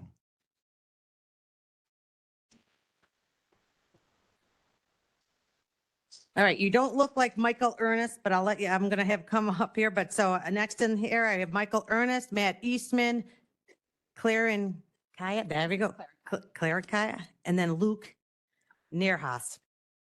Is the next few people I have on this list. But hello, my name is Claire Hotaki. I am a Farmstone Ridge neighbor. And up until my youngest, Kai, was born, I was a classroom teacher. I've taught in area high schools for 10 years, and I have the privilege of sending my children to Liberty Elementary School. I say it is a privilege to send my kids to Liberty because I've experienced firsthand the quality instruction taking place there and the sense of community that exists among students, staff, and parents. We are proud of our school, which is why so many of us are standing here today. There is an overflow room packed with other people wearing red because we are proud of our community. But I am fearful that opening a quarry so close to Liberty's front door sends a very opposite message to our students, to our staff, and to our parents. Let me give you a small example of this fear. Currently, my first grader rides in a car to school. When it's warm, our house is close enough to use the bike path beside the school, but the bikes are still 2 weeks away from coming out. But it's Illinois, so maybe tomorrow, I don't know. This week, she gets out of the car, and more often than not, she hugs the building principal, who is standing on the sidewalk, greeting all of her students. Then my daughter walks slowly so that she can meet a friend. And finally, she hugs Mr. Brian. He's our building janitor, who stands at the front door and he keeps it open for all the kids. But how different is this simple interaction when there is a new active quarry across this street? Will the bike path seem tranquil, or will we be fighting blowing dirt and dust? And if I drive, will I compete to enter the school parking lot with commercial trucks or construction vehicles? Lawyers today said a semi-truck will create more vibrations than a blast. How many more semi-trucks are we adding to this road? Will my daughter hear the greeting from the principal or even take the time to walk with a friend with drilling and blasting in the area? Will anyone want to stand there and open the front door? And this new set of fears I have has occurred before the bell has even rung for the day. I fear that once my children are in the school, the staff in that building has changed, because how many people would choose to pursue their work beside a very active quarry? While quarries have their important place, and they do, they have a very important place, that place is not beside houses and schools. Our teachers are competing with enough. Most people know at least one teacher personally, and you know that this person does their job despite the overtime, despite their growing class sizes, despite the mounting grading, despite the volunteer positions that sometimes don't feel voluntary, despite the professional development hours, the conferences, the emails, and the ever-changing curriculum. But so many teachers do this job passionately because they care. It's that simple. And today you have the opportunity to show you care too. Opposing the Mind tells our community you value a safe environment with the least disruption possible. That's what teachers count on. They are willing to do their demanding job, but they need a quality environment to do that. How many of our great teachers will stay otherwise? If we open a new quarry, will any of them feel supported, or will they simply hear the blasts? Will our teachers believe the community cares, or will they feel alone in their classroom telling kids to pay attention to them and not the drilling? Is it fair to ask them to prepare the children in our towns for the future, but to do so in a place that none of us would pick to study in? And maybe not all of our teachers will leave, but I believe some really great ones will leave because they'll remember a school that was better than this before. And teachers can do a lot, but they can't change a new quarry opening up next door. Luckily, you are in charge, and you get to say today what's important to all of us. We have a wonderful community. Please make a decision that says we're keeping it that way. Thank you. And Thank you. thank you. Kai has prepared us here. Do you want him to talk up here? I mean, or you want to hold him? I'll hold him. Yeah, He's okay, prepared a okay. speech All right, okay. for us as well. My name is Kai Hotaki, and I'm going to be in kindergarten next year, and I trust you to make the right decision for my home, for my school, for my park, and for my future. Thank you.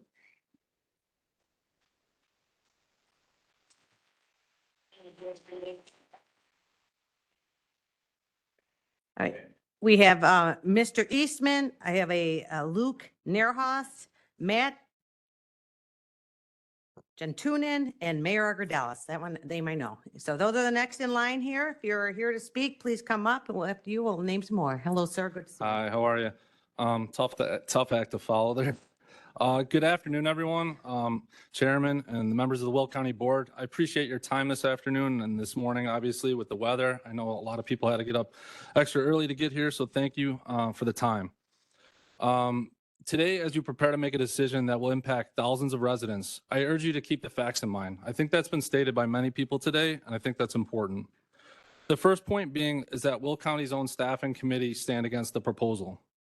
Will County staff in both the original and amended recommendations have formally recommended denial of the special use permit. The Will County Planning and Zoning Committee unanimously recommended denial of the proposal. The professionals tasked with evaluating land use proposals have clearly spoken. This request is not in the best interest of the community. 2, this is not an expansion. We continue to mention that. This is a brand new quarry. This applicant continues to claim that this continuation of an existing quarry, but that is misleading. The site was last mined in the 1970s, and over time, wetlands have formed.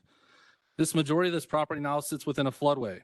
This is the most restrictive and regulated flood zone, requiring approval from both local, state, and federal authorities. The current quarry in Bolingbrook has about 7 to 8 years of remaining aggregate before beginning reclamation. Approving this special use means a new quarry will begin to operate for the next 40 to 50 years. This brings industrial mining closer to the established communities, schools, and businesses. The lack of an access plan is another point of contention that I feel no one has mentioned. The Village of Bolingbrook has requested an access plan multiple times, yet we've never received one. So while we did meet with the applicant since the past meeting, I feel it was merely to check a box. We asked for an access plan, we did not receive that. No easement has been reviewed or approved to confirm how the applicant plans to access this site. So I know that's mentioned in the report that they will access the property through the existing quarry. That has never been reviewed or approved by the Village of Bolingbrook. This applicant's failure to provide an access plan is reckless. They are attempting to use village roads and infrastructure without any type of approval from village staff and or their village board. The applicant's poor planning is not the county's problem. The applicant purchased this property without obtaining the necessary zoning approvals. This was their risk to take. The fact that they spent millions on land that they did not have the legal right to mine should not influence your decision today. Special use permits exist to protect the public, not to accommodate developers who have failed to plan responsibly. Number 5 is no clear plan for reclamation. Even in the amended proposal, the applicant has provided a detailed plan, they have not provided a detailed plan on how they will reclaim this land. This is a major concern to surrounding property owners. There is no long-term vision for the site once the resources have been depleted. Lastly, I would like to summarize a few things that came from your very own staff. These are quotes directly from the staff report. The establishment, maintenance, and operation of the special use could be detrimental to and endanger the public's health, safety, morals, and general welfare. 2, the reduction in zoning does not completely distance the operations from residential areas. Residents to the southwest and northwest would still be adjacent to this quarry. 3, the occasional vibration from blasts could be seen as an inconvenience to the surrounding residents, golf course, and school that abut the subject property. 4, the special use may be injurious to the use and enjoyment of other property in the immediate vicinity. And lastly, which I feel is most important, the intense nature of the proposed quarry triggers the need for security and strict regulations for its operation, including when blasting can occur and the strength of the blast. This is indicative that this use is not compatible being adjacent to residential properties. These are not my words, these are words of your staff. 7, the proposed buffer does not solve the problem. The applicant's proposed buffer does not eliminate the effects of blasting, noise, and or dust. The majority of these discussions seem to be focused on the blasting. However, we've never discussed the noise and vibrations and dust that will come from when the actual stone is crushed and loaded into these back-end loaders and taken out of the property, which we all have seen from the existing quarry. Residents will still feel and hear the effects of this blasting. This impact property values, quality of life, and overall safety. The decision is clear. Members of the Will County Board, the facts before you leave no room for doubt. You have a proposal that 1, has been recommended for denial by your staff. 2, was unanimously rejected by the Planning and Zoning Committee. 3, puts homes, schools, and businesses at risk. 4, has no approved access plan. And 5, lacks a proper reclamation plan. This is not a responsible development. This is a bad deal for Will County and its residents. Lastly, as previously mentioned during my comments when I was here 2 months ago, I'm not sure where these statistics are coming from, but there was a teenager in 2013 that did die at the existing quarry. They broke in and he ended up drowned in the quarry. These are attractive nuisances. You put these things closer to kids, they will want to see what it's about, and bad things happen. I urge you to listen to your own staff, your plan commission, and listen to the residents. Vote to deny the special use permit. Thank you for your time.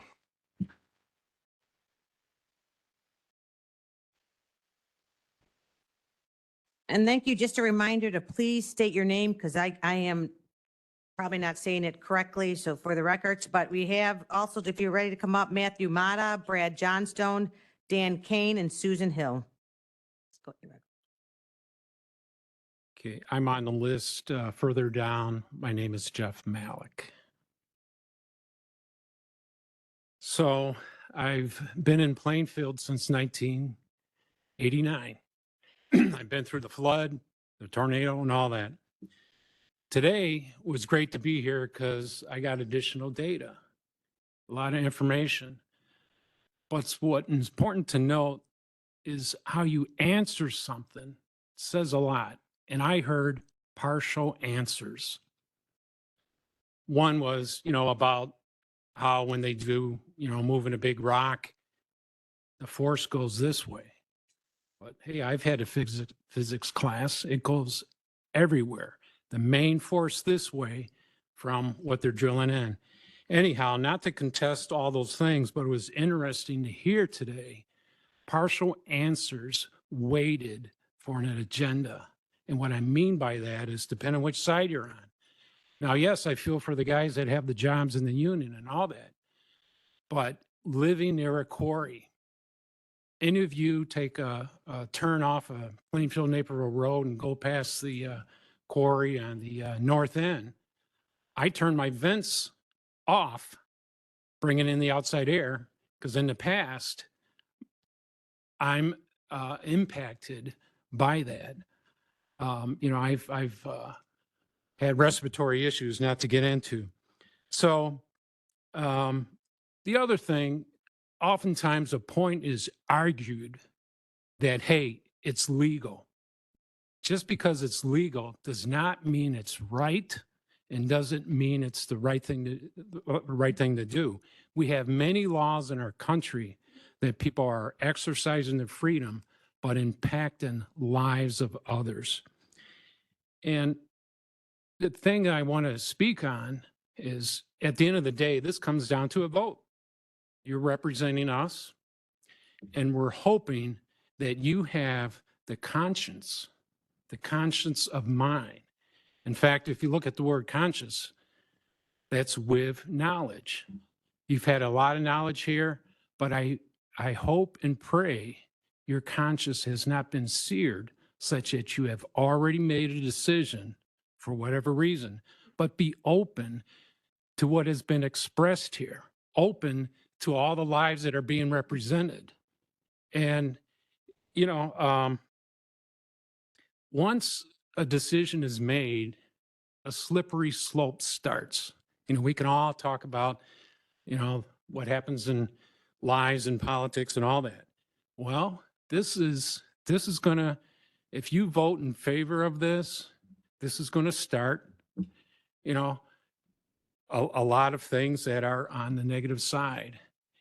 My wife and I was talking this morning, and we said, if we were a new home buyer, and we're looking in this area and we heard all this going on, we'd take a pass. We would take a pass. We'd keep moving on. And look at the data that was expressed that also talked about, the economic impact. So again, the slippery slope that starts, be mindful of that. And a lot of you decision makers that are going to be putting a vote out, I hope and pray that you take consideration of your conscience. I hope it wasn't seared for whatever reason, and that you think of all this representation, the kids, the livelihoods. I mean, let's move on and allow this area. I'm a couple miles away from it. I ride bikes in the area, but I can tell you one thing. I sure know when an 18-wheeler's coming down the road. Um, the other thing that needs to be expressed is if I don't know where it is as far as the asphalt manufacturing, but my God, the smell that comes from one of those places, take a visit of that. And you also heard in the facts today, percentages. We've changed this to this percentage and all that. But, think of a glass of water, half full. You always hear, hey, it's half full of water or it's half empty.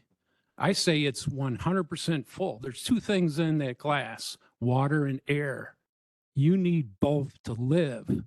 And what percentage do you want to contaminate that with? So please keep that in mind. The other thing is economic impact. I was looking at, some of the figures on the school repairs that had to take place, the foundation, the windows and all that. Well, guess whose pocket that comes from? All our taxpayers. And I tell you, boy, do we pay a pretty penny here. But let's keep it on the right path. Let's keep it on the right path where our life is improving, not turning the other way, where people who can afford or, they're going to look elsewhere.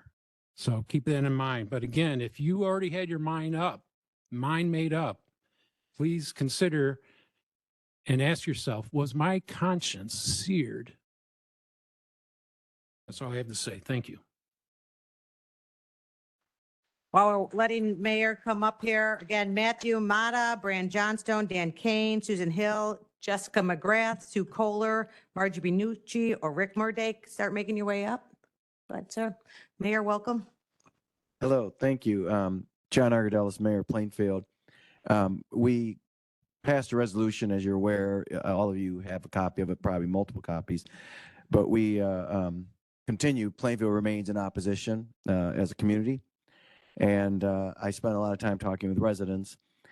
We spent a lot of time, and I'm not going to get into the nitty gritty. We've heard a lot about fly rock, dust, and we've heard varying opinions. And I think we've all been in these situations where you hear a lot of varying opinions, and sometimes it's hard to know what exactly, what is really reality and what's not reality. I know some of you have told me in our conversations that you've been bombarded with so many different contradictory things that you're not quite sure what to believe here. But I have no doubts that, the applicant has done his homework and his team has done their homework, and I know that they'll attempt to follow the rules.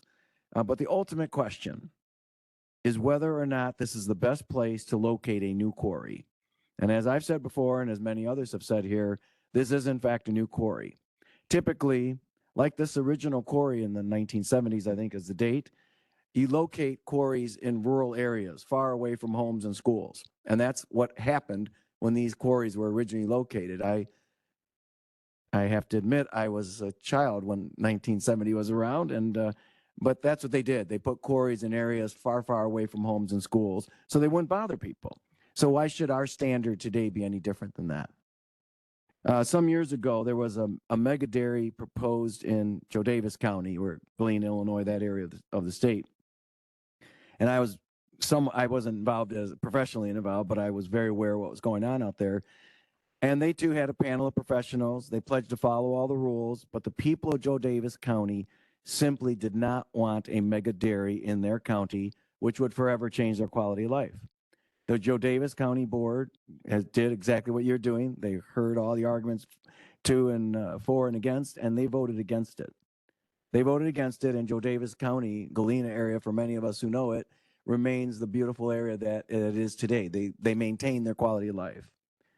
To me, this is a strong consideration that we as elected officials, we must consider, what do our fellow community members, the ones who live here, pay taxes and raise their children, what do they want? To paraphrase George Bailey, they're the ones who do most of the living and dying here. Is it too much to ask that they can do so with quality of life that they came to expect? This is their county, not ours. It's their homes, not ours. And most of us will walk away from this meeting, regardless of the vote, and whatever happens here, this quarry will not impact our lives in any way. But it will impact the lives of those who took their time out of their day to be here, who wrote letters and emails and have been here on previous occasions. Does it really make sense to locate an expanded quarry near hundreds of homes, thousands of humans, and a school filled with children 9 months a year? It does not. It does not by any measure. While changes have been made to their plans, giving us the appearance of compromise, the fact remains that this is still a greatly expanded quarry operation. I'm not sure why the landowner did not apply for an expanded quarry before he bought the property, but as a longtime commercial real estate attorney, I've never had a client have the confidence to proceed in this manner. And this land is valuable for other purposes. We shouldn't be overly concerned at all for the landowner's fate here. The property can be developed in all sorts of ways that are much more compatible with the neighborhood, and he can still make it make sense for him financially. So that's just not a legal nor a practical consideration for us on this poor guy bought this land and now he doesn't know what to do. But going back to my original point of respecting the opinion of our residents, in my opinion, we should only vote against public opinion if there's a compelling reason. So I ask each of you to think about this. What compelling reason exists to ignore the opinion of the people who live here? There is no great economic benefit to the county, no tax revenue, no infrastructure improvements, no impact fees, no job creation. I've heard that gravel and stone is valuable, but I've not heard of any shortage such that we can only get gravel and stone from this particular site. So again, I ask you all to vote no, and to respect the wishes of those who live here. Vote no to respect the opinion of 2 of the largest villages in our county. Vote no to respect the Plainfield School District and her children, and vote no to respect the opinion of the residents who live nearby here. Thank you. Thank you. All right. Susan Hill, Jessica McGrath, Sue Kohler, Margie Benucci, you can come up, sir. Rick Murday, Luke Greenwell, or Susan Prock. If any of you are speaking, you can start making your way up. Oh, I'm sorry, Mayor. There's a question for you. I'm sorry. Oh, I'm no, yeah. Oh, go ahead, I'm sorry. You're not on. Yes. Thank you, Madam Executive. For the last 15 speakers at least, I have been hearing comments behind me. It is very distracting for me, and it is also very disrespectful to those speaking. So I'm asking that you direct board members to please hold their comments until it is their time to speak. Okay, board members, we're asking if you please can hold your comments. If you may be whispering too loud. If you can hold them till it's your time to have a conversation. Thank you. Good afternoon, everybody. My name is Matthew Mata. I'm a real estate broker, and I live at River Hills Court, which is part of Bolingbrook. And as you see from my accent, I'm foreigner, and that's a proof that Bolingbrook is a place of diversity and for everybody. When we moved to River Hills, we were dreaming of big house, a very nice community, nice schools, quality, air quality, water, and everything, you know, that you are looking for. I've been here for 20 years, and that was our dream house. And right now, by expanding this project, we're going to have a lot of problems. First of all, the air quality. And I think I'm not expert, but please, excuse my accent if you can't understand me. I speak slowly anyway. Even in my native tongue, I speak slowly. Anyway, so the air quality, water quality. What about the traffic? Right now, we have a problem. We have only one lane to go out from River Hills. If you are familiar with that, if you go with Essington, and we have only one lane. And in the morning, when we are going to our work, I work as a substitute teacher as well. I'm a jack of all trades. So anyway, going out, it takes like 5 to 7 minutes by just the light. That's by the highway, if you are familiar with the area. Now, we're going to add more traffic because we're going to add more semi-trucks. We're going to add more trucks. What about the trucks going this way and our kids are playing out? Don't ask the kids to be indoor recess. I heard someone earlier this morning, he said that they can have indoor recess. Are we going to trap them like rats in classes? They need to go outside. They are 5 years old to 10 years old or 12. I think I forgot about schools because my kids are grown up. The youngest is in Plainfield East. Anyway, so first of all, we're gonna add more traffic. Secondly, the quality of air, the quality of water. One more thing, as a real estate broker, I can tell you the price of the whole community will go down, will go down. We have Lakeland, which, you know, a house I dream that I have one in it, maybe in the future. But if we go this way, who's gonna buy it? If we go this way, that we just say this community will go down 50% in price. I'm a real estate broker and I can tell you that. And I think the gentleman before me, he said he is a real estate broker as well. So anyway, we're gonna lose the value of our houses. Our kids will be in danger, air quality, water quality, more traffic. And thank you. Well, Ms. Bonucci makes her way up. I think I left off at Susan Prague, David Newsome, Nicole Newsome, Chris or Charlotte Jackson, Mustafa Kamal, or Aze and Sarah. If you guys want, if you are speaking, you can make your way up. Ma'am. Hello, everyone. Thank you for having me here. This is my 4th visit here on this topic. And that's because this is so important, not only to the residents of Plainfield, but our neighbors around us. The facts have been said over and over. I don't think I need to keep talking about everything that's been here. Typically, I talk about the quality of life and what this means to every resident, the schools, everything. I was there when those schools were built. I was a part of building those buildings because I'd worked for the district for that many years.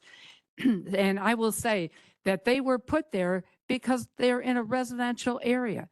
They were put there to support the children who are in need in education right there in those neighborhoods. So to sit there and say that this is not a residential area anymore, how could that even be? And that's just one of several. There's several schools in that particular area, middle school, high school, and elementary. I do want to say that during the first time I was here, the mention of jobs was the only time I heard about that. And jobs are very important to me, and good paying jobs are important. And I would want to protect people who want to go to work. But one of the things that the applicant had stated at those first meetings, excuse me, again, I'm sorry about my voice, during the first meetings was that there were no new jobs being added, that this was going to be people would work both sites. So the jobs are there. I'm a little confused on where that goes as far as that's concerned. The Fly Rock issue is the first I've heard so strongly today. That's incredible, because what stood out for me is when the gentleman was asked, the expert that they had come in was asked about it, he said he only had statistics on stuff that was filed with an insurance company. So how can you sit there and say those are accurate statistics when there's a good possibility an insurance claim isn't going to be filed? If somebody's job is like on the line, are they really going to file that and have the company, file that for them and really take that responsibility? Maybe, maybe not. I don't know. I don't know these people. I do know that there was a lawsuit with the village of Bolingbrook that is, I think, in still some place somewhere along the line. And I will say that that in itself leads me to have trust issues. And if I was thinking about a vote here, I would be thinking about that. I would be thinking about, can you trust what's going to go in here? Is it going to be reported properly? Are those workers going to be protected? Because they have skin in the game too. They have families and they need to be protected as well. And I will say that the one thing that's a common statement is this: best predictor of future behavior is past behavior. And so if you take a look at all the things that have gone on, you might want to take a really hard look at that. And if somebody bought land and then somebody comes back and says, well, you know what, you can't get zoned for that. I don't know why you would do that unless you had some other ways that you thought were around it. But why would anybody, any business do that without first securing what they need? We're building different warehouse facilities, west end of Plainfield. These people have not purchased the land. They've said, this is where we want it, this is what we're doing, but the purchase has not gone through until we as a board were able to say, yes, move forward. That's the only way to do that. So thank you for your time. Again, a reminder to please state your name. Please state your name. You can come up, man. Just to make sure you state your name. Willa Williams, Barbara Kozlowski, Conzella Mitchell, and Vapul Chopra. If any of you are going to speak, you can come up now. Ma'am. Hello, committee. My name is Conzetta Mitchell. My neighbors, David and Nicole, had to leave earlier. I'm standing here and I don't have a scripted notes. However, I just want to mention from various aspects of why I'm standing here. One is me and my family live directly across the street of this new quarry center, 127 in Essington. Our backyard faces the open field. So we've been there 20 years. A lot of things have been said and a lot of things I totally agree with as a resident and a neighbor in this community. When we bought the home, we were not aware of the quarry that was down at past 137th Street, close to the expressway. We thought that was old forest preserves. So when people say, well, we bought into that, we did not buy into that. We didn't realize that it was a quarry until the house started shaking every now and then. So now with this new quarry coming literally across the street from our homes, our schools, we have a grammar school on both sides, a middle school, high school. This is going to be very impactful. So I was one of the residents of only a very few who received this 30-page packet talking about the quarry. So I actually brought it up to my neighbors. We have the Glenview Court Unity Circle, and we have a very diverse neighborhood, very diverse. I mean, we pretty much have every nationality within next door. So I got on the chat and asked them, did they get this letter, and realized that only the people who backed up to Essington, and we're number 6, so 6 homes had received this letter. And with the impact of the letter, we all was shocked, amazed, horrified. We got on the phone with the mayor. I want to definitely thank Mary Alexander Basio for contacting us, getting the board of Bolingbrook involved. Again, we're right next door. I basically say we're in Bowlingfield because we literally steps away from Liberty High School. So we really we got on our feet. We actually hand delivered over 400 flyers informing our neighbors who was not per the Will County going to get this packet of letter that we had received, to let them know how this was going to impact our community. So basically, I wanted to just kind of go back and say thank you to you, the committee, for taking this up and listening to all our views over the past several months. And also I want to take those who put it in action, did the research, talked to others, so that we all can be able to understand the impact of how this quarry would be. So I also want to say that, yes, the new quarry being developed, I have many questions. Okay, where now we're not going to mine underground, but we're going to do overground. How is this going to happen? I mean, you're going to have to do a lot of blasting to develop a new mine. And we were not aware of how massive that quarry was until we started seeing the aerial views. Because what I said was an old forest reserve, the berm that so it's not pleasing to your eyes. It's very big. It's got old trees on it, and you don't know what's behind those that area until you look at it as an area view. Then you see a massive garage of trucks just sitting there, a massive hole of land. Is this what we want right across the street from our homes and our schools? No, that's not. And so the safety of Fly Rocks is a concern. The air is a concern. The berm across the street, putting this massive structure literally right across from the sidewalk, is not pleasing. And then also the effects of property, of structure. My husband's an architect. You say this not going to impact you. Well, if we can feel it shaking our house and the quarry is past 137 and further south, then what are we going to feel when it's right across the street? And also, I am a realtor, so I know how it's going to impact the values of our home. And that's very, very frightening. But I was just going to make a point of structures. I have been in homes in newer communities that have so many structural repairs in their basement. The last one I visited had 12. Not in this area, but I was just so surprised on how weak these foundations are. And we have literally 5 new subdivisions being built in our area on every street. So the impact is going to be horrible. It literally is. We got the numbers. The last realtor who's up here stated that people buying homes want to buy homes in safe communities from all spec, not just for crime, but also for health. Where we live at right now is a walkable community. My husband and I walk all the time. We ride our bikes. We have been in every surrounding subdivision nearby. We go through the park that's literally right across the street or next to Liberty. That park is open for all of Bolingbrook.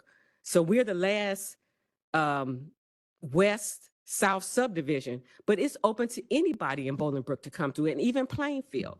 So we do not want a mine or quarry blasting right across the street. And then for the workers and jobs that the quarry has, I definitely feel that everyone should have the opportunity to be employed, but also understand everyone has the property, should have the opportunity to live in a safe home. And workers, you could be subject to injury. This is not always a very safe job, but they move on.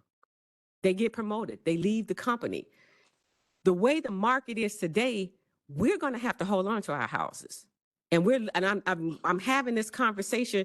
I used to always tell my clients, well, you never should say a forever home. Well, the way they building these houses and the prices they are, these may just be our forever homes.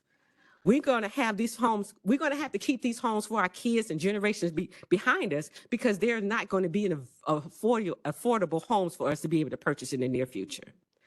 So with that, I just want to say we love our walkable neighborhood. We like I said, walkers, riders, and have experienced the entire community. So with that, as a homeowner and a neighbor, I want to ask the committee to vote no to this special use permit.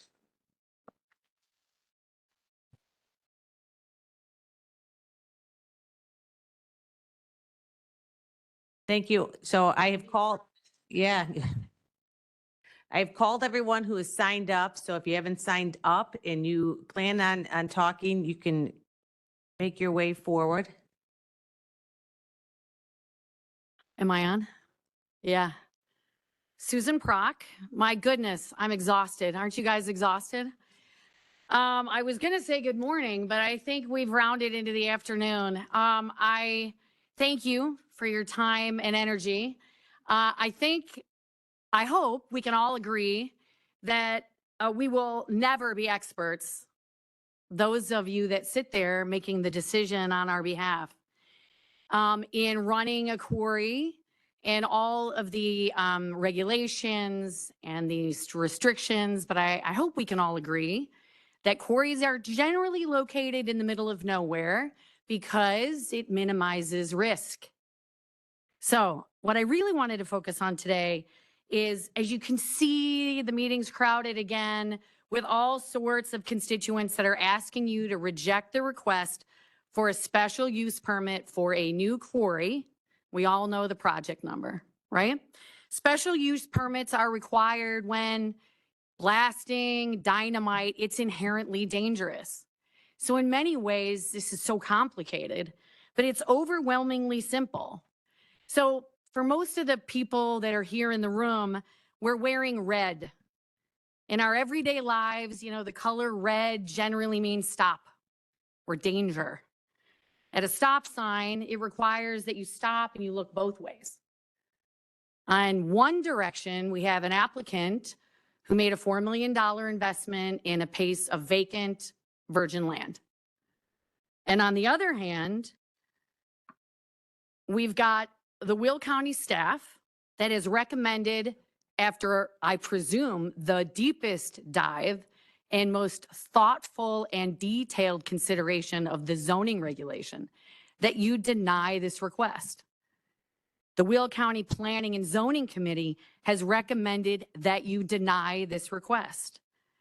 An independent expert in the quarry and blasting field has provided facts regarding the safety risk, and there is risk. We can argue over degree, but there is risk. Has recommending that you deny this request. I also would like to note that the 50-year history of the Bolingbrook Quarry is not the applicant's history. He has only been the owner for 2 years. So our experience as a community with the applicant is very brief and not particularly positive. The bordering village, the Plainfield School District is requesting that you deny this request. The bordering villages of Plainfield and Bolingbrook have requested that you deny this request. Adjacent business owner Ready Set Ride, serving special needs individuals, mostly children, is requesting that you deny this request. Thousands of homeowners in the surrounding neighborhoods are requesting that you deny this request. And in many ways, I'd like to think it's simple.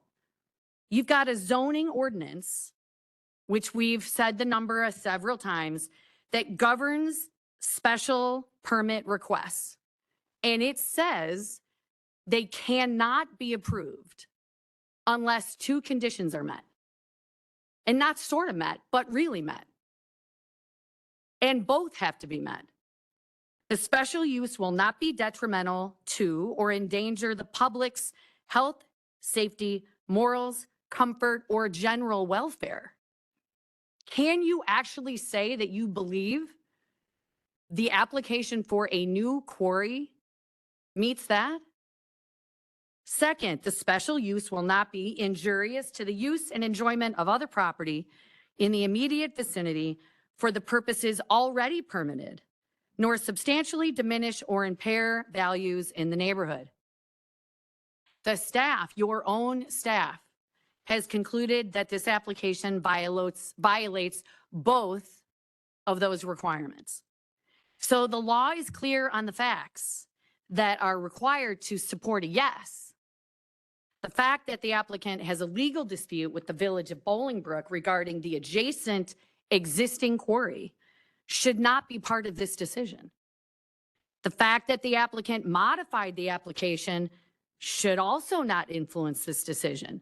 Will County's staff's recommendation to deny is based not on original, but rather on this most recently modified application. And the fact that the adjacent property was approved 50 years ago, before the pattern of development that exists today, should also not be part of the decision. I know everybody's tired. We're behind on email. You're hungry. There's such overwhelming opposition to this application. In the face of such overwhelming opposition, why would anyone on the board want to be responsible for voting in favor of something that introduces any risk to either public health, safety, or impairment of the community and its values? As a public servant with the responsibility to serve the greater good, please commit yourselves to the enforcement of the ordinance and reliance on the professionals that you pay, your staff and other experts, and vote no. Thank you.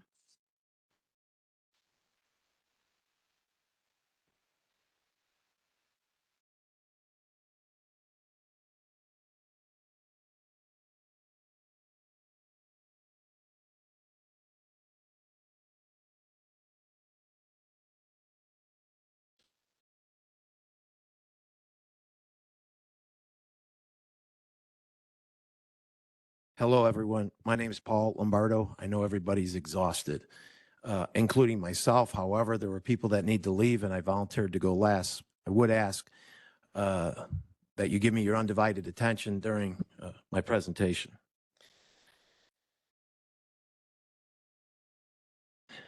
The last board meeting, last setting, Frankie Pretzel said that we should meet, we should get together and try to come together to see if we could come to some type of compromise on both ends. When I left, everybody was frustrated. However, I looked at that where there's difficulty lies some opportunity. How can we take what Frankie Pretzel said and find a way to make this work? So I waited and I waited. Finally, Gary called me. I said to Gary, I have no problem meeting with you.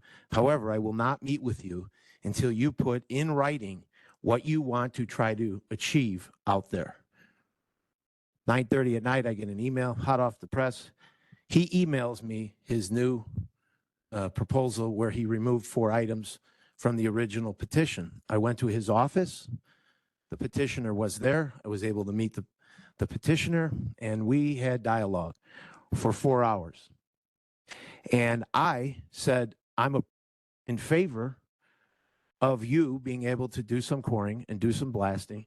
I have no objection to it. And my home is the closest, one of the closest homes to where he wants to do this. I said, however, I can't support it unless I believe in my heart and soul I can sell it to the people that are so against it. We had great dialogue. My proposal was simple.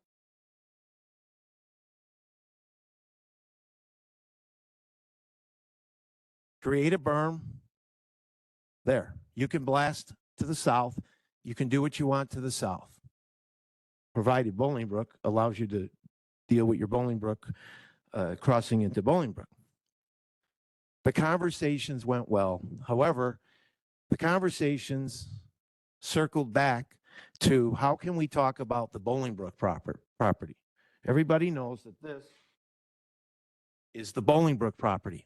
When I first went there, I need to rewind a little. I set the table and I said, I'm not here to represent the residents. I'm not here to represent the villages. I'm here to represent me and my family. That's it.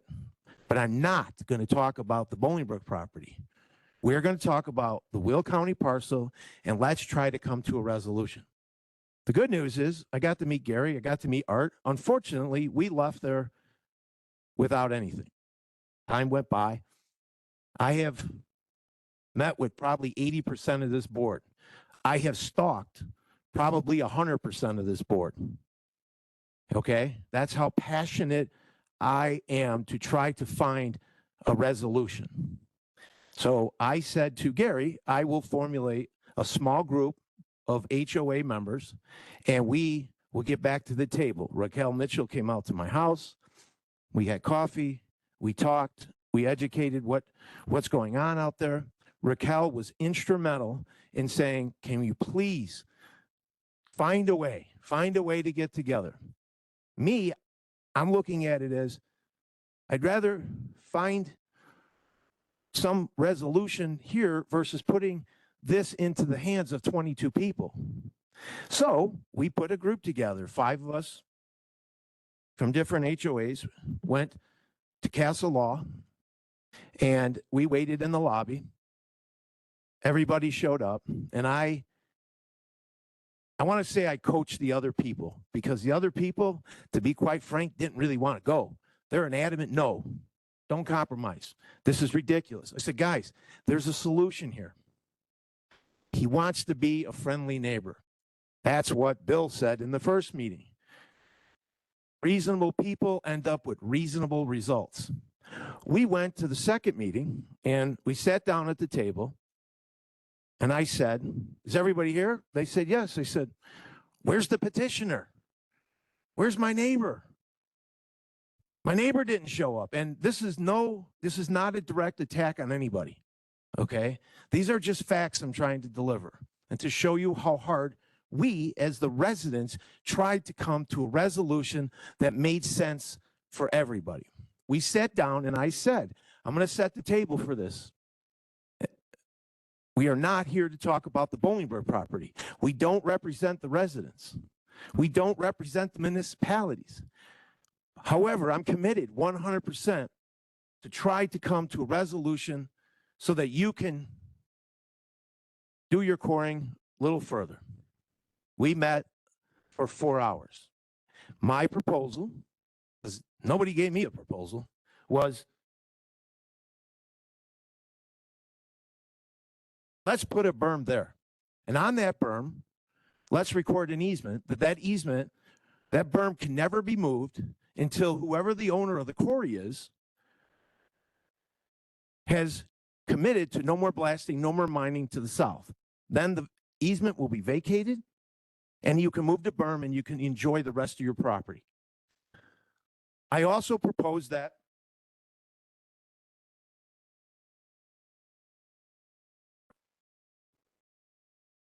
I propose this area, a recordable easement would be that they'll never be blasting there, because that gets closer to the residents. Everybody keeps talking about the school, the distance of the school, the distance of the school. Frankie, I appreciate you, the fact that you want to bring people into the school to have indoor recess while they do a blast. That's not the only concern here. From here to their proposed blasting is 500 feet. From Americana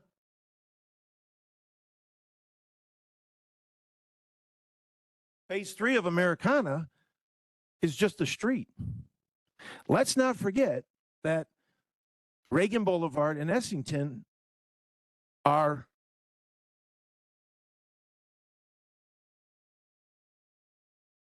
public roads. I'm curious, Frankie, if we're going to continue to try to fit a square peg into a round hole during their blast, are we going to close the road? Because we're going to have the kids going to the school for a recordable blast. Remember, we're trying to fit a square peg into a round hole. The special use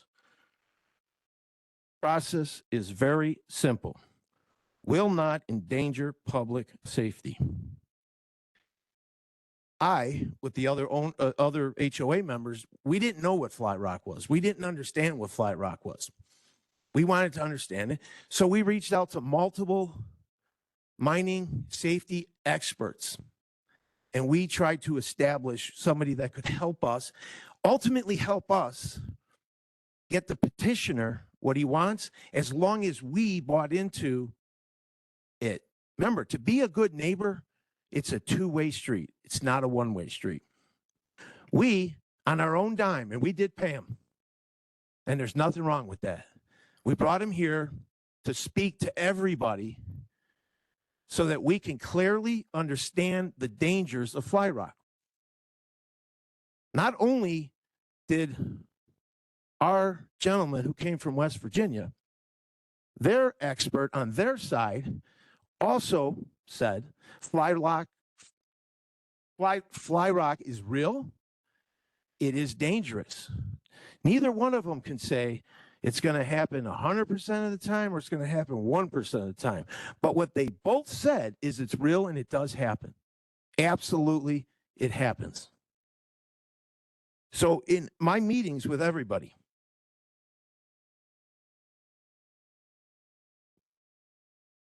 and all the communication with the board members, nobody ever asked me, why are you so motivated? Why are you so motivated? Somehow, rumors flew around that the reason I am motivated because I want to buy the quarry. The minute I heard that, I spoke to Vince and I said, Vince, I want to defuse these rumors. This is ridiculous, because he was at the meeting. You were at the marathon meeting, I called. I called Raquel Mitchell and I said, Raquel, I don't know where this is coming from, but if somebody wants to attack me as a person through this process, well, God damn it, pick up the phone and call me. I'm very easy. As you know, when you call me, I'm available. As you know, when you want to meet, I'm available.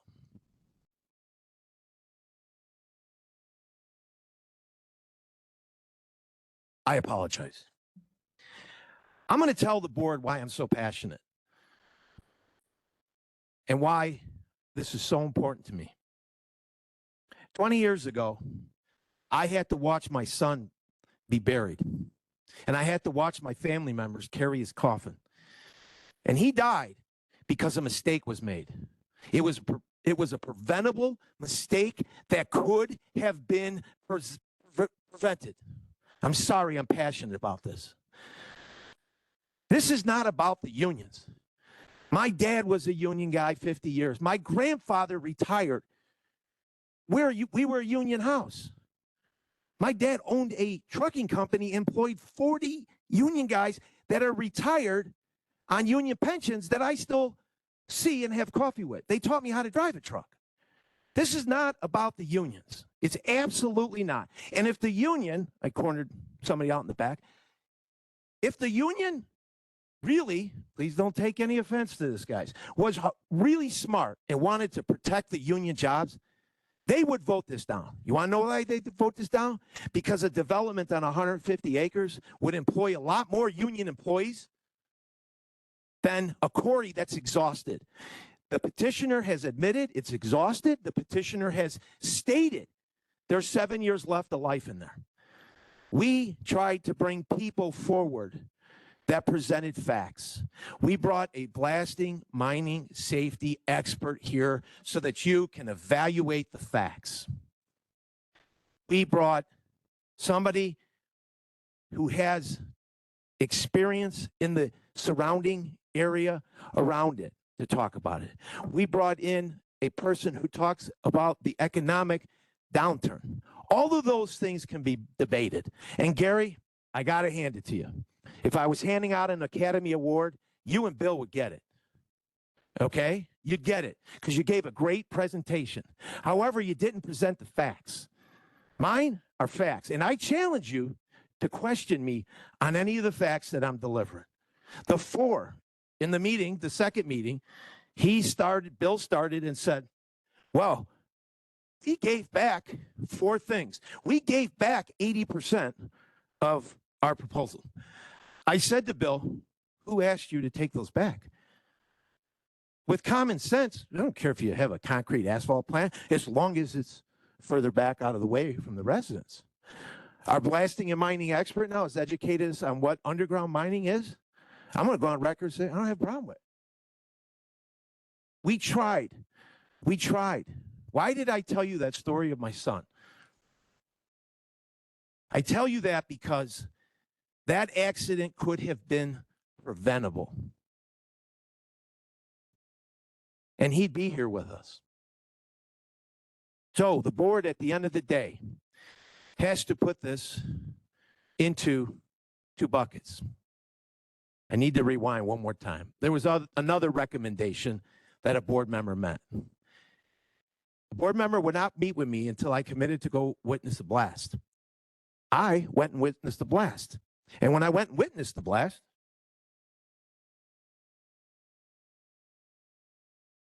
they said I needed to stand there, and the blast was down here. I said, I want to stand closer. Can't do it. Protocol is you got to stand there. I said, how far are we from the blast? Unfortunately, nobody brought a tape measure. But what I did do with my younger son, Sammy, I went out there on Saturday. There's a billboard there. And I went to Home Depot and I bought a rolling stick. I was 3,000 feet away from the blast. I witnessed the blast. I heard the blast. I heard the horn. I was 3,000 feet away from the blast. A mile is 5,500 feet, roughly. I then said, emailed Gary and said, can I go back and witness the blast from a realistic, can I stand 1,000 feet away? Because that's what you want to do by the school. I was rejected. Can I stand 600 feet away from a blast? No. Well, that's what they want to do where my little daughter swings on her swing set. I said, why can't I see it? We have protocol. I said, can I have your procedure manual that talks about how you govern safety for your employees? I was rejected. I continued to talk to Gary. The day I left the meeting, I talked to him on Saturday. I talked to him on Sunday. Challenge me, Gary. Challenge me and tell me I'm wrong. And try to tell me I'm wrong. I texted him. I called him. I texted. I called him. I sent text messages to board members to show how passionate we were to try to find a solution to this. And guess what? Every request to meet, can't meet. Every request can't meet. What blew up our meeting, the second meeting on February 20th, we were 3.5 hours into a meeting, and Raquel and Vince, you were both there. And thank God you guys were there, because fact-finding challenge. Am I wrong? Tell me I'm wrong. Am I wrong, Vince? No. Am I wrong, Raquel? We were 3.5 hours into a meeting. And then Joanne Adler wanted to talk about her berm problem, because she lives in Plainfield. Her berm problem is here. Guess what? That's Bolingbrook. I established the ground rules when we met. I'm not talking about Bolingbrook. And Bill was like a vulture on Joanne. Correct me if I'm wrong, Raquel. I'm not wrong. Okay? I stood up and said, if we're going to talk about Bolingbrook, I'm leaving. Paul, don't leave. Don't leave. I will tell you, I've had people call me and literally get so frustrated with me. And I continue to remind the gentleman that I met. The gentleman I met lives in Patriot Place. He worked his whole entire life to retire. I met a guy from Liberty Green in Bolingbrook. Worked his whole entire life to retire. I have communicated with Jeff Rip, the president of the Lakelands Estate Homes. I've communicated with Joanne Adler. I've communicated with Bob, the gentleman up here with his Union jacket on. Okay, he's the townhouse. I've communicated with everybody. I have done everything physically possible to try to come to a resolution. And in the end, we haven't come to a resolution. I don't know anything else other than to beg this board to put this into two buckets. When you make a decision, there's so many things going on pertaining to this decision. In the end, it's real simple. You draw a pyramid. And at the top of the pyramid, you put what's most important. And by the outcome of this vote, every board member is going to tell us what's important. Is it worth it to take a risk to support a new quarry along two roads? Families travel, kids travel, people ride bikes, people ride mini bikes. It's a great community. Is it worth it for the school? Is it worth it for our community 600 feet away? Is it truly worth trying to put that square peg into a round hole for what? To compromise the safety of people? You, all 22 of you people, have the ability to say no to this and to put public safety in front of it. There's no doubt that there's a risk to mining. There's no doubt there's a risk to blasting and mining. The question is, how much is the risk worth it? I would ask that I don't need any applause. Please don't applaud. Okay? I don't need them. What I really need is every board member to look deep into their heart and soul.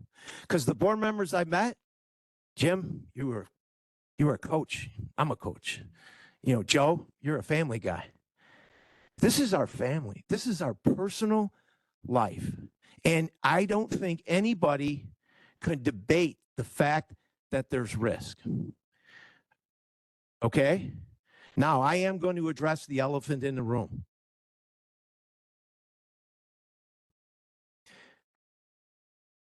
And I know people have advised me not to address the elephant in the room.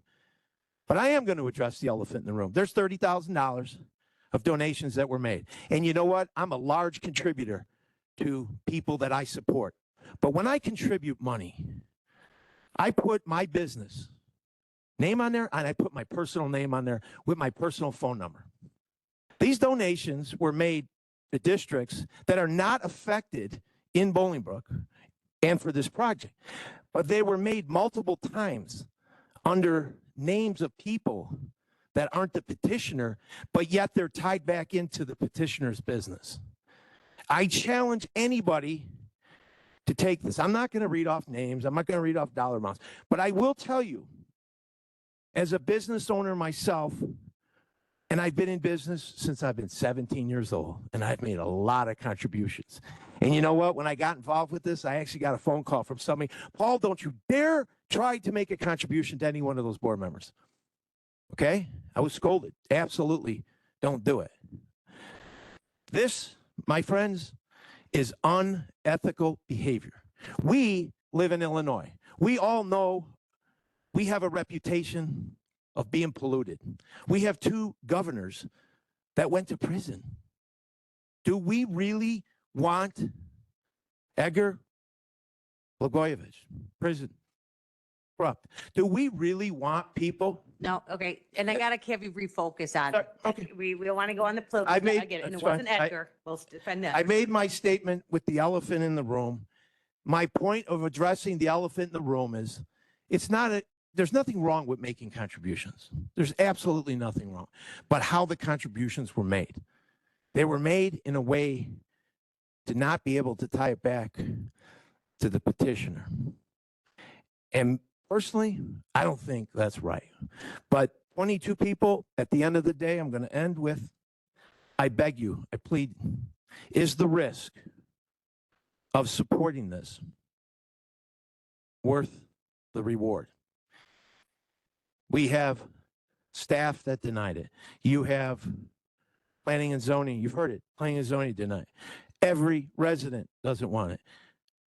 The communities don't want it. The mayor of Bolingbrook, mayor of Plainfield. Am I keeping you up, Dan? I'm just joking. I know. No, that's fine. Hey, I'm exhausted.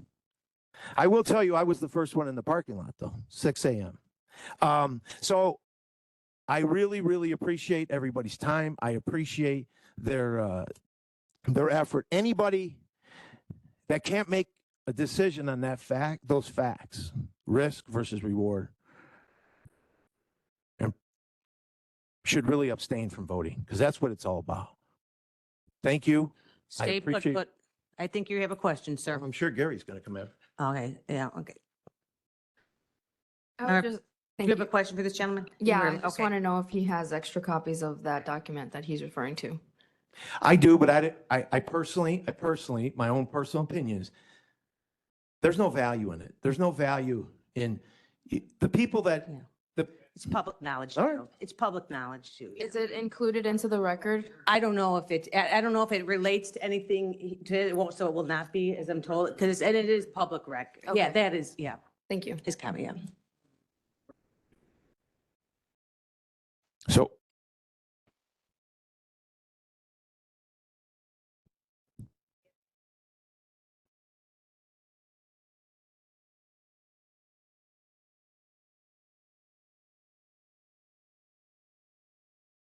You can ask him after if you would like it, then that is between you. Member Revis, do you have a question for, all right, Mr. Lombardi? Okay. Is it Lombardo or Lombardo? Lombardo. Okay. That's okay. Mr. Lombardo, I just want to say thank you for, everything you did on this project. I know we talked quite a bit and, I really respect, your pursuit of trying to get, your desired outcome with this. I have never seen someone fight more passionately for something and, there's a lot to be respected. It's a shame that a lot of people wanted to say, some negative things or slander your character along the way. I think you're a great guy and, thank you for, doing this. So that's all I have. Thank you. He doesn't want. Member Berkowitz, do you have a question for this gentleman? County Executive. Yeah. I just want to second Board Member Revis's comments. I know this is hard on both sides, and thank you all for the effort. Everyone who came here today to speak on this case, thank you. I did listen to everyone, and we really appreciate your support of us as well. Thank you. Thank you. All right. Any other comments who have not, any other comments on this topic? You can please come up. I think you're done, sir. Thank you. Thank you.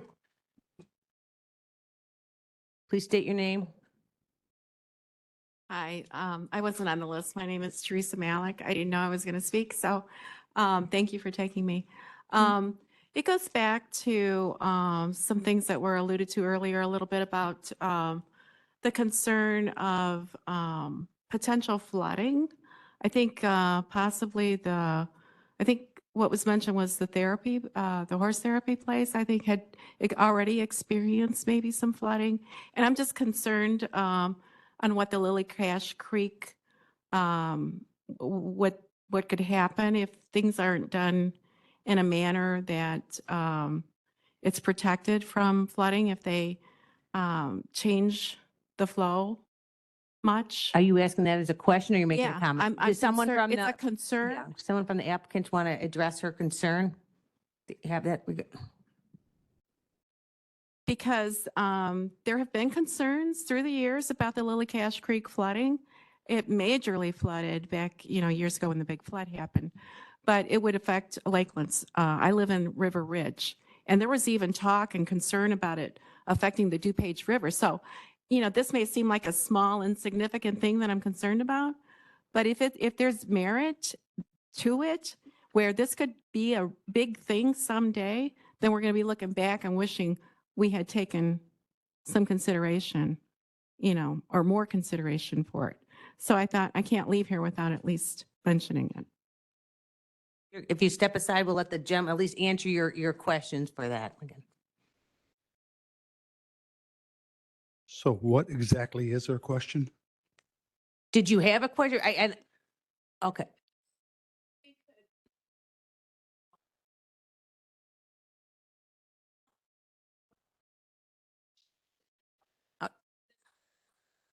Can she use your microphone here? Yeah, so we have to get on public in here. I have to turn it on. Thank you. Hold on. There you go. The concern is whether or not this company is going to impact the flow of the Lily Cash Creek in a way that it's not protected from flooding. And if it floods, it would be a big deal because it affects Lakelands. It could affect the DuPage River. I back up to the DuPage River and River Ridge. And so nobody's really talking about it much.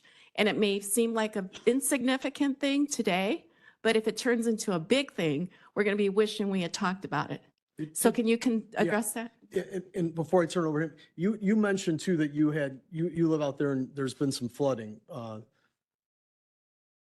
Sorry. Like I said, I live in River Ridge. The DuPage River has overflowed many times into a farm field that's in behind my house. And the further south you go on Capista Drive, which is what I'm on, it's come within 2 feet of people's doors. Maybe some have even been flooded. I don't really know.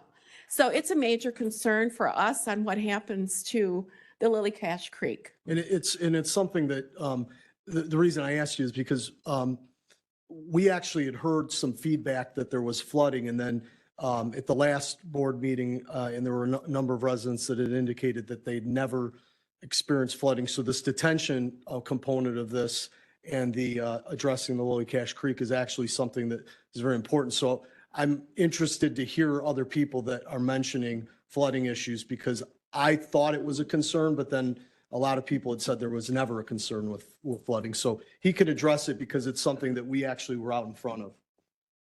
Thank you. So with respect to Lily Cash Creek, we are proposing very large detention basin that will store several 100 million gallons of water, and it will be mechanically dewatered over a period of time after a major event, 100-year event, and we will reduce the flow in Lily Cash Creek exiting the property. I think it's 25 to 30%. So that will reduce the impact of the 100-year event on downstream properties. And over the course of 4 to 5 days later, after the event, we will be dewatering the basin and getting it back to empty so we can handle the next event. And the operations on the quarry side will not impact Lily Cash Creek. We have a berm that's going to go along Lily Cash Creek on the east side to prevent any inundation from water from the quarry side into the creek. So that'll all be retained in the creek. So the only water we're handling is the water on the west side and what's ever flowing in Lily Cash Creek coming onto the property and exiting the property under Exington at the bridge. Does that make sense? Thank you. In the, Do we- that detention, the proposed detention, I never thought I might call Paul Lombardo as a witness for me, but that's one thing that Paul, in our conversations did acknowledge is it's the largest detention basin he's ever seen in a development. And he felt that it was way oversized, I believe. I'm not putting words in your mouth, am I, Paul? Okay. Ma'am, are you here to make a comment too? Would you like to come up? Don't forget to please state your name. Oh, you have regarding this issue? Okay, hold on. Gentlemen, we have a question from Member Berkowitz. Hold on, I gotta find her. Thank you, Madam Executive. So I'm a little confused because a detention pond doesn't hold standing water, but a retention pond does. So is this pond, and then there's two. So there's the one that's west of the creek. And then you also, I believe, studies have to be done to determine where there will be a detention pond on the east side of the creek. So you just mentioned that the detention pond would flow into Allagash Creek, and you would monitor that flow. How can you do that? That's a watershed. Are you impacting that flow of water in the creek in any way? I didn't think that was possible, or that you would be allowed to do that with a watershed. Okay. The berm on the west side of Lily Cache Creek, the existing top of Creek Bank, during a 100-year event, or even during a 25 or 50-year event, most events would overtop. And when it overtops, it's going to flow into our basin. So we'll be taking water when there's high flows in the creek, and they'll be dumping into the basin. And we'll store it in that basin. And we call it a detention basin because we eventually dewater it, whereas a retention basin retains water at some level that's preset by your outflow structure. And in this case, we will completely dewater it and take that level down to zero after an event over a period of probably 4 days. It'll take us at least to dewater 200 million gallons of water out of there at a slow rate. So All right, so you're also going to have a mechanical operation to empty whatever water is in the detention pond into the creek. yes, the basin is sitting at an elevation that's going to be 8 to 10 foot deeper than the creek. And we will be using a pumping station to dewater it. It'll be a mechanical pumping station with flow controls and alarms and redundancy with dual pumps, so that we can, if one pump goes down, we can still do the dewatering. And that'll occur over, like I said, likely 4 days. Now, you also referred to the Bolingbrook property, that water in there, the lake in there, would be emptied. It would be emptied into the Lily Cache Creek. I said the wrong name earlier. I apologize for that. How is that going to happen without creating flooding? How are you going to empty that huge body of water into the creek when you empty that without flooding?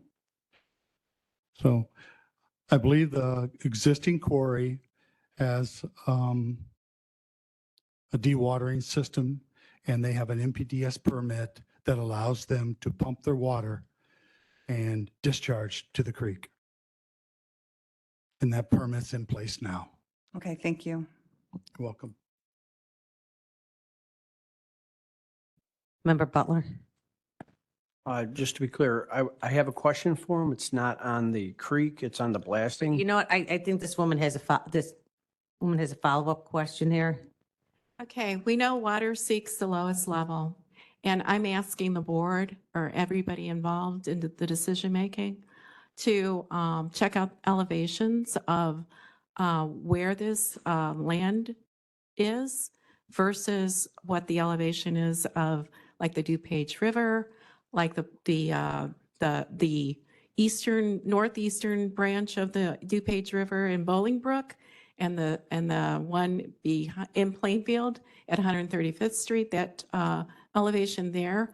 Because no matter how big this detention is, we have a detention pond in our subdivision, but it doesn't catch the water from the DuPage River. And so no matter how big or how planned out this detention, whatever you call it, is, if that elevation is still higher than the elevation of the river, the water is just going to go downstream. And we know, I mean, you can see when you're on 135th, I mean, when you're on Plainfield Naperville Road, you can see how low lying the land is there at in front of the Lakelands, right there at Plainfield Naperville Road. That land goes downhill, downhill, downhill, all the way to the DuPage. So my concern is still, if that Lily Cash Creek could overflow, not be caught by their detention, whatever it is, and instead goes to the lowest lying land and river. So can somebody please check out the elevations before they vote this in? Do you have that information, sir? I don't think we're going to be able to. Yeah. So in our preliminary plan, we do have those elevations. We do show the grading of the detention basin, and the bridge is a restriction on Essington Road. We have a complete survey of that bridge opening, and we have modeled the 5200 CFS coming down Lily Cash Creek, and it cannot get through the bridge opening. It backs up onto the property, and that's how the water is going to be restricted, and it will flow into our basin. So that's all been modeled. And when we submit our site improvement plans to the county for permitting, if this gets approved, that all that information and calculations will be submitted with the plans, a total drainage report. Member Butler?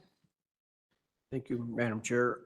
I have a question about blasting. Are you or some other guy? Chuck is the gentleman. Chuck, sorry. Okay, so let me ask Chuck, before you come up, do you have something, can we let this woman, let her have her say, and then we'll come back to you then, Mr. Butler. Lisa Abshari, owner of Ready Set Ride on the Lily Cache Creek. Owner, no, I wasn't, well, I was a tenant for a long time. I've been there 25 years this past February. When I first started renting the property, I had to cut the grass all the way from the house, all the way over to the barn. The pasture went all the way through. It was a dry bed creek. I had no water. Ask me where my water level is at now. I have a creek that started off as 1 foot, 2 foot, 3 foot, 8 foot. I'm at 42 feet. My horse's pasture keeps shrinking and shrinking and shrinking. It's not just the quarry, it's also the runoff from warehouses. But no, it hasn't been monitored. There is water constantly. And when it's its worst is the day after it rains. Everyone starts going, oh, the water's dissipating. Not at Ready, Set, Ride. I've nicknamed it the Ready, Set, Ride Raging Rapids. That's how much water I have. And we're a nonprofit.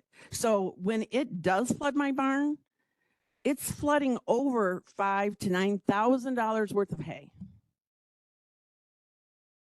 So the water better not be coming out of that quarry any faster than it's coming now, because we can't take it.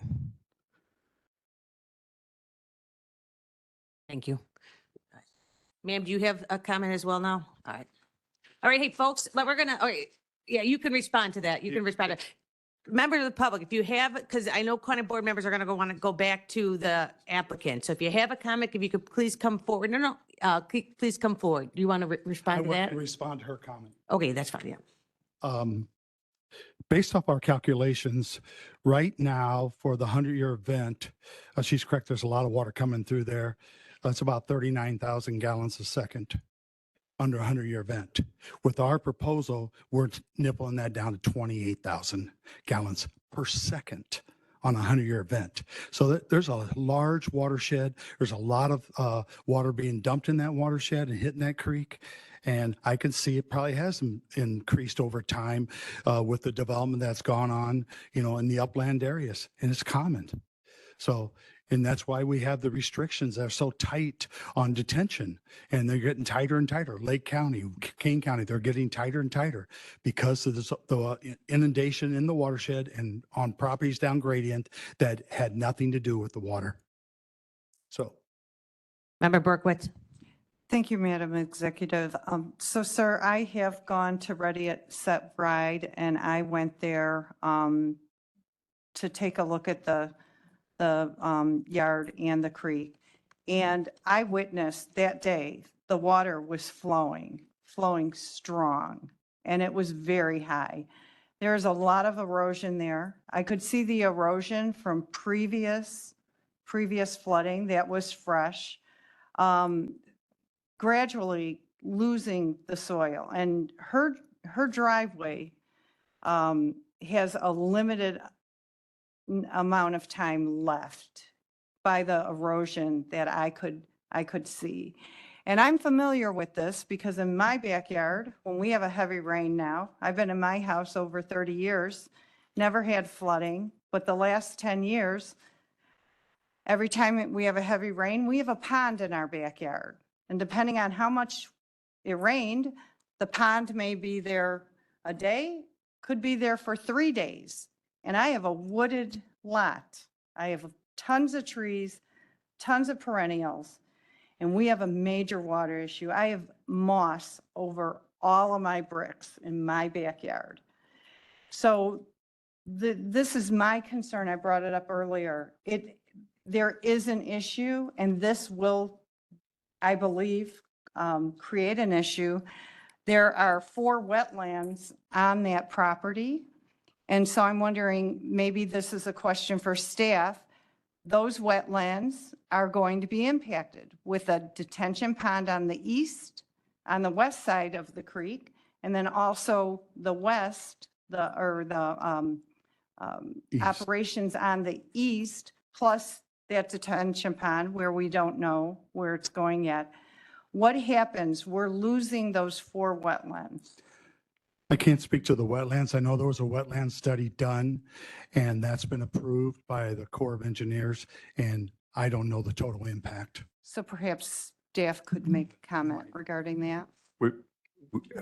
Thank you for your questions and comments. We acknowledge that there's a pre-existing issue with the creek, and our plan, if the board votes and we get the permits from the state and the federal authorities, it will improve the situation dramatically. There's a narrative in your report that we've provided. It hasn't changed. We're still proposing a multi-million-dollar privately funded flood control project. And Mr. Shamsi summarized it, but it's a net benefit to the current pre-existing condition. I haven't forgot you, Mr. Bradley. On this, hold on, gentlemen, we're still dealing with this question. Do you have, we're on this same question, Member Trenier?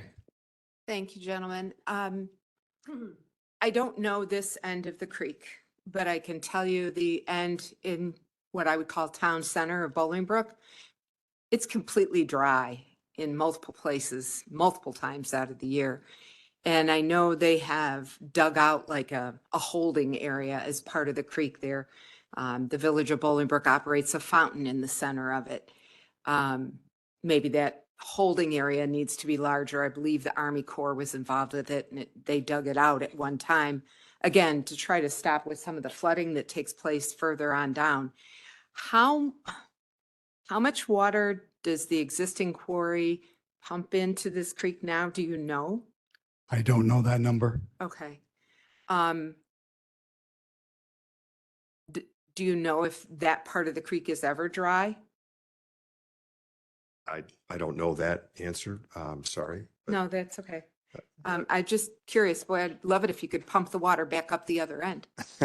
Thank you. Well, I would mention that Randy Buss, the engineer at SEMCON that designed the golf course, those water hazards are more than just a place to grab your golf ball. They rise up and down to store water. The same design that Mr. Shamsi has come up with. It's the federal government, the Army Corps, they like these sorts of things to absorb water during a flood event and be dry and open space in perpetuity for the rest of the time, the non-flood times. There's an area on the north end of Bolingbrook that we've been working with the Army Corps to buy back some property just north of Royce Road. Again, dealing with the eastern branch of the DuPage. So I mean, water, we never have enough to drink apparently in certain parts, but we certainly have enough to ruin our basements. I've had mine ruined due to faulty equipment, obviously not necessarily a floodplain. But yeah, I'm just trying to make sure that, again, I read the report. It seemed like you were doing all the responsible things, but I was just kind of curious because, again, it's dry at the other end of Bolingbrook for at least a month, maybe longer in the year, or so little water coming through that you don't even think it's a creek. You could just walk across it in your shoes. We'll be honest, we're going to help downstream landowners, including Ready, Set, Ride, and further down to DuPage. Yeah. But we can't do anything about what's already north of us. No, Because the water goes one way. Yeah, no, I know. We can't pump it to California either. So, all right, thank you very much. Thank you. We're gonna let this woman speak and then, but you know, that question, creek questions, or you, okay, yep, creek questions. Yep, all right. Because you said 100-year, but well, we're talking about anytime floodwaters get above that benchmark, you'll be helping and reducing the amount of water downstream. Is it only during 100-year or does it happen at other times? It happens during a lot of the other events. We modeled every event 2, 5, 10, 25, 50, and 100. We modeled all the events. So this is going to be a reduction to what is there now currently. You said a 25% reduction Actually- during a 100-year. Actually, I counted out and it's 11,000 gallons of the 39. So it's, it's almost 30%. Okay, so During that's, the 100 year. so that's going to significantly help her farm. Absolutely. Thank you. Thank you. All right. Third time's a charm here. Please say. Hi, I'm Meredith Jansos. Just wanted to clarify one point. I wasn't initially planning on speaking, but I thought it was important to bring up. Just wanted to make a correction to Attorney Davison by saying that I wasn't understanding the relevance of the Capista Drive portion, this woman who spoke in her discussion of the subject property. For your awareness, I am very familiar with the Bolingbrook and Plainfield area. And while she may have relevant concerns with what's impacting her neighborhood in Plainfield, it is several miles away from the subject property that we are talking about. For any of you who are familiar with the general area, if you know the Mire on Route 59 or the community called the Lakes, not to be confused with the Lakelands, River Run is over kind of tucked away over there. So on a map, it's at least conservatively 2.5 miles away from the subject property. So what I wanted to just remind everybody on the record, because we've debated this in other meetings before, is that Reagan and Essington as roadways have never experienced flooding. Okay, so that was something that came up a lot in the past. I want to reiterate that. And then lastly, I just wanted to thank those board members who took time out of their days to meet with us. I worked alongside a lot of our involved community members and Mr. Lombardo and our village officials to really try to come to the table and come to a compromise. I also was one of the people in attendance at the 4-hour meeting that we had with the petitioner's attorneys. And we really, truly did try to come to a resolution so that we could propose as innocent citizens some ideas of how we could improve what was going on so that it did not have to come down to this vote. I'm disappointed that there are some people who we reached out to time and time again who were not made available. I know maybe it sounded like an inconvenience, but the reason, and I think the people who did meet with us in person in our neighborhood would understand the importance of that, is we could show you our community firsthand, not on a photo, not on a map, not from paperwork, but truly show you what the community looks like. Because when you walk it, when you drive it, when you feel it, when you see the deer in droves running about, you see and you feel it and you experience it. So for those who made the trip out, even if it wasn't in your neighboring jurisdiction, thank you. Thank you. I see the ones of you here who are here. We had good discussion. And I'm sad for the others who were not out there to experience it themselves, because there was an impact and there was a reason for us to meet. So thank you for coming and meeting. So I'll close with saying, you're voted in by us, the constituents, to represent us and our best interests. Who are you representing today? The thousands of constituents and our safety and our concerns, or the interest of one? Thank you very much for your day and your time. Member Butler, do you have more questions? Yep, Yep, you're on. For the Explosion question? Oh, so If anyone lost a cell phone in the women's restroom up here, I have it. You come see me. I'll be outside here. Thank you. Mr. I thought it went up here. Mr. Butler, you are on. Okay.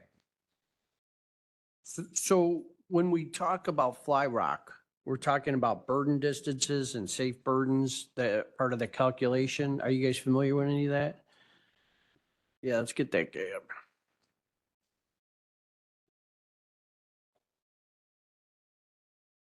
Yes, I am familiar with that. Can you, so that basically we're trying to figure out how far this rock is going to fly. Correct. Correct? And so, are you familiar with the Gurney formula, the one that they use to calculate blast areas?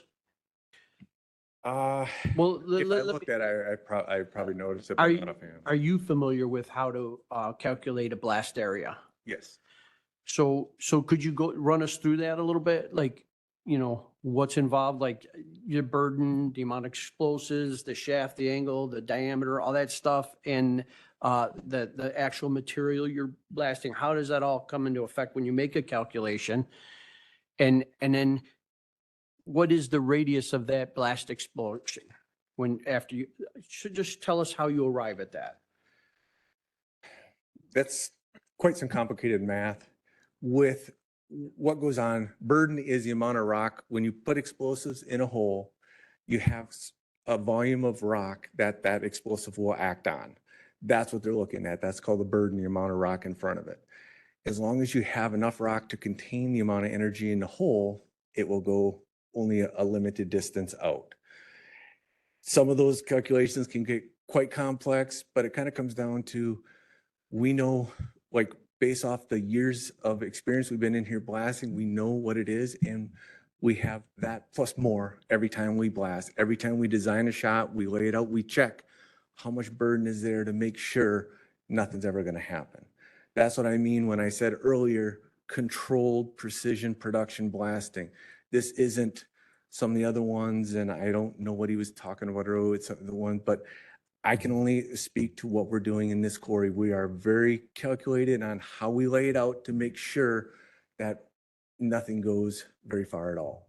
So you could tell us that you can control to somewhat precisely the blast area. There are mathematical formulas. Yes, you can look in handbooks on, as long as you know the amount of burden there, you can control, yes, any amount of explosives you put in the hole, it will contain, you know, that amount of energy will be contained by that volume of rock. It can only travel a set distance. Yes. So now I did witness an explosion and it seemed to lift the earth maybe 10 feet and went right back down. Is that about the goal? Yes, we are not trying to throw a rock very far. We're trying to use the bare minimum amount of explosives just to break that solid piece of rock. You know, in that form, it can't be used. By putting a bare amount of explosives in there to actually break it up, move it forward a little bit, just enough that the loaders can come in, scoop it up, take it to be crushed. That's all we're trying to do. So the recommendation for a blast area, you want to have at least twice the distance of a blast area to the nearest building from where the quarry is. Is that correct? It's also, when I talked earlier, ways dependent. You know, you can have, like, when they talk fire rock, yes, it will be the primary movement is forward. That's why all our walls are orientated to blast things into the center to be able to have that distance. So that let me way. just read to you this statement. Recommendation that the radius of the blast area be twice the distance to the nearest building. So when you tailor a blast for your own production reasons, you don't want the rock to go too far because you want to be able to contain it in a spot where it's easy to get, right? Correct. Okay, and that blast radius, the recommendation is that the radius of that blast be less than, or the distance of the nearest building should be half or double the radius of that blast area. Is that correct? That sounds like a safe assumption number, yes. On this project, is that the case? I don't have those numbers in front of me. I mean, okay. It seems like the most important thing is we're talking about blast areas. Seems like the impact's low. Seems like an easy thing to figure out. Just curious because that's the only real danger I see is this rock blasting out. And from what I witnessed, I didn't see it, but I'd like to know if that's the case, because I believe that's the recommendation. I would have to run the number. I don't have them in front of me. Okay, I'm sorry to put you on the spot. I know you're not the blasting company. You're just, but. But it's, yeah. We just go off all the experience we have. There's nothing that's been doing it. We go with more than what we should just to make sure nothing ever gets out of the realm. Okay, well, I don't want to put you on the spot if you don't have the numbers. I don't have the numbers. I'm sorry. Sorry.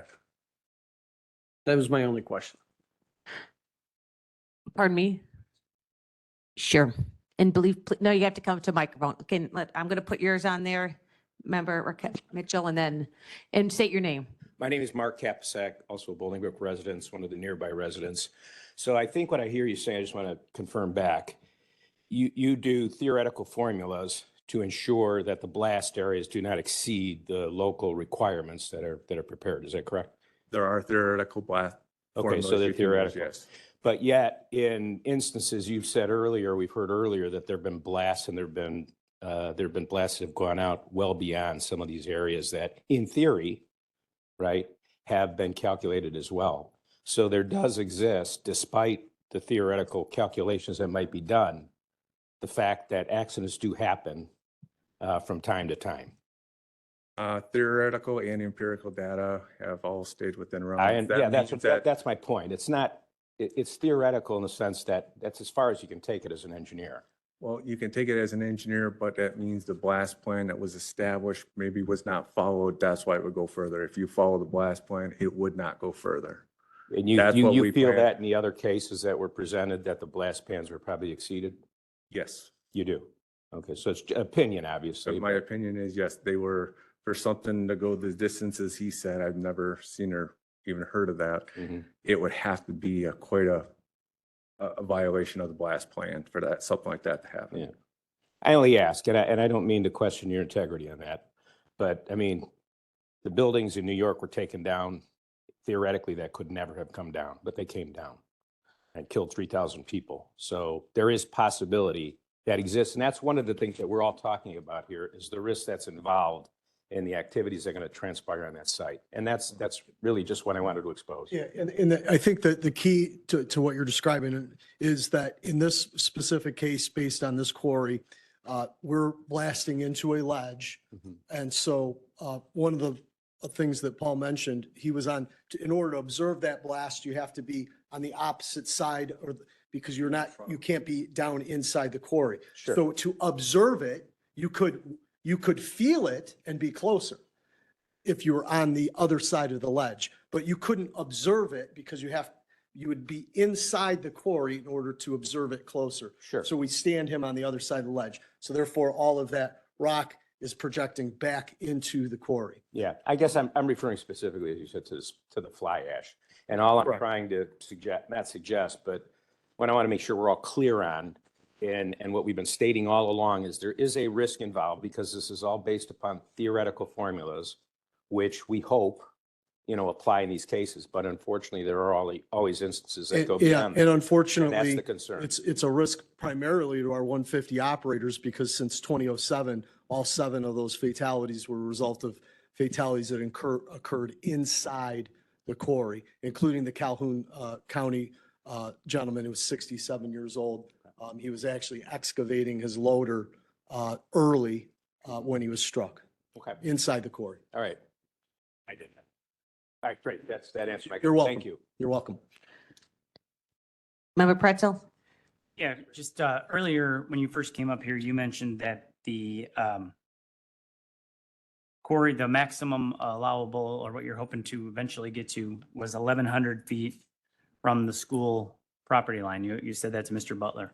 And then when Mr. Lombardo was up here, he suggested that it was 500 feet. I just wanted, I'm not sure which one it is. It's 1,100 feet, and it's based on the plan that the county board has, and it's on our application. I can't speak to why Mr. Lombardo is saying 500 feet. There's no possible way you could get closer than If 1,100. I understood, if I understood, I saw him write an arrow that went toward his home. I think, is that right, Paul? Hold I may on. have misunderstood. Your answer. I'm sorry. And make sure you say your name too again. Paul Lombardo. I said that the distance from the school was 1,000 feet. I agree with that. But the distance from the southern part of Americana Estates is 500 feet. The distance from phase 3 is 400 feet. And to clarify what you said, I asked if I can go into the quarry and witness a realistic blast 500 feet away, because that's what you're going to be doing if this is approved. Then I said, can I go 300 feet away?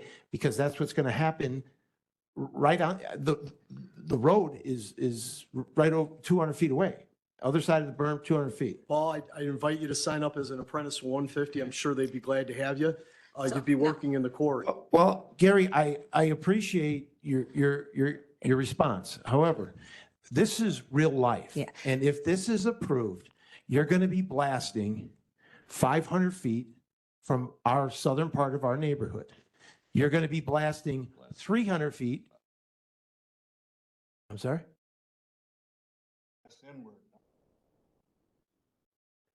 Okay, so then you're going to be blasting within 300 feet of residential homes.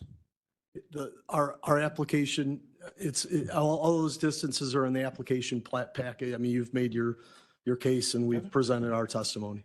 I did have one more. I don't know where the engineer went. Is he still here? Mr. Shamsi? Sorry. No, the blasting expert. The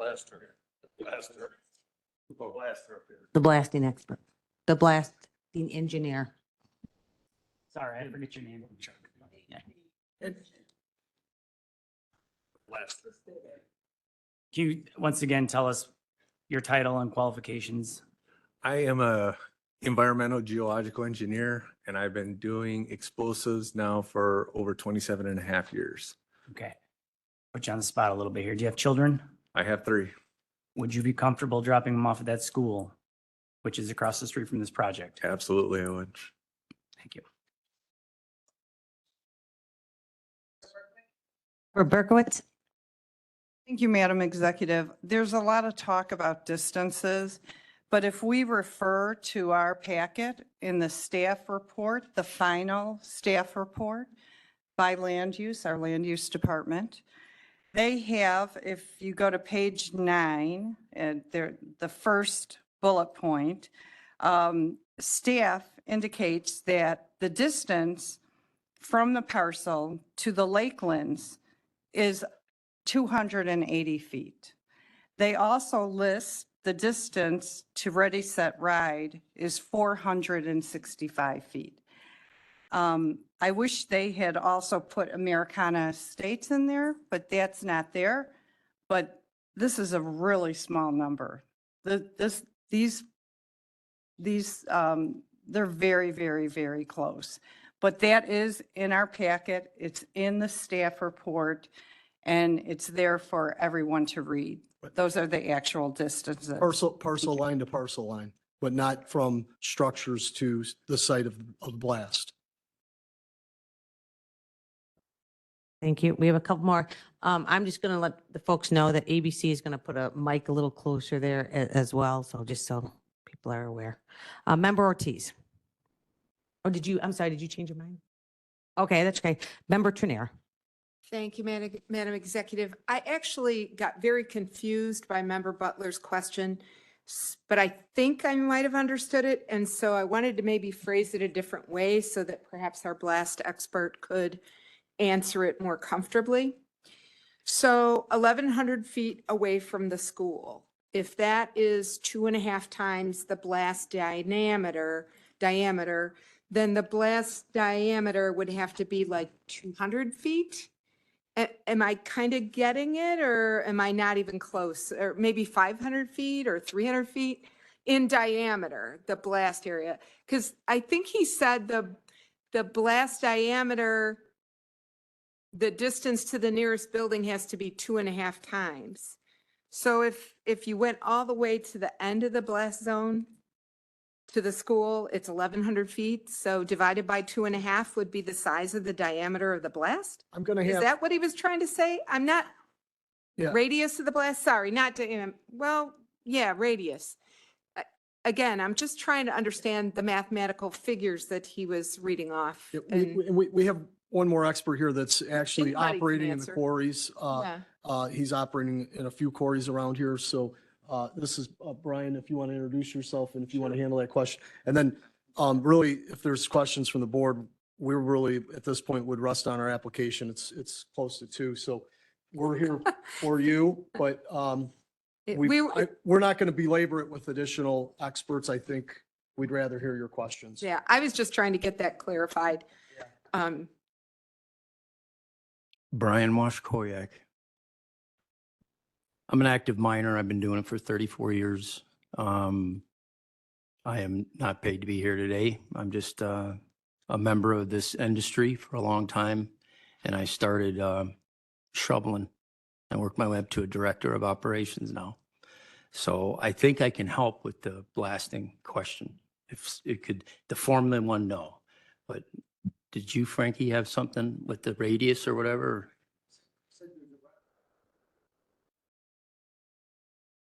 All right, so they said that there's a recommendation that the radius of the blast area be twice the distance to the nearest building.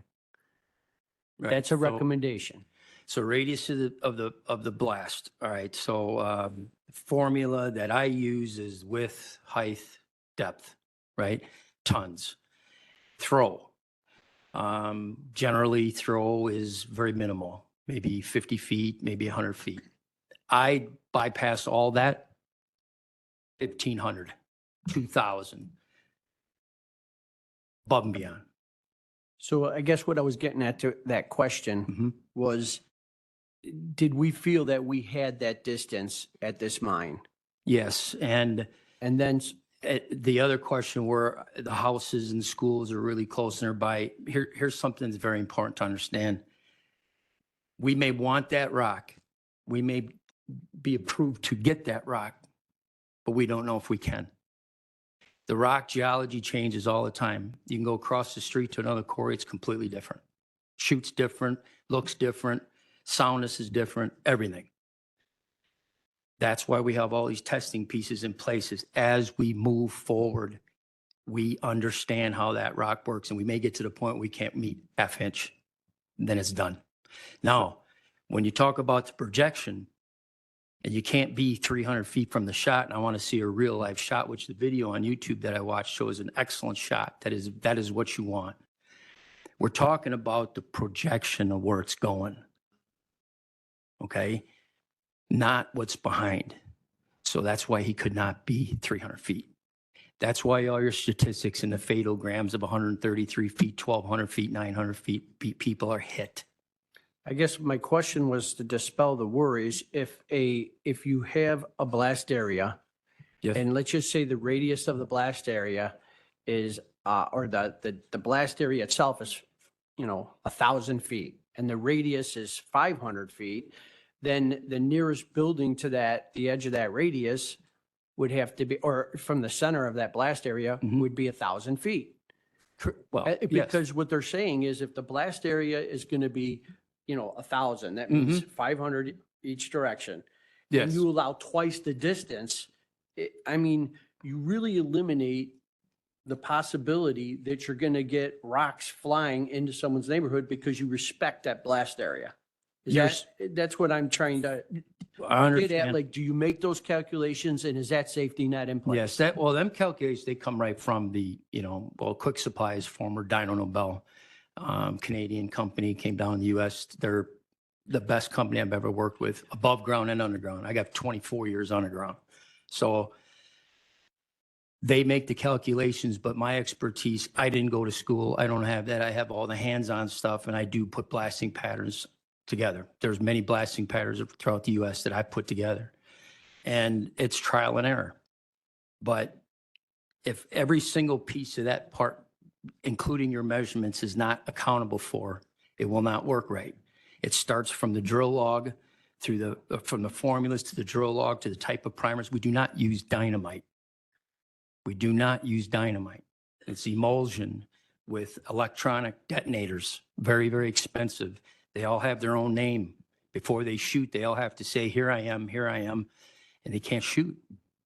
So it is very regulated well. If you look at the fatalities that happen, when you read the fatalogram, the expert didn't tell you of what actually happened because he had preliminary reports. There's final reports that come out. And when the final report comes out, it identifies exactly what happened. And it's always about training. It's always about inexperience, didn't calibrate, put themselves too close to comfort. We are in that every day. We make it safe for ourselves because we don't want anything that anybody else doesn't want. I cannot contest the fact of not wanting a quarry there. I'm not here to talk about that. But I can tell you how safe it is. I have family at that mine that you speak of. My son is there. The people that run that operation have been trained by me, and I've worked with them for 18 years. They're very good. I'm a unique dinosaur type guy who does the blasting where I abide by all the rules and I'm very strict and thorough. And if you do that, you'll be safe. April 8th, next month, will be my 34th years. I've never been injured. I've been hurt. I've never had anybody on my dime get hurt. Thank you. Member Mitchell? Oh, sorry. I'm holding it for a All question. right. Hi, Do you have a question for this gentleman? I just want to talk about something he mentioned. And Just do you have a yeah. question though for him? Do you have a- Okay. And Me. please state your name. Yeah, again. I'm Alex Dio. So you mentioned the rock composition changes all the time. You never know what you're going to get next time. Geology. What? The geology does. Okay. Anyways, with that, I guess my point is, if you don't know what you're going to get in the next site, then could there not be situations where all of a sudden the composition or geology changes, and that could open opportunities where you get what you weren't expecting? We do core data drilling to identify the areas around the mine to support that. Well, then you should know what you're going to get then. But you said you never Correct, know what but you're going to get. We do, but we don't know about anomalies. Oh, okay. And another thing is, you said we don't use dynamite. We use some other type of explosive. Emulsion. Emulsion. Okay. But I guess my point is, my kid doesn't like chicken parmesan, but he does like chicken nuggets. But at the end of the day, it's still chicken, right? Is that a question? Right? Question mark? Chicken's chicken, yeah. Explosives. And It's then a last blast- question yeah, for you blasting is, agent is can you emulsion. can you guarantee that the operator guarantees that there is no accidents that will ever happen in this new property? Nothing in life's 100%. I would never, listen, let me speak. Please, yeah. I would never agree to nothing ever happening. I would never agree that nothing would ever happen, but what I will tell you is I agree enough to know to leave my son there. Okay? And you know what? I drive like an idiot and I put my kid in the back of the car, right, Gary? And we go and maybe I don't drive the smartest, but I put her in a seatbelt and I make every precaution possible, but I can still get in an accident and I would hold myself to death if I had something happen to my child. And I'm not saying you're putting your kid, I assume it's an adult now, right? If they're working in the quarry. He's 24. Okay, yeah. I'm assuming you wouldn't be okay putting him in harm's way. But at the end of the day, when an accident does happen to your son, I can only assume that you would sit back and go, God, if only that didn't happen. I don't think you don't have to, I mean, that's, yeah, I don't think that's a request and response there. So I don't think that's necessary. All right. I think we have, okay, we have a motion to come out of public hearing. There's a second by Oxley. Madam Clerk, please call the roll. Richmond. Williams. Dean Schlottman. Ogala. Pretzel. Butler. Newquist. Balich. Oxley. Brooks. Winfrey. Bullock. Logan. Freeman. Revis. Mitchell. Ortiz. Berkowitz. Hickey. Costa. Trainier. Van Dyne. 22. 22 in the affirmative. The public hearing is now closed. I will pass it on to Chair Pretzel. Okay, thank you, Madam Executive. On to our agenda. First up on the agenda today. Zoning case ZC 24066, map amendment from A1 to I3. Special use permit for mining with blasting or other use of explosives. Special use permit for concrete and asphalt mixing. Special use permit for clean construction and demolition debris, fill operations. A variance for location of open pits to and shafts from the side property line to 50 feet, or from 50 feet to 0 feet, and a variance for the location of open pits and shafts from the side property line from 50 feet to 0 feet. Sorry. This has been amended by the petitioner. So it's now a special use permit for quarry / mining, roughly 120 acres on the eastern side of Lily Cache Creek, RE Land Illinois 4, Inc., owner of record. This is on the southeast corner of Essington Road and 127th Street, Bolingbrook, Illinois, County Board District Number 9, and I so move. Oh, real quick before I get to that, sorry. Land Use and Development voted 3-2 approving the map amendment from A1 to I3, which has been withdrawn. Land Use and Development voted 3-2 approving with 3 conditions, a special use permit for mining and quarrying with blasting or other use of explosives. Land Use and Development voted 3-2 approving with 2 conditions, a special use permit for concrete and asphalt mixing, which has been withdrawn. Land Use and Development voted 3-2 approving with 2 conditions, a special use permit for clean construction or demolition debris fill operations, which has been withdrawn. PZC voted 0-6 denying the special use permit, denying the conditions for the clean construction, and denying the variance for the location of open pits and shafts from side property line from 50 feet to 0 feet. And I so move. Sorry, I butchered that. That's right. This Motion by popular. Pretzel, second by Ogala, but we will have discussion, but I'm going to let Assistant State's Attorney Mary Tatro make a first comment here. So Oh, sorry, I just turned you off. That's okay. So as you're all very much aware, we have a public hearing process for all zoning cases. The point of that is to accord due process to all parties involved. And due process basically is fairness in the vernacular, meaning that all sides to an issue should have exposure to the information that's being considered by the county board and the opportunity to challenge or refute it.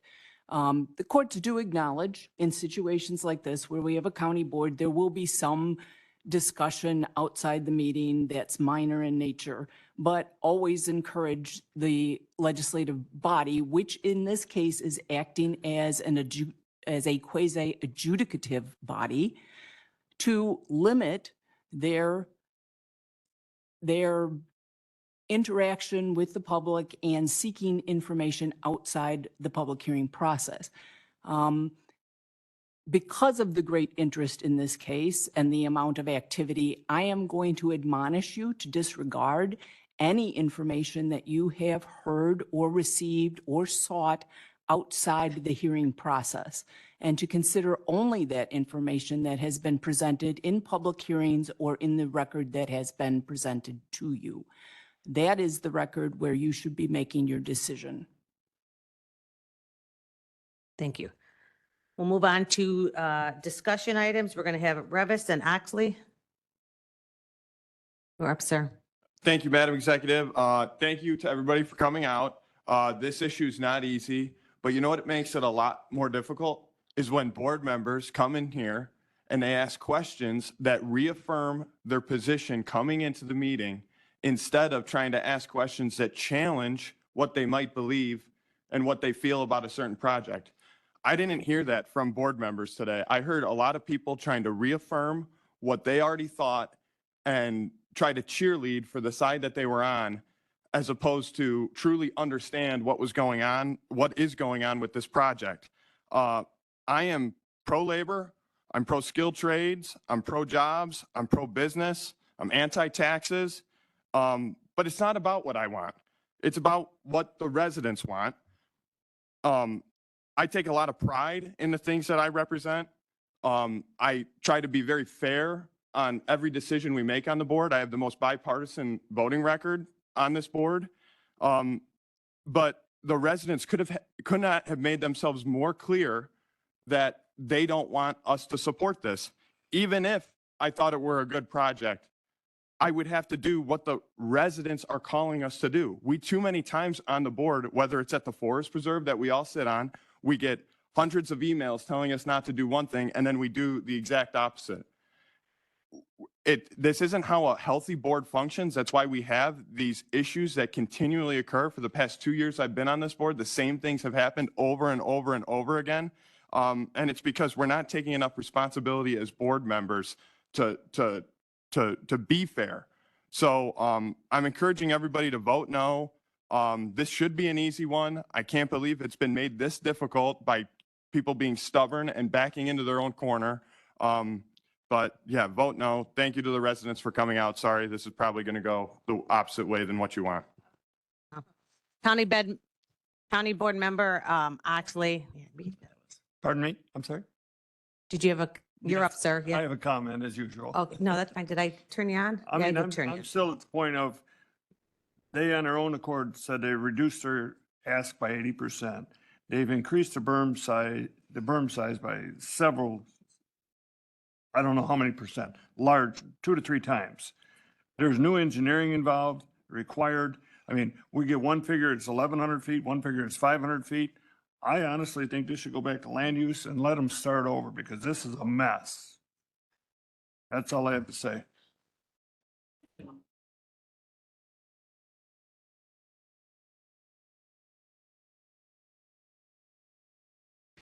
No motion. County Board Member Berkowitz.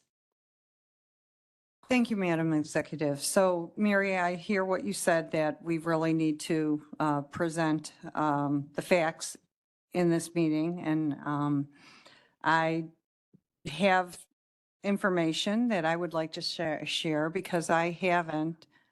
The hearing's over. You can't share any new information. I can share my information about my district. I can comment on operations within my district and how the criteria that I'm looking at that applies to this case. And one of those things is the fact that we're looking at a quarry process.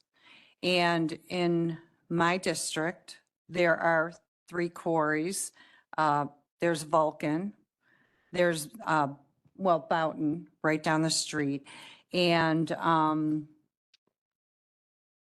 when you Google these quarries and you look at these quarries are set apart away from any residential development. Go on Google Maps and look at it. There are no subdivisions right across the street. I'm going to ask you to keep it to policy discussions at this point. Well, There it's should be part of the no policy. factual information brought forward at this point. It needs to be kept to the public hearing. So this is part of the policy in the past has been to put these projects in a safe environment. Now, the area around these three parcels is developed. There is a pattern there. The land sat idle for several decades. And in the meantime, Bolingbrook annexed that parcel on the east side of Reagan, residential, back in 1992.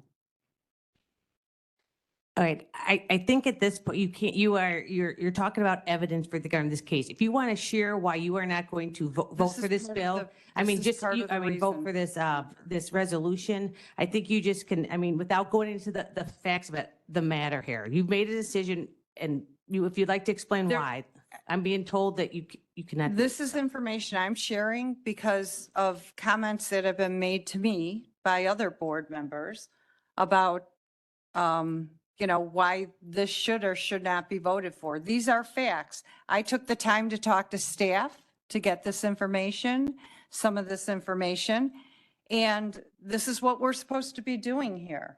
This did not go back to committee. Maybe it should have went back to committee. So because it didn't, we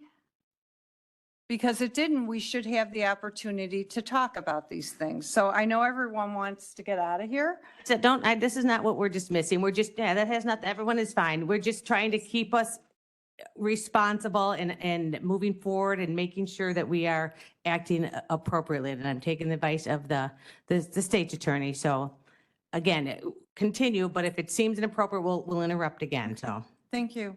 So I've done my homework with the existing quarries that we have in Will County, and this environment in this location, these three parcels, it doesn't fit that. It's not safe. Public safety issues, it's not safe.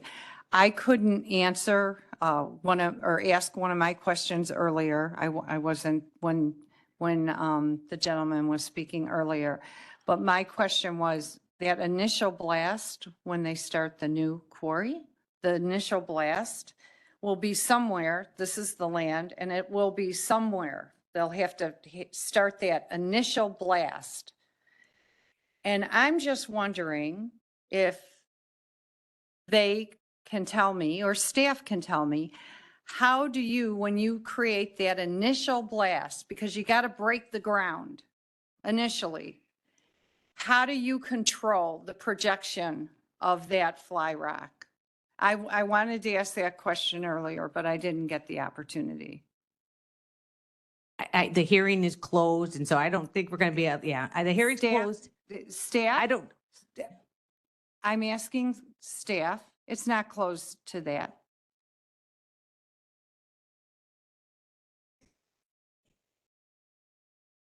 if the staffs are the expert and can do that as best as they can, I mean, okay, I'm sorry, no, I'm told no. Yeah, I'm sorry, I'm told no. Okay, thank you. Thank you. Member Ortiz? Thank you, Madam Executive. During the public hearing, we heard the president business manager of IBEW Local 21 request that we vote against the proposed changes, citing significant risk to members, retirees, and their families. He pointed out that no new union jobs will be created and that rejecting the change will not eliminate the 15 current union positions. Now, I asked the question to Mr. Wedger during the public hearing, who mentioned that these jobs would be eliminated if the project is rejected. So I have two different union members giving different information and sharing different concerns.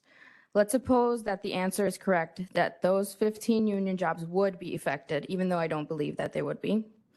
With that information, I have to ask myself, is saving 15 jobs more important than the safety of a nonprofit equestrian facility that works to help special needs children? The two elementary schools filled with hundreds of children, the one middle school and high school filled with hundreds of more children, and the thousands of residents who loudly oppose this project?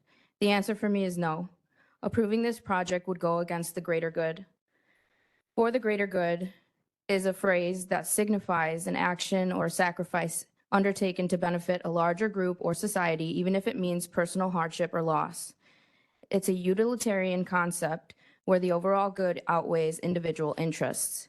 The greater good concept means that the most ethical action is the one that provides the greatest happiness for the greatest number of people. So while I'm being asked to remember those 15 union jobs, I cannot and I will not overlook the thousands of people and children who would be adversely affected by this project. During the January board meeting, we heard board member comments saying that this applicant and his attorney should reach out to community members and come back with a revised application that addresses concerns of community members. Based on the size of this crowd here today and the T-shirts that they're wearing that read "Our community, our future, no new quarry," I'm convinced that the applicant and his attorneys did not take the time to speak with the members of this community to try to reach a compromise. I've seen cases like this relating to solar where companies have gone back to the community members and changed their applications to address community concerns. And the next time the applicant returned with their request, there were no objectors. This is not the same case. In this case, there are even more objectors who have come out to urge our county board to vote against this unsafe application being proposed today. As of today, there is a petition with over 1,500 signatures from residents who oppose the project changes. Both mayors from Plainfield and Bolingbrook are in strong opposition and are here today to the proposed changes, along with the superintendent of schools for Plainfield Community School District 202, the schools directly across the street from this project. Moreover, our own staff, who are the experts on zoning, recommended denial because, quote, "It is staff's professional opinion that the operation of the special use permit could be detrimental to or endanger the public's health, safety, morals, and general welfare. The surface quarry would still be less than 500 feet to the east. The vibrations and sounds from the east could still be felt and heard. The closest residences will be 280 feet from the edge of the quarry. Additionally, it is staff's professional opinion that the special use permit may be injurious to the use and enjoyment of other property in the immediate vicinity for purposes already permitted. The property sits adjacent to residential subdivisions, equestrian facilities, elementary schools, and a golf course. The intense nature of the proposed quarry triggers the need for security and strict regulations for its operation, including when blasting can occur, and the strength of the blasting, which indicates that this use is not compatible being adjacent to residential properties. This is directly from our staff report. I'm not an expert on land use zoning, but I am a mother of 3 who would not feel safe living next to this quarry or sending my children to school near the quarry. I was elected to represent the people in my district, so that's what I'm going to continue to do. We've heard the people loud and clear. For the reasons that I've stated above, I will be a firm no to approve this special use permit. And I implore, thank you, and I implore every member to vote no on this project to protect our community members and give them peace of mind in the county that they live in. Thank you. Thank you. I don't see any more comments. No, okay, change mine. We're back to, oh, I'm sorry. Member Costa. Thank you, Madam Executive. I just want to give thanks to everybody that showed up both in support and opposition for this matter. I know it's been a long day for everybody, but the passion is in this room, for what is going to make your community happy and healthy and the general welfare of Plainfield and Bolingbrook residents. I just want to say to the young ones that joined us today, I'm proud of your parents and I'm proud of them for coming up to get civically engaged. It's not easy, and for the permission of the parents to bring them out here and pull them out of school reminded me of a time when my daughter was 8 years old, and I pulled her out of school and my mom questioned, why would you do that? Their education is so important. Getting involved in your community is so important. And I took my daughter out to Springfield at 8 years old to lobby with my union to increase the wages of childcare workers. And so I too am pro-union, and it is conflicting. I think it is going to be hard for my fellow board members here to make a decision, although this is a very easy one for me to vote in opposition opposition for this change in zoning. The land today is zoned for agriculture. That is the status quo. We would not be voting on this if there wasn't a request to change it to a heavy industrial zone, and I do not think that's appropriate. So I'm going to ask my fellow board members who might be on the fence, who might have been deliberating over, the many hours that we've been sitting here, to vote in the interest of the public and vote no. Thank you. Chair Pretzel. Thank you, Madam Executive. Yeah, first, I just want to say that last comment was inaccurate. We're not voting to change zoning today. It's very important that we know that. This is a special use permit application. So I just want to make sure that everyone knows we're not voting to change zoning. It's I3 zoning. And even the agricultural portion of the zoning, they're allowed to do this with special use. So it's just important that the facts, that's out there. So I said it before, I'll say it again. Land use cases are tough. And, when we have cases like this, they become deeply personal because they are going to have, the result has a huge impact on the lives of the people that surround the area. And you see these cases from time to time where they have a life of their own. Community activists, I don't mean that in a negative way, they go out and share this information. You have to know that this is happening, and you have to speak up if you're opposed to it. And then it gets in your head, my safety. And I hear, not even with this case, but all these cases, I'm worried about my well water. I'm worried about my air pollution. I'm worried about noise pollution. I'm worried about truck traffic. All of it, trees getting cut down, the change. It's hard. It's deeply personal. It's emotional. This affects you because you spent more money than you spend on anything on this home. And this is where you raise your children. This is where, there's a country music song. I proposed to the girl and the swing on the tree and all of it. We've heard it all. And it becomes deeply personal.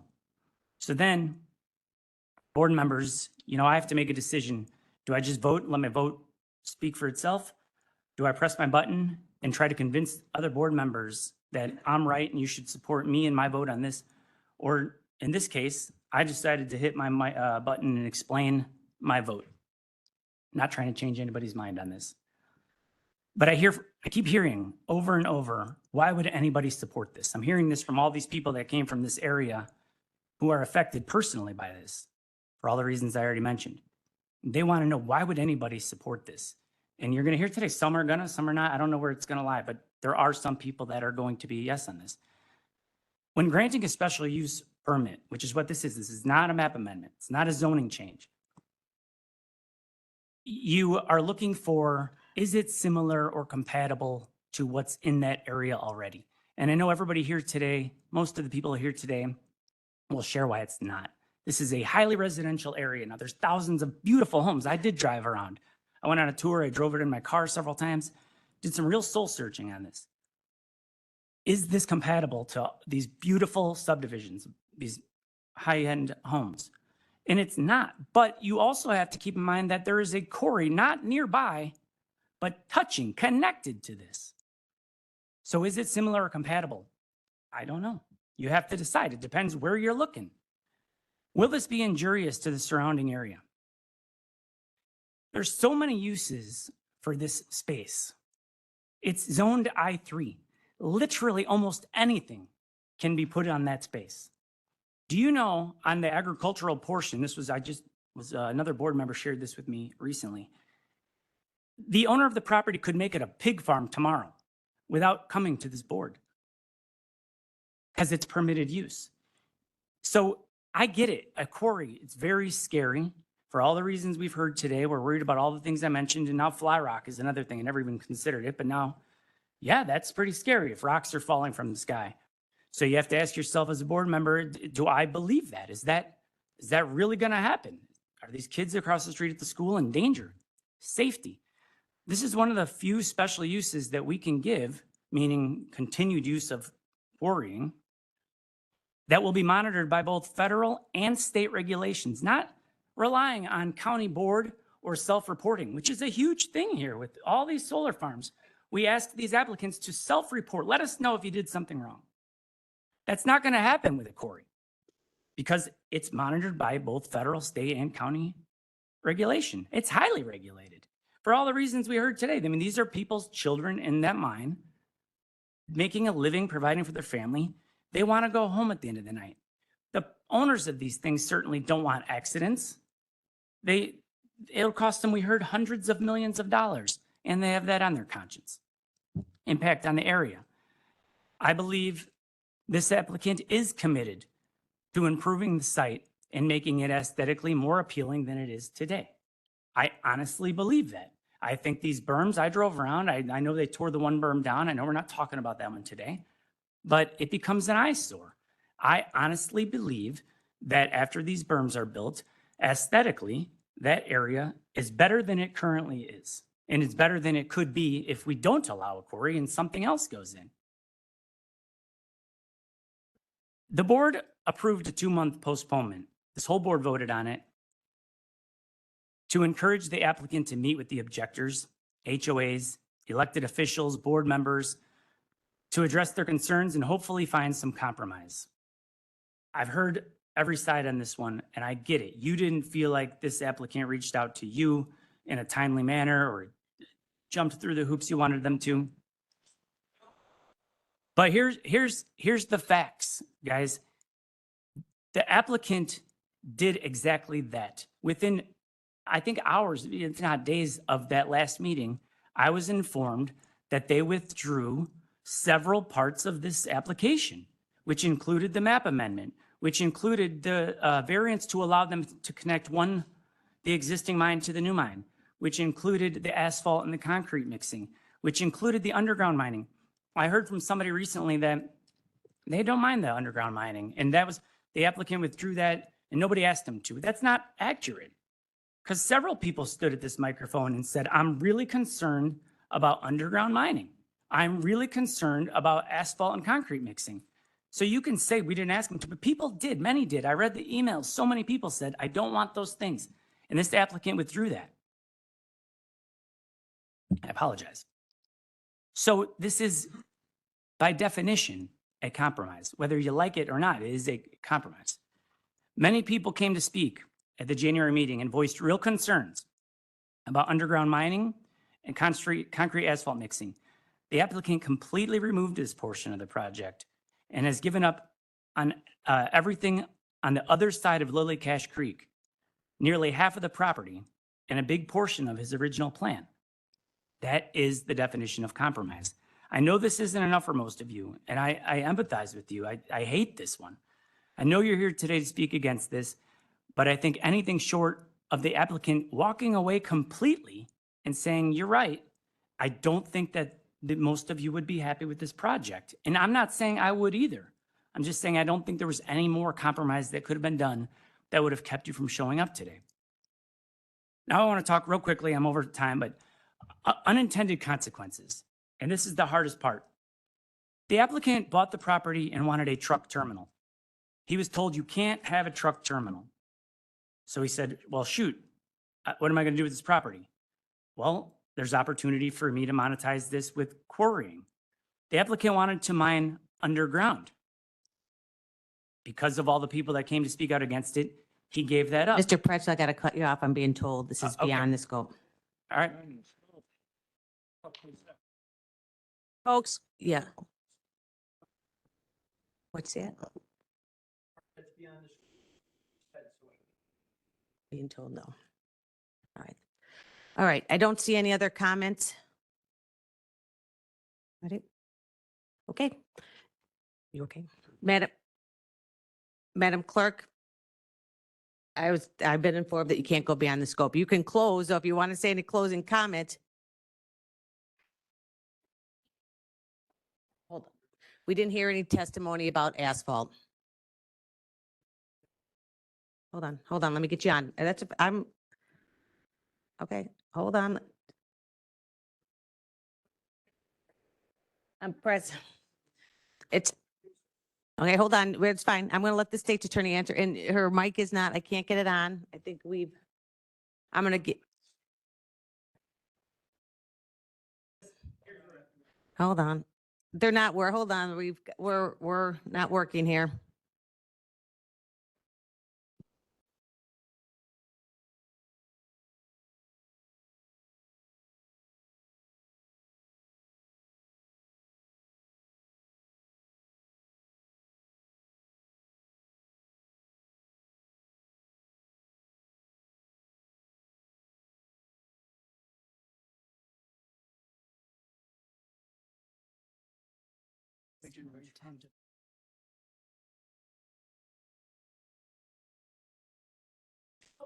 No, I didn't mean.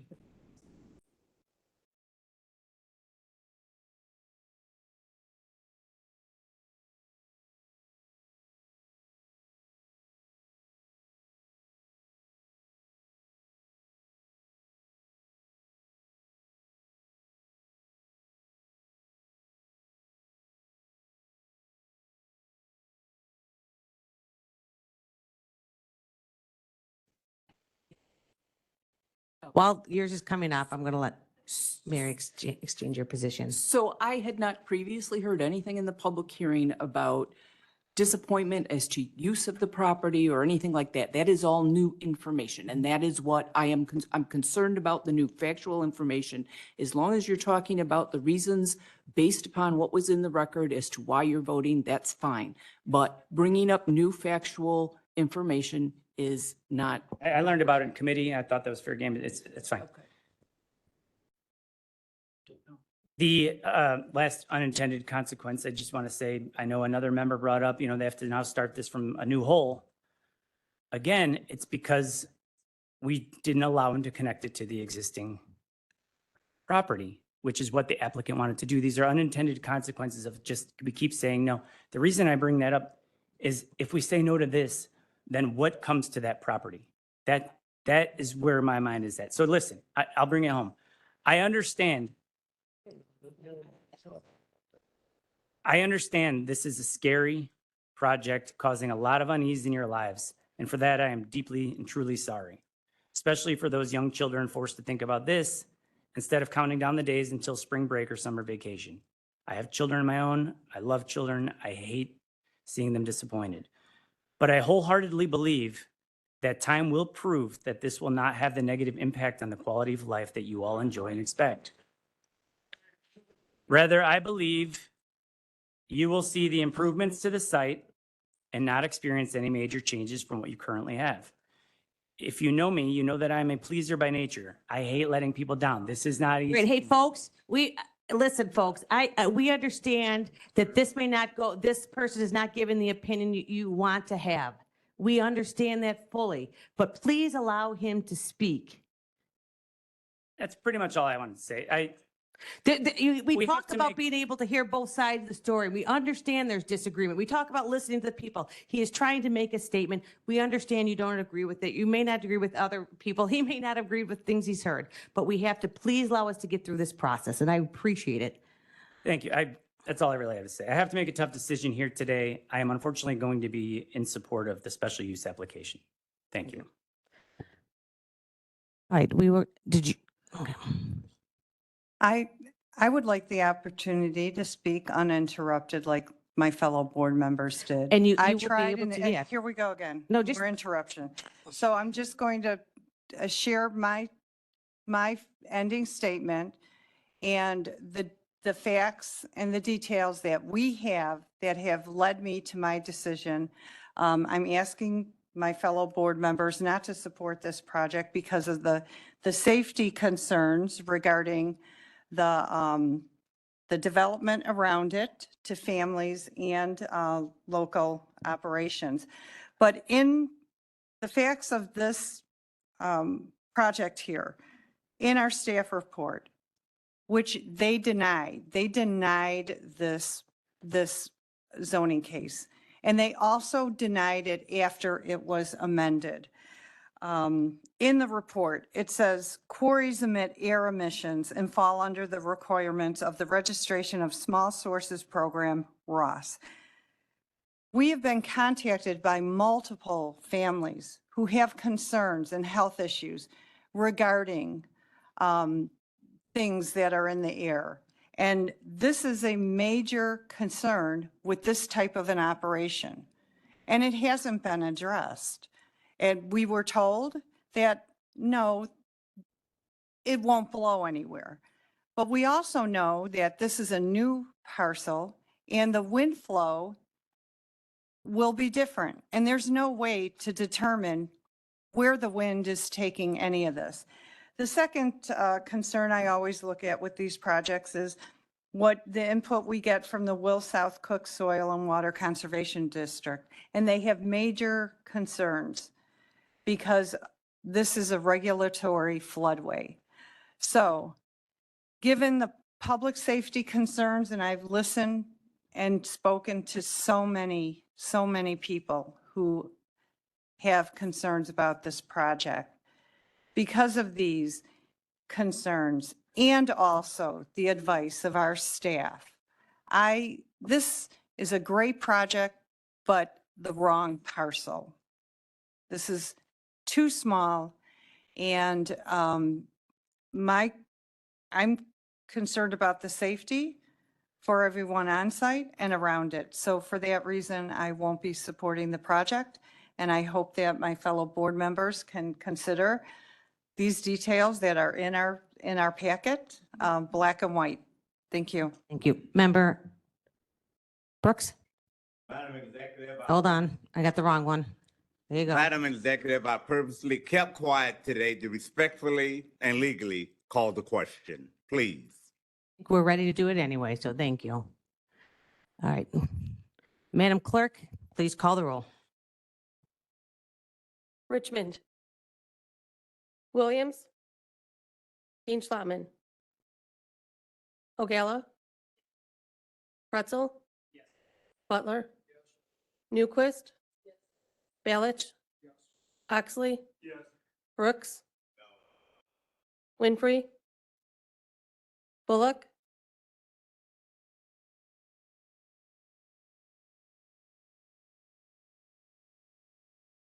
Oh, yes, sorry. Yes. Sorry about that. Logan. Freeman. No. Revis. Mitchell. Ortiz. Berkowitz. Hickey. Costa. Trinier.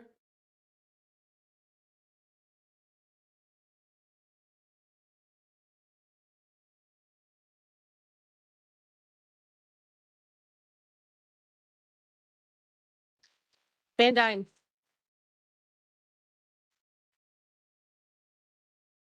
Van Dyne.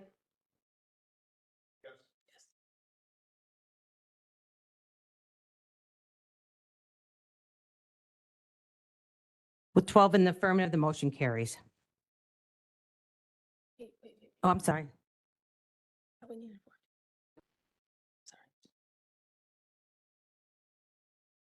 Chair Pretzel. Would you like me to? Next up on the agenda, zoning case ZC 24103, requesting a special use permit for a commercial solar energy facility, a variance for the number of required mowings from 5 times to 1 time, a variance for maximum ground cover plant height from 13 inches to 30 inches, Manhattan Township, commonly known as vacant property at the southeast corner of West Manhattan Road and South Cherry Hill Road, Manhattan, Illinois, County Board District Number 2, and I so move. Motion by Pretzel, seconded by Dean Schlotman. Any Real quick, I apologize. Yeah, Land use and development was 6-1 approving with 9 conditions. PZC was 5-1 approving with 9 conditions. PZC was also 6-1 approving the variance and 6-1 approving the second variance Moved for on. maximum ground cover. Oh, Thank you. You can't hear right now? All right. We're on number 2.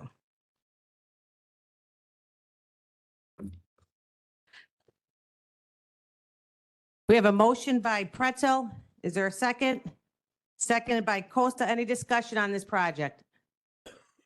Madam Clerk, please call the roll. Richmond. Williams. Yes. Dean Schlotman. Ogala. No. Pretzel. Yes.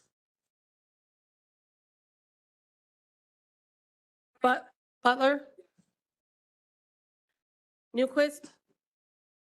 Balich. Oxley. Brooks. Okay. Winfrey. Bullock. Logan. Freeman. Revis. Mitchell. Yes. Yes.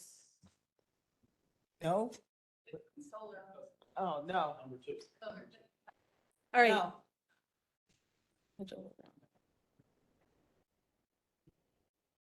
Ortiz. Berkowitz. Hickey. Costa.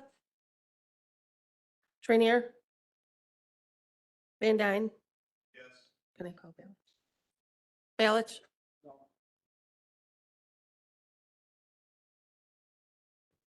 Everybody.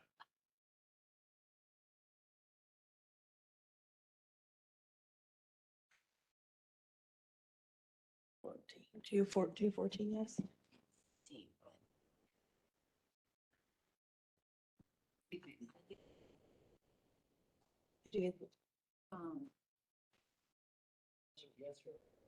Where are we at? Right, three. 3.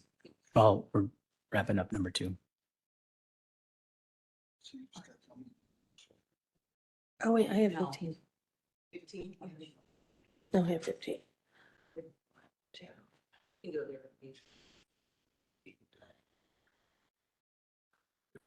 15. 15 in the affirmative, the motion carries.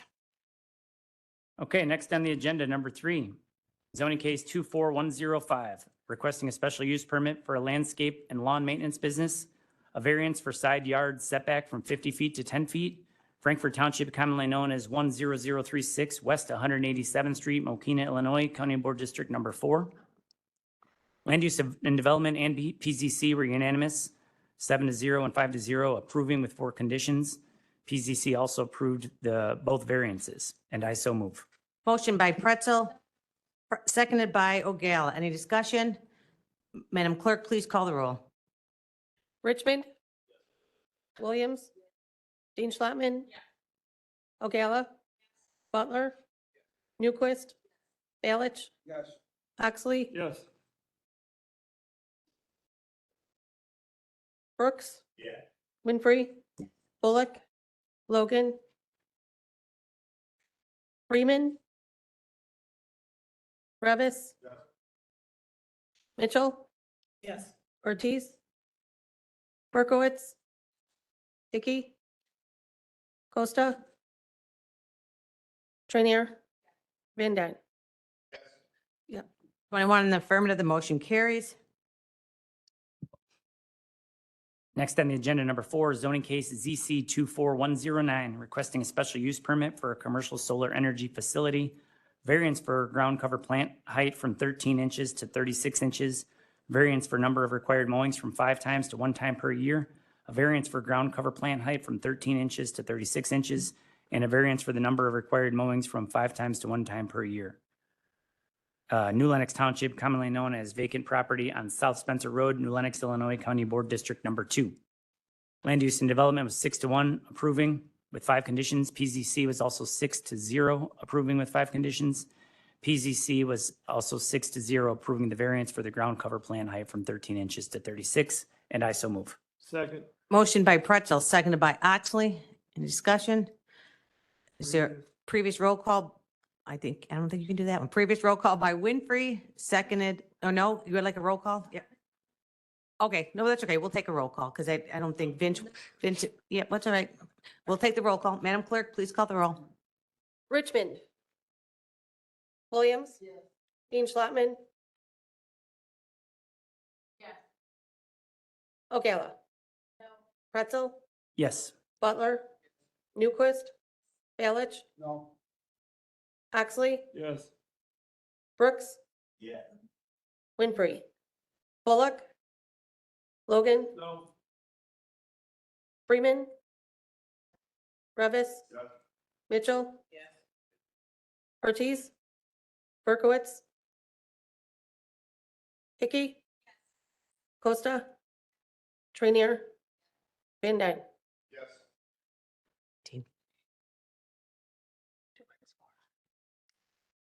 18 in the affirmative, the motion carries. Next up, number 5, zoning case 24124.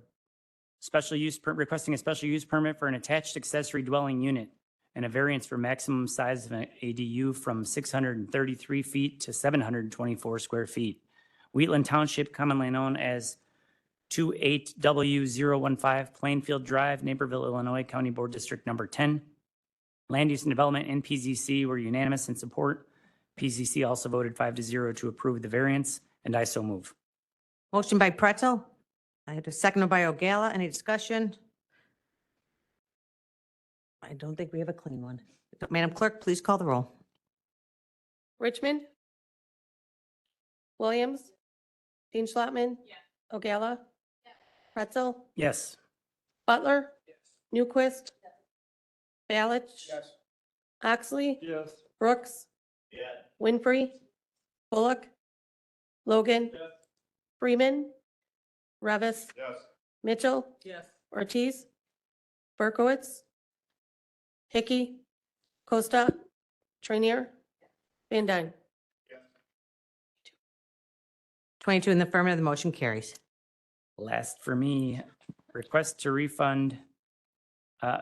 for a refund of bond funds from Mr. Robert Popper, owner of record, requesting refund for a claimed permit and license bond for PIN number 1104062260450000, Lockport Township, commonly known as 21152 Buckeye Court, Plainfield, Illinois, 60544, County Board District Number 9.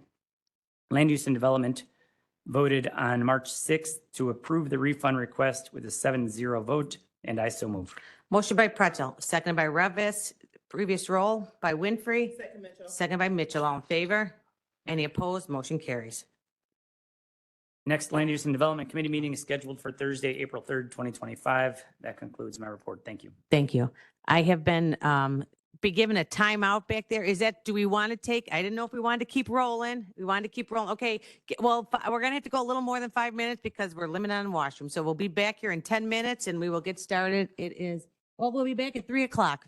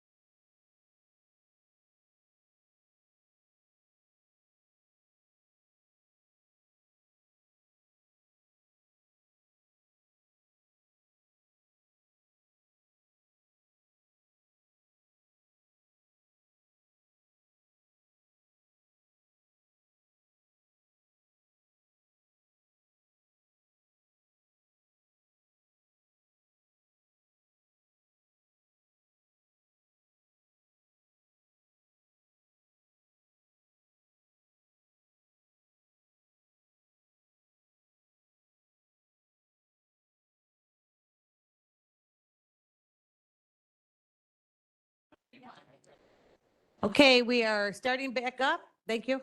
We're good. Oh.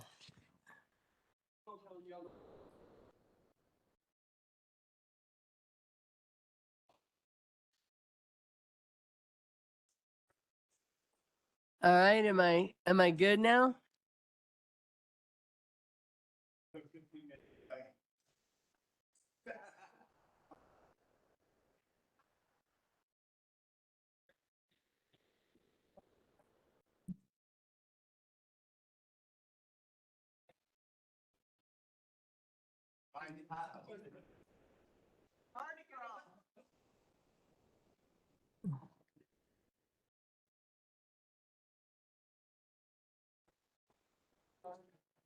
Right.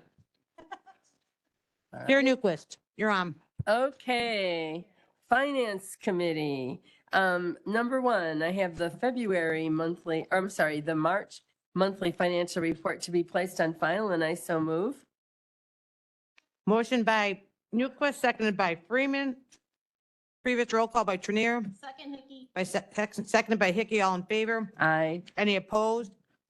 Number two, I have. Motion carries. I have the monthly financial report for February 2025 to be placed on file, and I so move. Motion by Newquist, seconded by Trinier. Previous roll call by Winfrey, seconded by Berkowitz. All in favor? Aye. Any opposed? Motion carry. Next, we have a consent agenda for items 3 through 6, and I so move. Second, Hickey. Motion by Newquist, seconded by Hickey. Just straight down, or you, okay. Previous roll call? Okay, previous roll call by Winfrey, seconded by Trinier, and we're going to have County Board Member Ballage and Ogala as no's. Is it making sure? All right. You're up again. Okay, Did do you we have say- to do all in favor? Did I not do that? Okay. Okay. All in favor? Those who Aye. oppose? Okay, so Okay. we have, that is a 20 to 20. Oh, yeah, sorry. Okay, I guess I was looking for, I guess. Okay, hold on, let me get you on there. I can get you on. So the question, yeah. Is that you or no, wrong one? Okay, thank you. Oh, yeah. There you go. So for myself, Mary, I think that we need to have a discussion on how we're going to present the consent agenda. I believe for transparency to our constituents that we should read the items in the consent agenda and vote entirely. We don't do that. We put everything on the consent agenda that gets passed unanimously at the committee meeting. We don't vote there. I would like some sort of compromise, conversation about it. We haven't had one, therefore I will be a no. I was going to pull everything off, but because it's 3 o'clock, I'm saving time. I just wanted to make sure I understood what your no meant. Okay. Yep. Leaving with 20 in favor, 22 opposed. Right. No, two. Two opposed.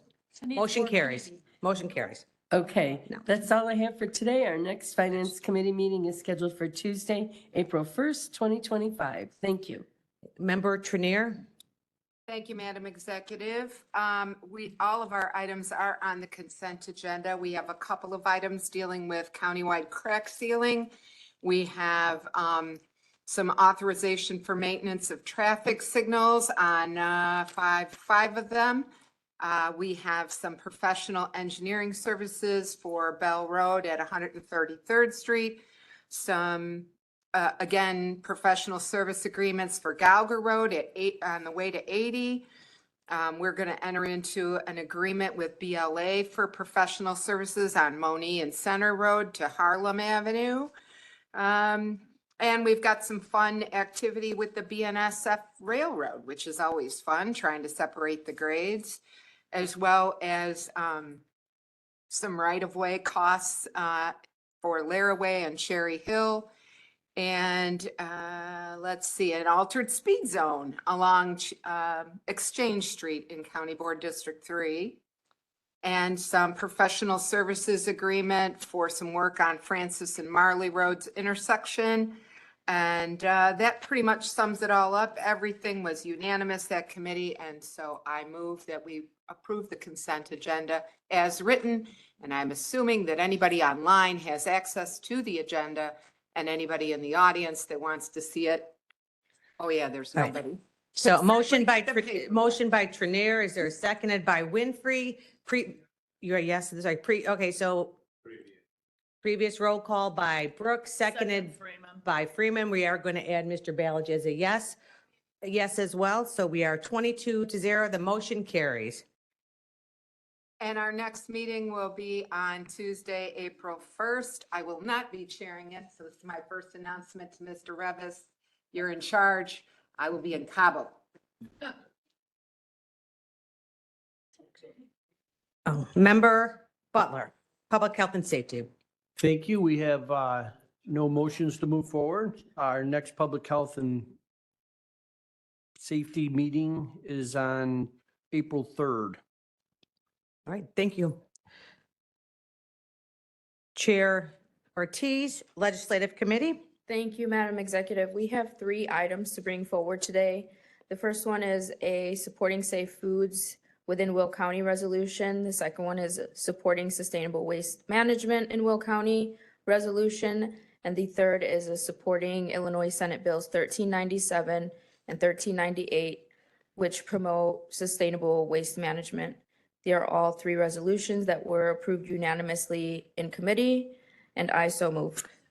Motion by, motion by Ortiz, seconded by Ogala. Hold on, we have some questions. Member Freeman. I am not against these. However, the date on each one of these says it was adopted by the Will County Board on the 4th day of March, and this is not the 4th day. Is there a way to correct that on all of them? It could, okay, yep. If, it's noted and we'll make sure it's Okay. fixed, so thank And you. if that's the case, I would be a yes. Okay. Thank you. All right. County Board Member Newquist, you have a question on these? Oh, nope, sorry. All right, very good. So we have a motion, a second. Is there a previous? Previous by Brooks, second by Richmond. All in favor? Any opposed? Motion carries. All right, that is all we had to bring forward, Madam Executive. Our next legislative committee is scheduled for Tuesday, April 1st, 2025. Thank you. Moving on to capital improvements, Chair Freeman. Thank you. I was not present. Mr. Oxley filled in for me. We have no resolutions to bring forward. NACO was wonderful, and I thank Mr. Oxley for taking control of that day. Thank you. Your next meeting? Next meeting is Tuesday, April 1st. Okay, thank you. Landfill Committee, Chair Dean Schlotman. There is nothing to bring forward this month, Madam Executive. The next meeting will be April 8th. Thank you. April 2025. Thank you. Speaker Van Dyne, Executive. Thank you, Madam Executive. We have 3 items to bring forward, starting with Resolution 25-72, amending the designating ordinance of Will County in connection with Des Plaines River Valley Enterprise Zone, and I will make that motion. Motion by Van Dyne, seconded by Ogala. Any discussion?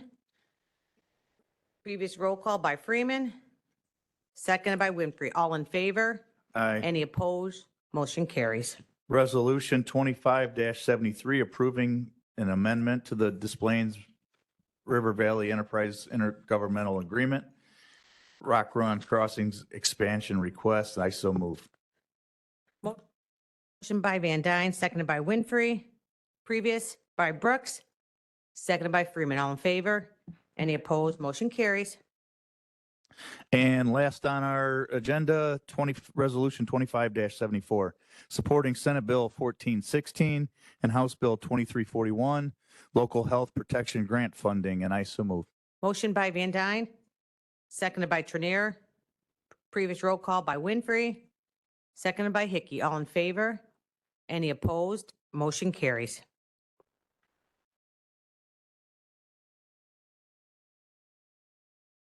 Oh, I'm sorry. Next executive committee meeting is scheduled for Thursday, April 10, 2025. And that concludes our report. Thank you. There are no appointments at this time, so we will move on to public comment relevant to matters under the jurisdiction of the county. Is there anybody who would like to share public comments relative to matters under the jurisdiction of the county? Going once? Well, use it. All right. With that, we'll move on to any comments by board members. Oh, we do, but we're going to do that after. Yep. Any comments by board members? County Board Member Gallo? Thank you. I wanted to say something. Sitting here for several months now at a time, I'm hearing board members make comments about how they think somebody's voting based upon their own opinion. You can't know why somebody's making a decision to vote yes or a decision to vote no. And putting that assumption out there to the public is like you kind of have some inside information, which you do not. I mean, I heard some people talk today and I wasn't sure how they were going to vote based on what they said. I guess I could have thought it in my mind, yes or no, one way or the other. So I think we really should not do that. In addition to that we have had over time projects come before us. We've had many, many, many constituents come before us. And the board voted yes, and other times the board voted no. It isn't always the same. It would be great if we all did that. If a lot of residents came forward, we all voted yes all the time, or no, depending on what the issue was. But we don't do that. And to shame people because they choose to vote a different way than you may be voting is not the right thing to do. I do want to thank my fellow board members who are chairs of committee for reading their items out loud as to what we're voting on for the consent agenda. I appreciate that. I believe there's great transparency in doing that. Thank you. Leader Richmond, anything? You know, it's been a long day, and I appreciate everybody's being attentive on both sides of the aisle to all the people that were here, because it would have been easy for us to have just, glossed over, looked at our phone, done stuff like that. I know some people were on their computers. I want to air it out. When they were giving me addresses, I was looking up to try and find these things out. So don't just assume that because somebody's on their device, they're not paying attention. Because I like to look at when they said there was a specific road with a specific waterway, or that, to be able to look at that, have a better understanding. I did have an opportunity to meet with Paul and that, drive around that area. So it, not only physically seeing it, but then being able to understand, because I'm not familiar with that area. I'll be perfectly honest with you. But by doing that, and I'm not encouraging anybody else, if you don't want to do it, don't do it. But I think it's a good way for us to get a better understanding. And the tools that we have with technology, Google Earth, and that can really help assist you in understanding what the people's challenges are. So sorry for taking up so much of your time, but thanks. Thank you. Leader Williams. It has been a long day, but I just want to acknowledge that this month, that March, is Women's History Month. And I want to thank all of us county women leaders here, and also give a little bit of history for myself. As you know, I was union president of my local union for over a decade, and I was the first woman president of that union, which for those that don't know, AFSCME, American Federation of State, County, and Municipal Employees, Local 1028, that is Will County employees. And those are the contracts that we approve of. So I like to think I paved the way for the current union president, who is also a woman. And I also was the first African-American president of that local union. So happy Women's History Month. Thank you. Speaker Van Dyne. And we do have executive session if you have not been. Thank you, Madam Executive. Once again, it has been a long day, and I just wanted to give my apologies to the board members and the constituents that had the opportunity to spend most of their day with us. Maybe not so much apologies, but I give them great respect for sticking around and being passionate about their cause. I know it was not easy for the board members to make this decision, but it was helpful for our state's attorney to remind us that we have to only take in consideration what was described during the public hearing today. that's kind of where my vote had landed, and you can tell that it was not a partisan vote. It was bipartisan. It was very close, and I just want to say that I truly do feel bad for the folks that are in opposition to this project, but I have been given assurances by the applicant that they're going to do the best they can to make the project more tolerable, and I am definitely going to hold them to it. So thank you, folks, for sticking out today, and let's continue on with executive session. Thank you. Would you like to make the motion to go into executive session? I absolutely would. Motion by Van Dyne, seconded by Trinier. Madam Clerk, please call the roll. Richmond, Williams, Dean Schlottman, Ogala, Pretzel, Butler, Newquist, Balich, Oxley, Brooks. Okay. Winfrey, Bullock, Logan, Freeman, Revis,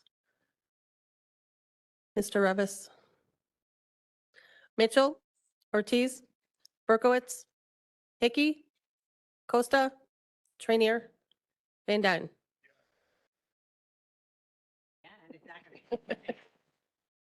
22. We are now in executive.